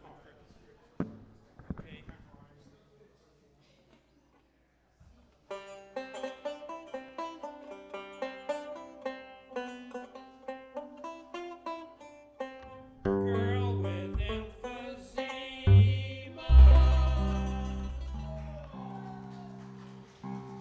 Thank you very much. Thank you. Virtually impossible to stump this orchestra. Go ahead, something else, quick. We'll play something we. Bye Bye Blackbird. Why not? Give F? Yes, sir.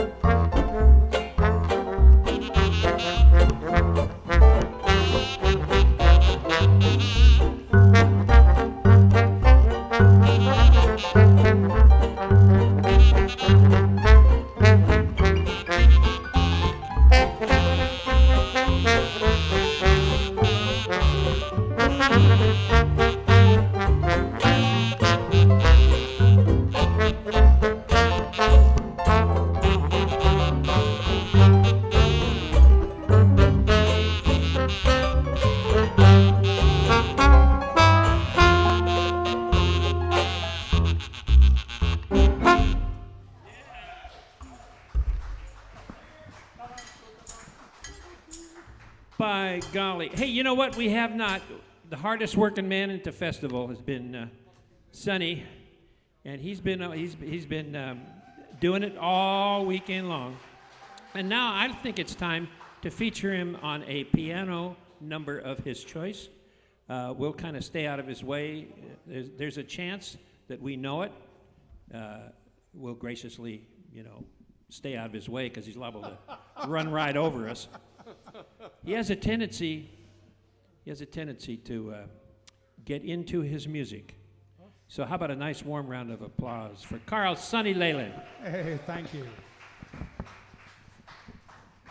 All right, I think I'll do one that was a hit on the Capitol label for Freddie Slack and Ella Mae Morse, The House of Blue Lights. And B flat's the key if anyone's going to. Okay. That's a good one.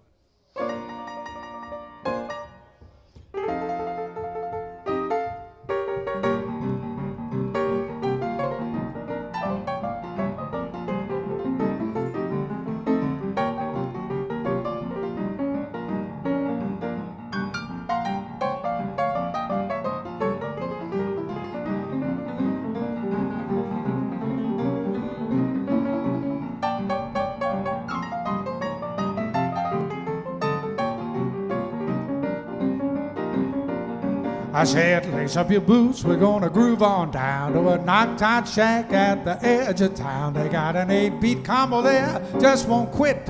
Keep walking till you see an old blue light, let it fall in there. We'll see some sights at the house of blue lights, where they've got fryers, broilers, Detroit barbecue ribs, but the treat of the treats is when they serve you up those fine 8 beats. Want to spend the rest of your brights at the house of blue lights.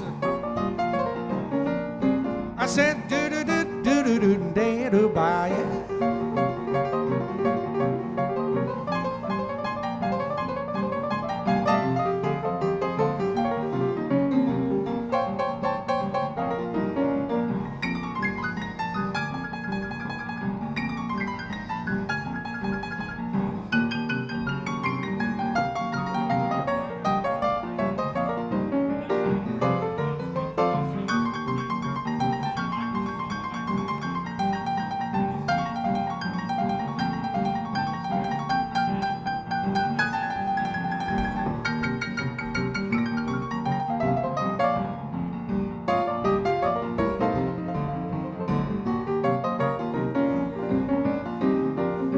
We gonna have some fun and cut a rug and dig those tunes like they should be dug. It's a real homecoming. All those cats just trailing down a path of welcome mass of fall in there.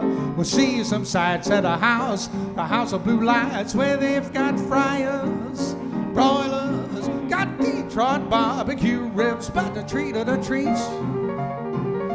It's when they serve you up those fine 8 beats. You want to spend the rest of your brights at the house of blue lights. Want to spend the rest of your brights at the house of blue lights. Want to spend the rest of your brights at the house of blue lights. Yeah.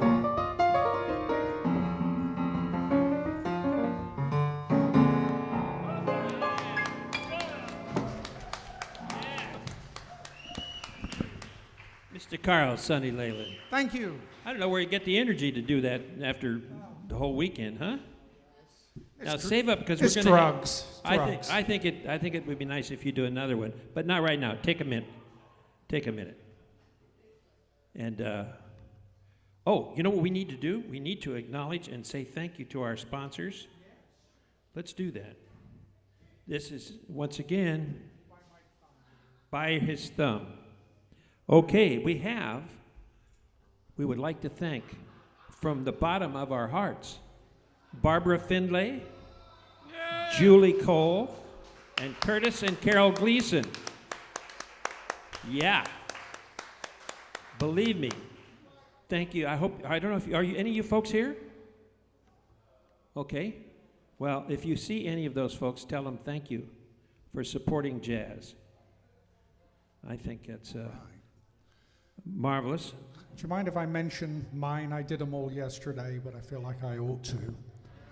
So I want to thank personally Roger Meyer, Peter and Judy Felthausen, Carol Good, Peter Knopf, Barb and Jack McCowan, Bill and Carol Rust, Alice Addison, and yeah, I think that's it. I think maybe a couple of others came in, but I don't have them in front of me. Makes me feel special. That's great. Well, I'll tell you what. I think it's time for another tune. Yeah, maybe. Let's do Shine. That's a nice tune. Is that okay with you guys? Okay, all right. Can you see? What is it? C or E flat? Where would you like it? You want to see it? There's two different sets of lyrics. You want to do one set, I'll do the other. Okay, if we E flat is okay? Yeah. All right. All right. Okay. All right. Okay, 1, 2.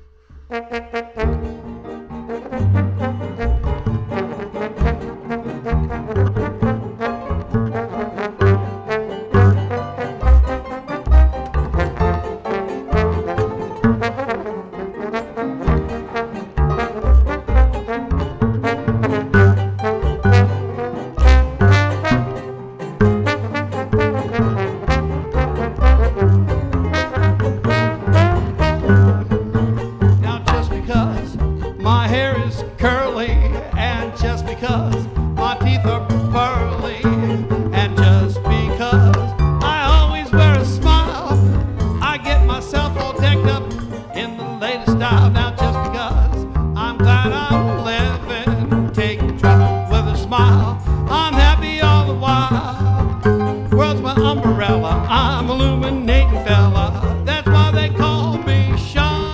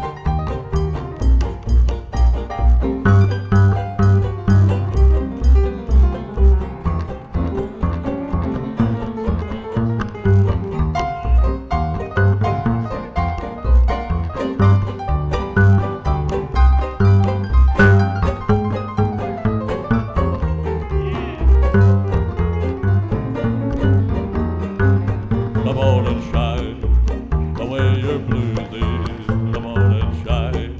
Start with your shoesies. Shine each place up, make it look like new. Shine your face up and wear a smile or two. Shine the losing thoses, and you'll find that everything will come out fine. Folks will come up to you, everyone will have to do you. You'll make the whole world shine. Here we go, Dave.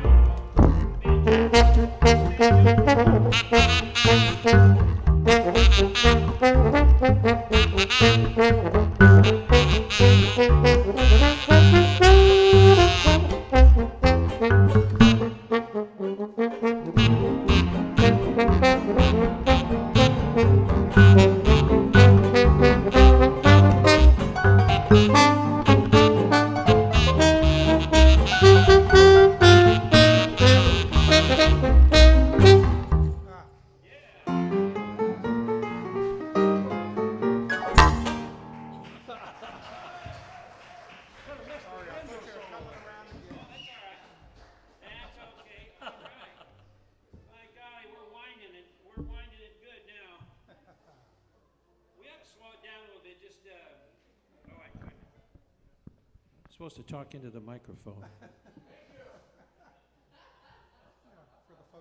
I just so used to doing it just acoustically.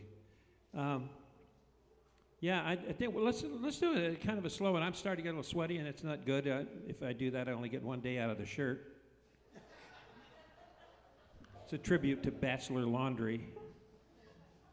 So we'll have to, let's see, what do we have that's just kind of an easy one? Just easy, laid back.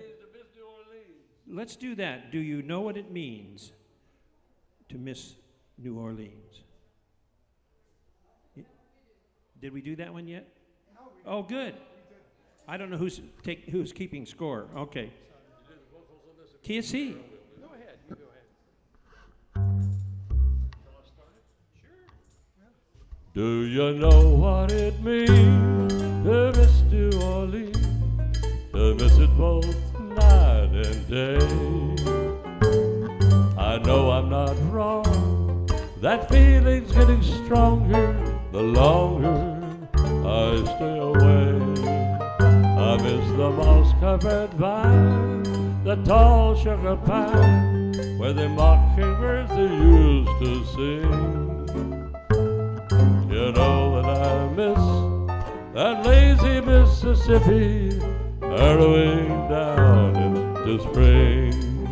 The Mardi Gras, a Creole tune that fills the air.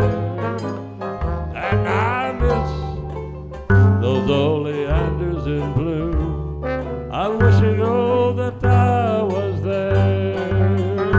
Do you know what it means to miss New Orleans? That's where I left my heart. And there's one thing more, I miss the one I care for more than I miss New Orleans.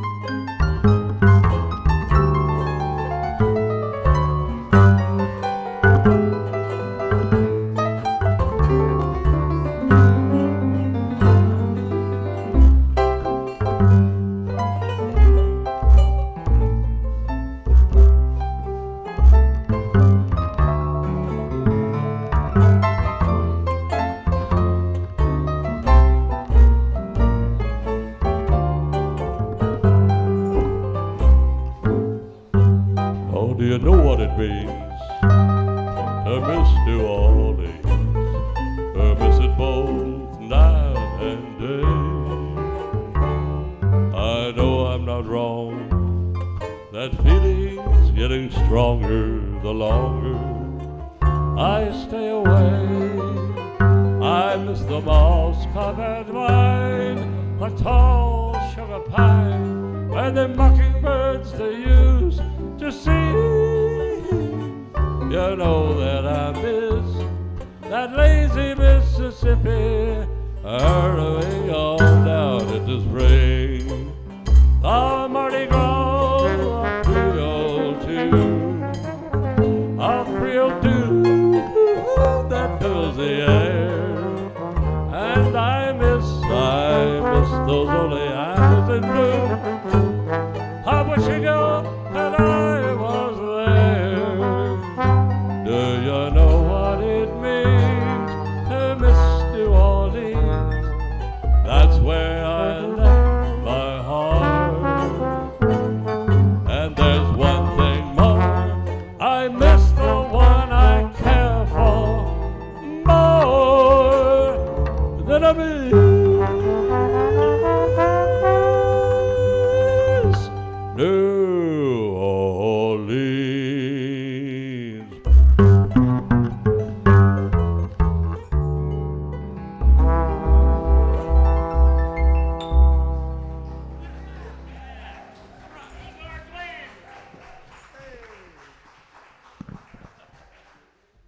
My, he used a lot of range on that song.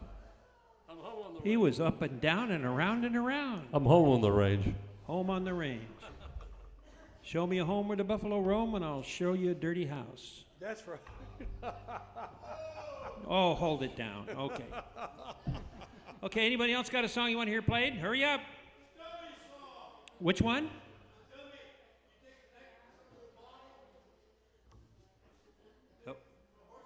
It's Washington Lee Swing. Well, Washington Lee Swing. Yeah. Every high school in town uses that one. Let's do it. Shucks, yeah. Why not? I mean, it's your chance. Last chance to be a hero. So what is it? Last strain of all this?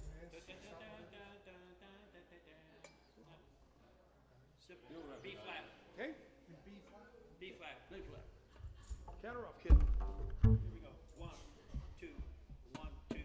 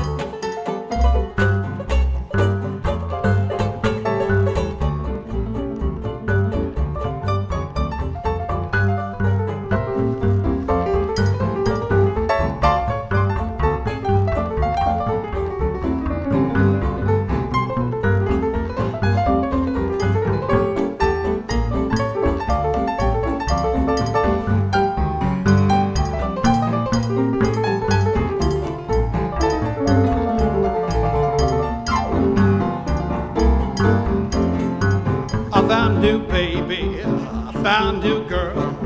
My fashion plate baby's got my head in the world. Her new kind of loving makes me a slave. Sweet turtle dovin' done made me your slave. Oh, sweet little miss with a kiss full of bliss, can't resist it somehow. Those haughty eyes, tell them eyes, mesmerize me, and how? Don't mean maybe, I just had to fall.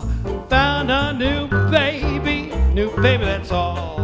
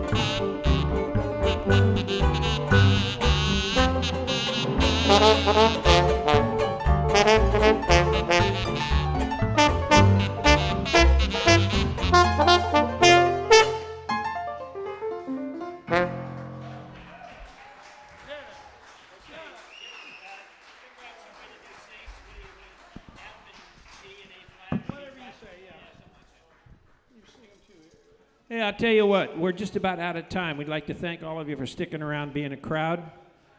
We've hoped that you've enjoyed this grand experiment, and I think it came off great.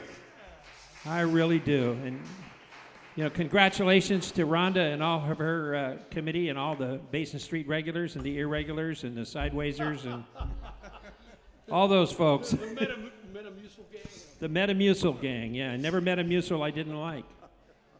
So we've got time for one more. We want to do the quick comment.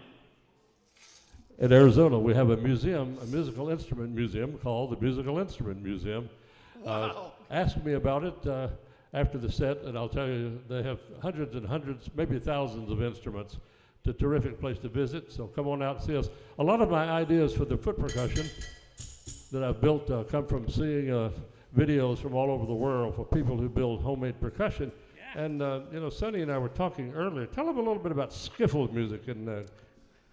Well, right. Skiffle was a craze in England, kind of went hand in hand with the trad jazz boom over there in the 1950s. The term skiffle actually went back into the 20s. There was a record on the Paramount label called Hometown Skiffle.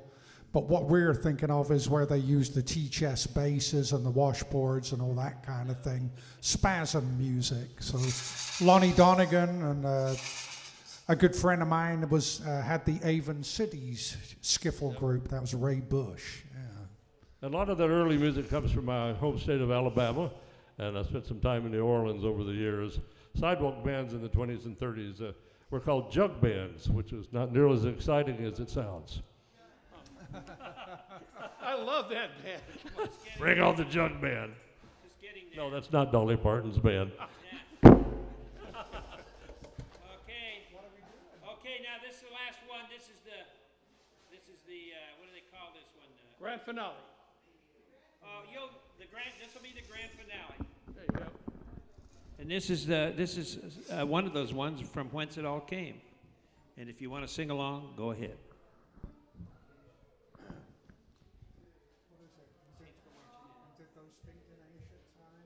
I don't know. Let's just play it. Yeah. Sure. When we start off? Sure, hit it.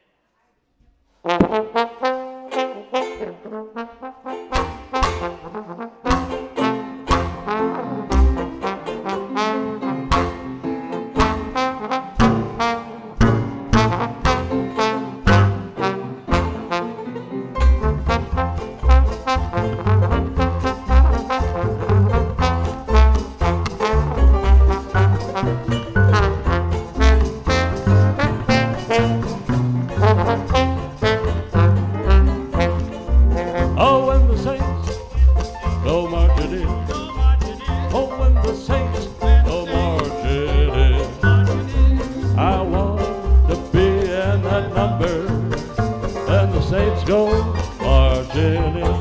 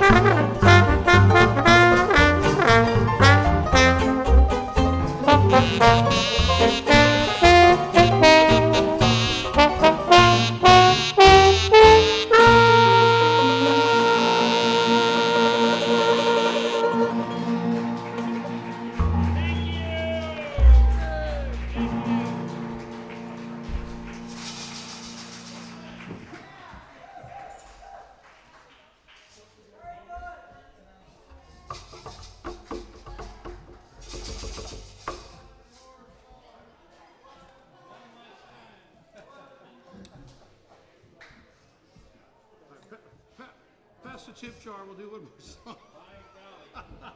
Is this one okay? It's the right height.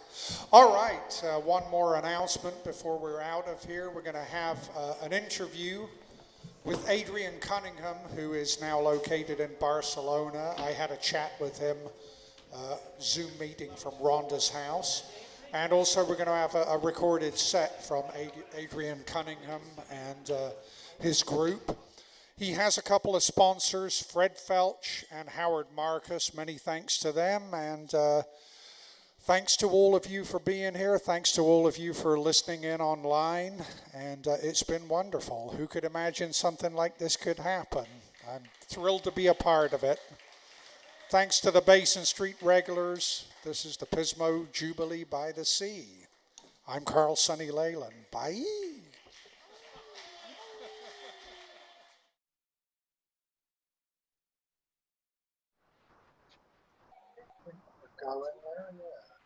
I think we're rolling.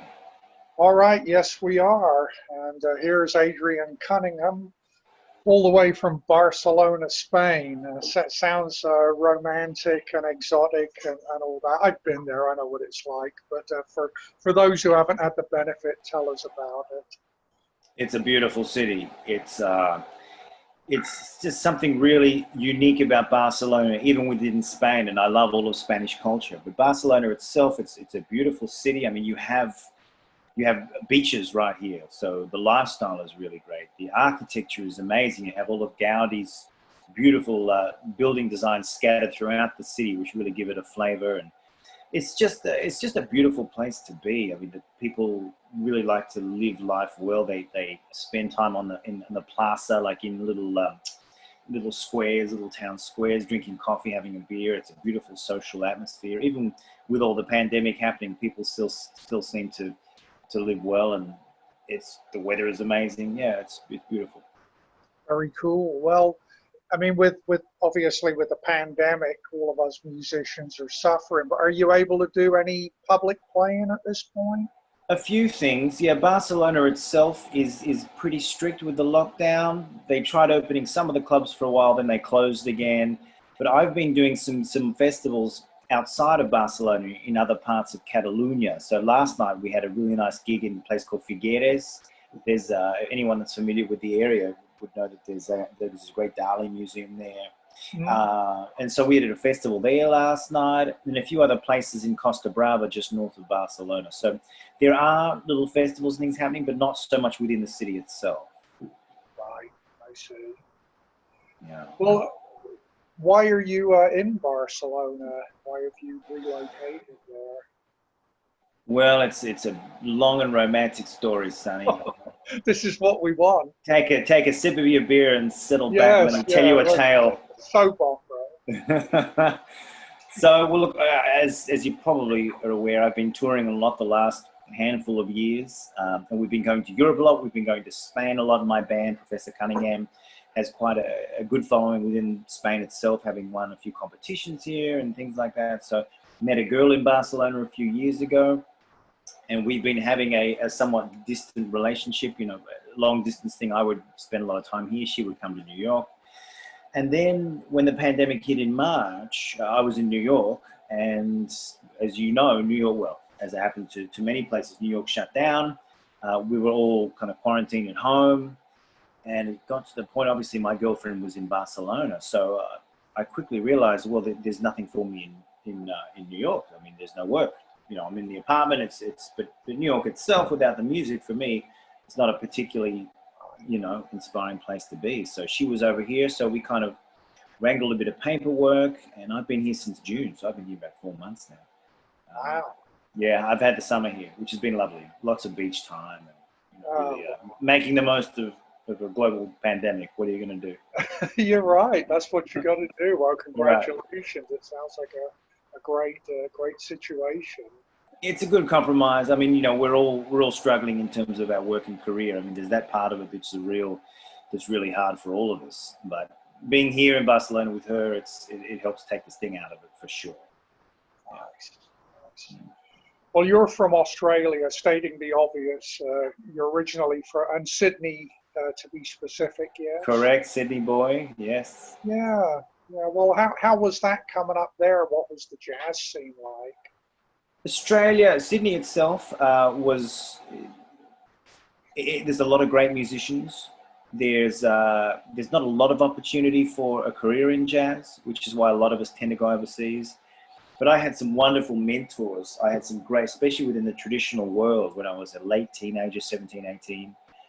There's a musician called Tom Baker, who's originally actually from California. So maybe some of your listeners might be I've heard of him, yeah. Yeah, he passed away, unfortunately, maybe over 10 years ago. But he was a legend in the Sydney scene. He'd been there for a long time. And he is a master of the cornet, tenor, saxophone, trombone. And so he was an incredible mentor for me for this music, you know, because it's all very well to listen to recordings, but to really share the stage with a master. And he was very encouraging to me and the other musicians coming up. So that was a really great base for me learning the old style of music, along with listening to recordings, of course. So Sydney was great, beautiful lifestyle, a little limited for opportunities with jazz. I did a lot of commercial work, a lot of TV, you know, movie soundtracks, things like that. But America attracted me because, well, as you know, jazz is American music. So I thought, well, you know, it's what I love. I'll jump the fence from Mexico and come over here. No, don't give too much away. We don't want the ice coming after. That's true. The wall's big these days, I've heard. He's made a little larger to jump over. So. Well, you don't just play traditional jazz, though. You can get more modern. Am I right? It's true. Yeah, I really love the full spectrum of the music. The traditional jazz is really, this is the first thing that got me going. My dad loved Louis Armstrong, Mills Brothers, That's why, so he had his love of the music is what drew me to it. And when I was a late teenager, I was a complete traditional nut. I remember my schoolmate, he said, "Oh man, you should have a listen to Charlie Parker and Dizzy Gillespie." I was like, no, I want Louis Armstrong, And as I got older, I got more open to checking other stuff out, and I really love that as well. To me, I feel like the language of jazz, even the most modern masters around today, they still have the tradition of the language. Right. So for me, it's all one language, just perhaps with a different accent. Right. Wasn't it Lewis or was it Duke that said there's two types of music, good and bad? Yeah, Lewis, I believe. Lewis, yeah. That's how I feel. I love it all. Yeah, very cool. And when you were in New York, were there opportunities to play more, bebop and modern? Yeah, there's, as you're probably aware, New York City has an amazing array of specialists. It's incredible. Because being in Australia, I was used to doing, a soundtrack gig on flute and clarinet, then I do a pop gig on the saxophone, and then I do a jazz gig. So you kind of had to be a jack of all trades. But you come to New York and you realize that there are guys that specialize their whole careers in like jazz from 1925 to 1935. And so it was like, oh my God, these guys are amazing. Because there's nowhere else in the world you can do that professionally. It's incredible. So I quickly realized that to survive in New York, you can't do everything,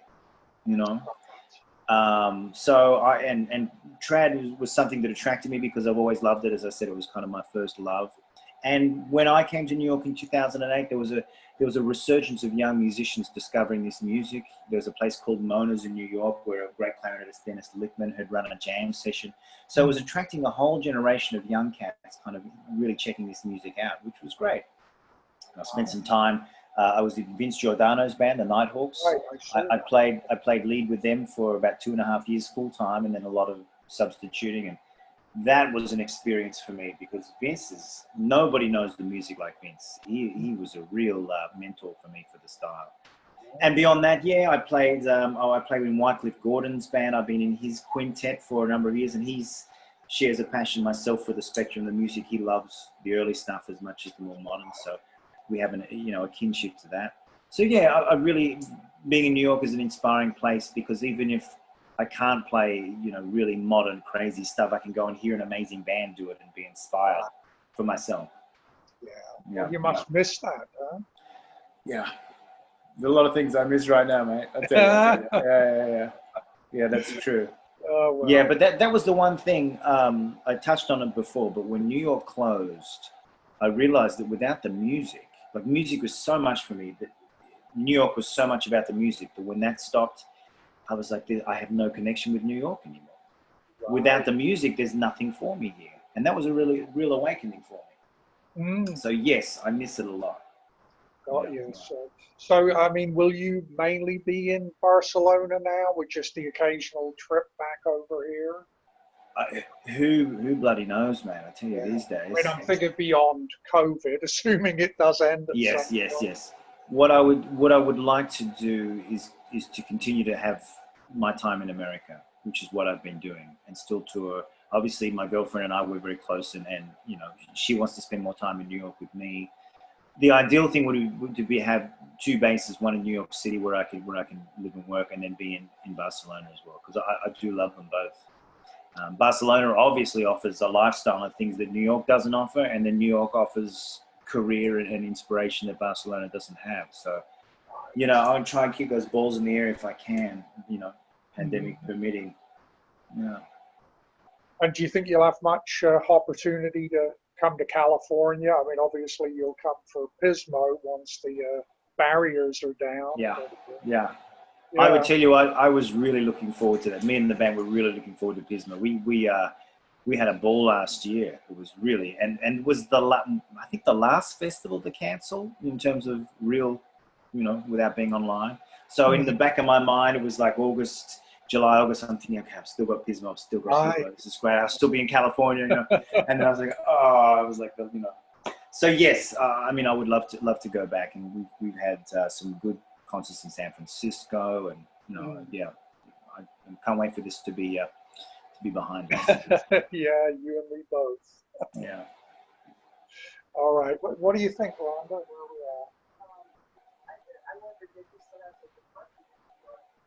Yeah. We're wondering, do you still have an apartment in New York? I do. Yeah, I do. I actually have a place. I'm in kind of the border of Harlem and Spanish Harlem. I'm on Madison. If I tell you Madison Avenue, that sounds really impressive. But Madison Avenue, Harlem, well, maybe not so much. But it's a great apartment, and the best thing about it is the maintenance is really low. So it was something that I was okay to shut the door and be here. And I know that, I mean, it's an expense, but it's not killing me. So I know I'm very lucky. It's really low what I have to worry about in terms of the commitment. So I have it for the moment. And, I'm sure you know what it's like. You really have to take it a day at a time. Like, who knows what's going to happen? From month to month, I'll make a decision on what to do. But fingers crossed, we will be back playing music. Yeah, we hope so. Yeah.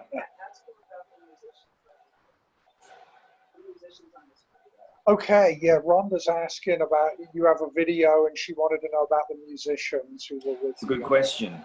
So these the musicians. Gerard is the piano player, and Keralt is the bass player. I've known them because we've been spending time in Spain for the last 4 or 5 years, and I've known them well since then. So quite a long time now. We've played together a lot at jam sessions in Barcelona, and often, because we don't tour with a piano player, we often use Gerard at a festival if they need piano in Spain. So we're all pretty kind of tightly knit together anyway. So I think I mentioned it on the video, like being in Barcelona, I don't feel like I'm struggling to find good musicians to play with, because they're both wonderful musicians.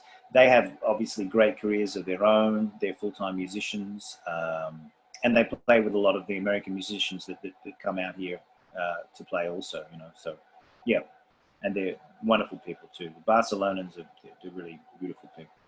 Yeah. Spent quite a bit of time there. I made a duet record with a pianist called Luis Coloma. So I don't know, you might run in. Yeah. You know him? I know that name, Luis Coloma.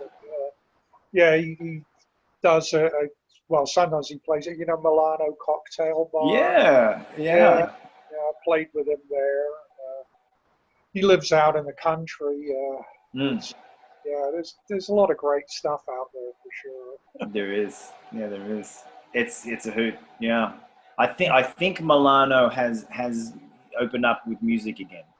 Someone told me that last week that they're having, which is a great sign. Yeah, indeed. Yeah, my friend he posted that he was doing a gig there. So. Awesome. That's great. Yeah. It's good to see stuff coming back. I mean, I want everybody to stay safe, but it's nice to see the gigs happening again. Yeah.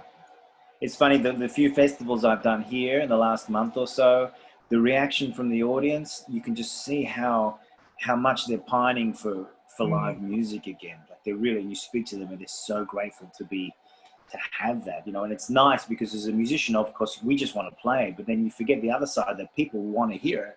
And that's nice. Yeah, it's really important. People really need it too. Yeah. Well, we hope that can start happening here too in the near future. Yeah. Well, anything else you want to say, specifically for the Pismo folks? That's it, Pismo. I would love to be there, enjoying that sunshine, but have fun without us. And I think it's great that you guys are doing this, doing what you can with the restrictions. And I wish you all the best. Wish I were there. Yeah, we do too. Wish you were here, Adrian. Many thanks, my friend. Thank you, mate. All right. We'll stop the recording.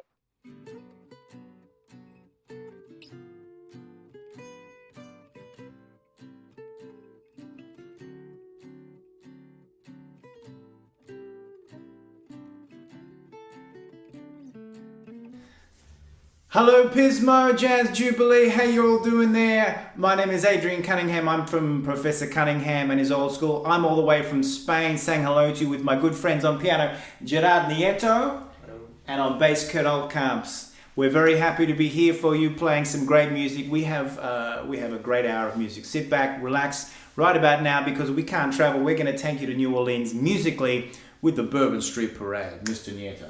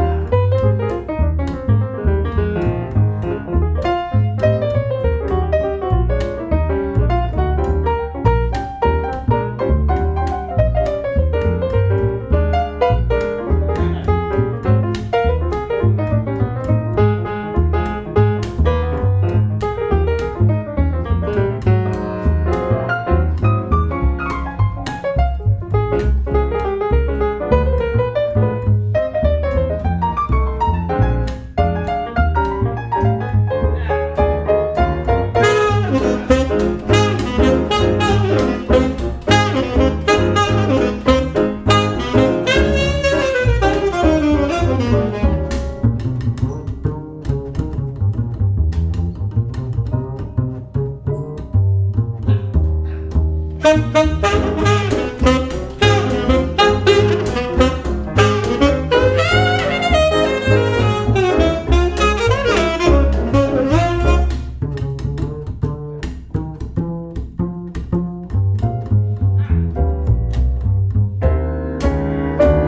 on, let's fly down or drop down to New Orleans.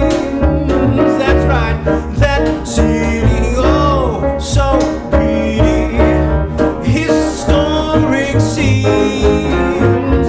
Come on now, I'll take you, parade you down the street. Now we'll go to all the hot spots, we'll hang out with the big shots down in New Orleans. Let's take it one more time.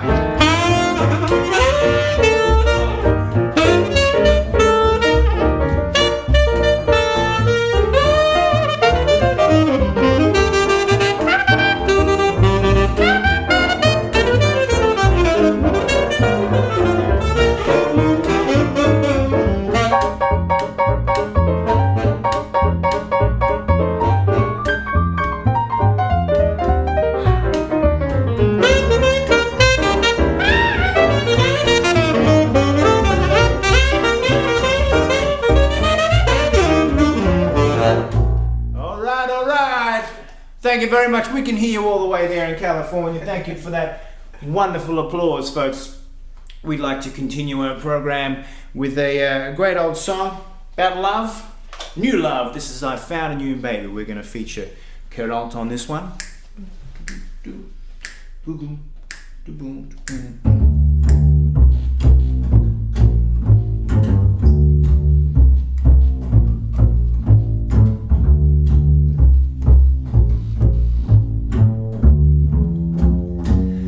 I found a new baby, I found a new girl, my fashion play baby has got a new world. That new kind of loving has made me her slave. That sweet turtle doving, oh, it's all I crave.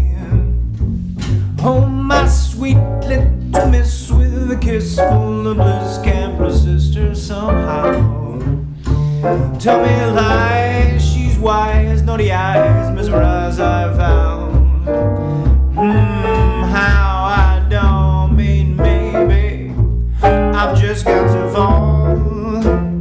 I found a new baby, brand new baby, that's all.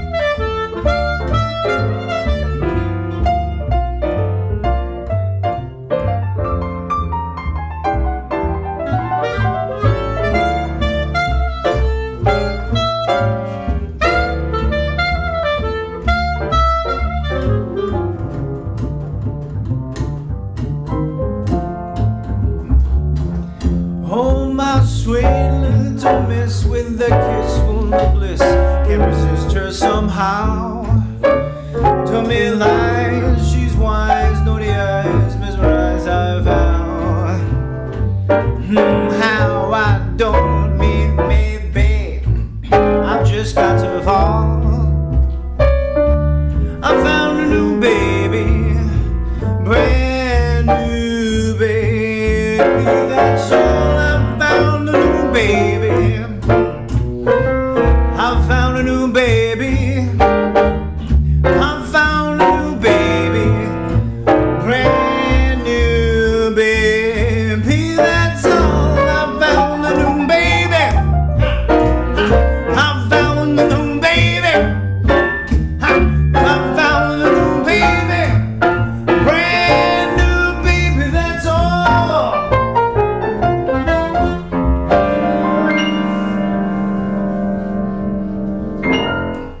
All right, thank you very much. Muchas gracias, as they say over here, ladies and gentlemen. Thank you, Pismo, thank you. We'd like to continue now with our program, one of my favorite songs by the great Artie Shaw. This is a huge hit for Artie Shaw in the 30s. This is the Latin-inspired Frenesy. We hope you enjoy this. I got the straight in.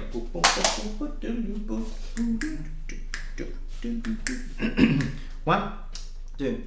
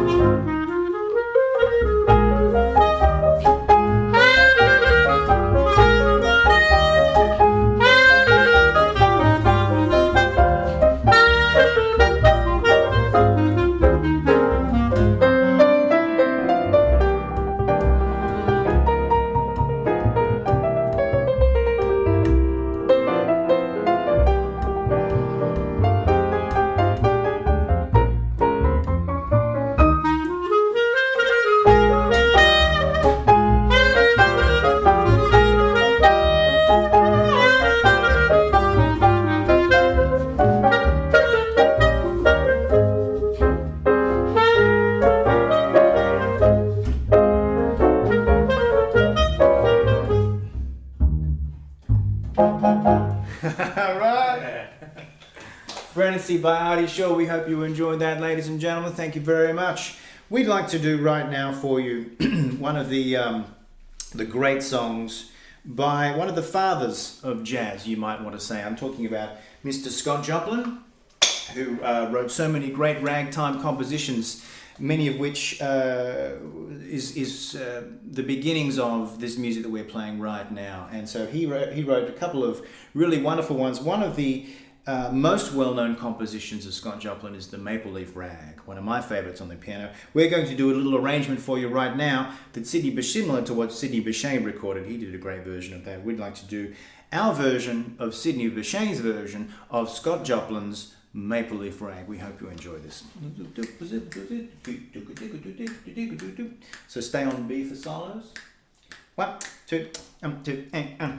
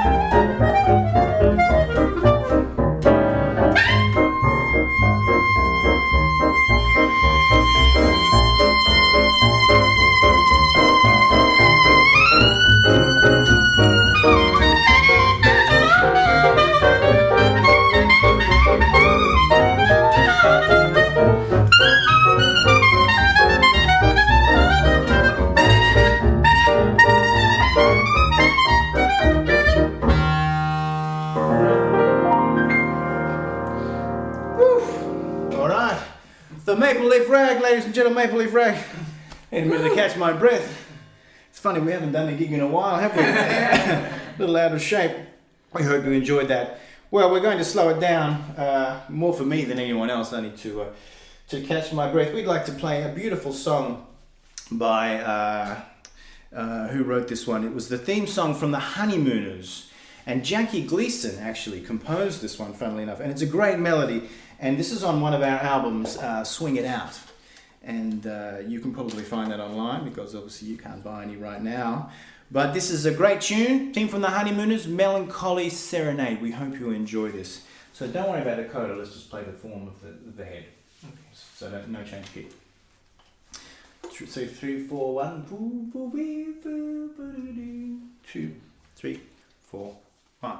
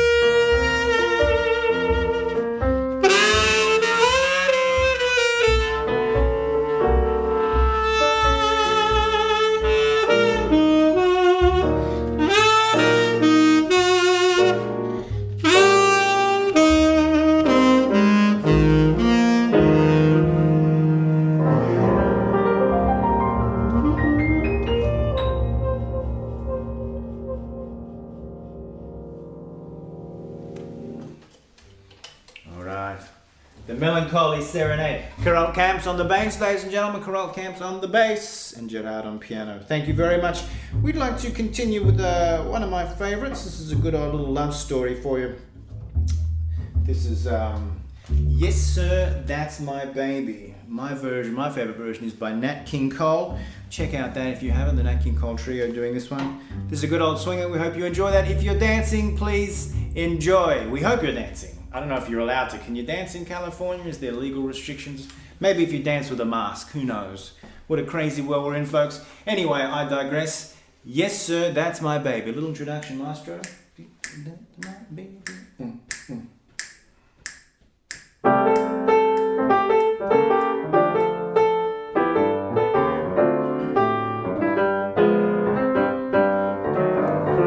Yes, sir, that's my baby. No, sir, don't mean maybe. Yes, sir, that's my baby now. Yes, sir, we've decided. No, sir, we can't hide it. Yes, sir, you're invited now. By the way, and by the way, when I reach the preacher, I'll say with feeling, yes, sir, that's my baby. No, sir, I don't mean maybe. Yes, sir, that's my baby now.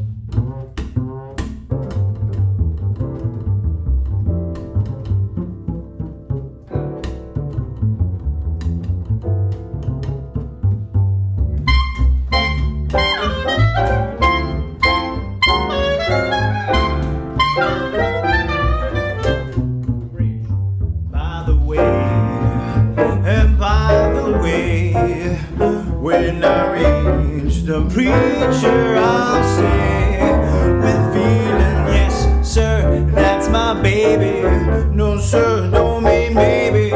Yes, sir, that's my baby now.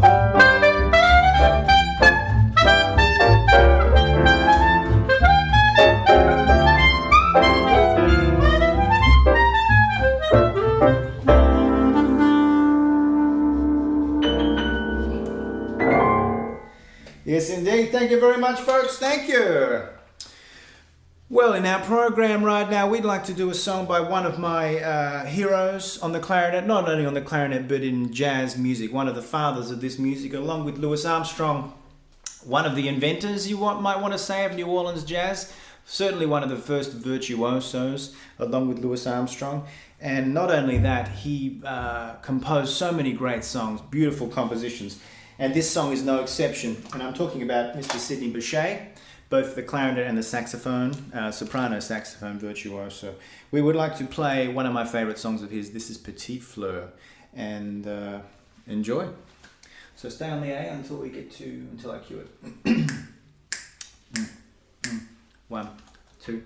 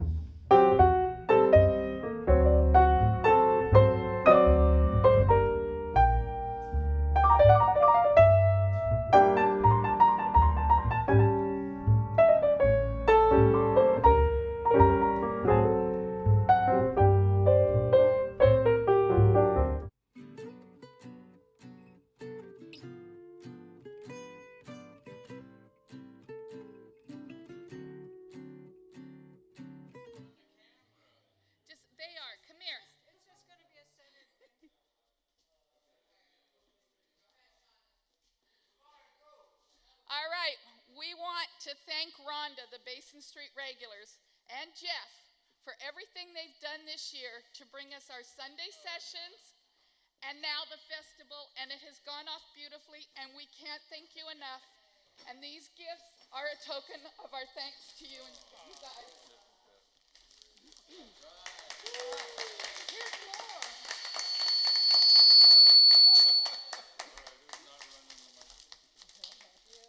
Now you can have the stage back, Rhonda. Hey, we get wine. We got wine and there's a charcuterie box. Okay, is Hugh out of the car yet? He's still down there. Hugh, we couldn't have done this without Hugh, so he'll probably get up in a second. No, he's here. So I want to thank all of our members who contributed to this, and also to Noble Productions, who did a marvelous job of pulling off an idea that you know, we weren't quite sure if we could make it work. I see Hugh. Somebody get Hugh and tell him to come on up here. So on behalf of the Basin Street regulars, here's all our volunteers that worked to make this weekend happen. And we have some Noble Production people out in the audience here. Oh, we got to get our most valuable person. We have to get our most valuable person up here. Come on, Hugh. Come onto the stage. So thank you all for tuning in and watching and donating. This was really a challenge, but I think we did it really well, and we're really happy with ourselves. So thank you for contributing. And so I don't think I'm going to introduce everybody individually, but except for Hugh. If it weren't for Hugh, I wouldn't. Hugh is an inspiration. He's an inspiration to us all. So he's part of the reason that we keep doing this for everybody. So thank you, Noble Productions. Thank you, audience. Thank you, everybody up here on the stage who's contributed to the success of this festival. And we're very happy, and we're all going to go home and rest. So thank you very much for your participation, and we'll hopefully see you in some form next year. Thank you.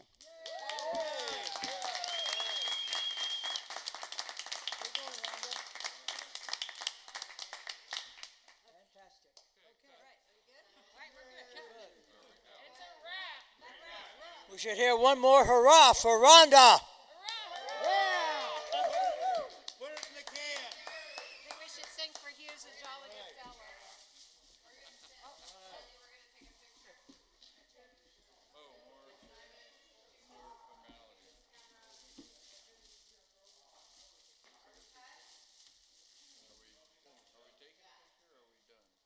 Has he got one more picture yet?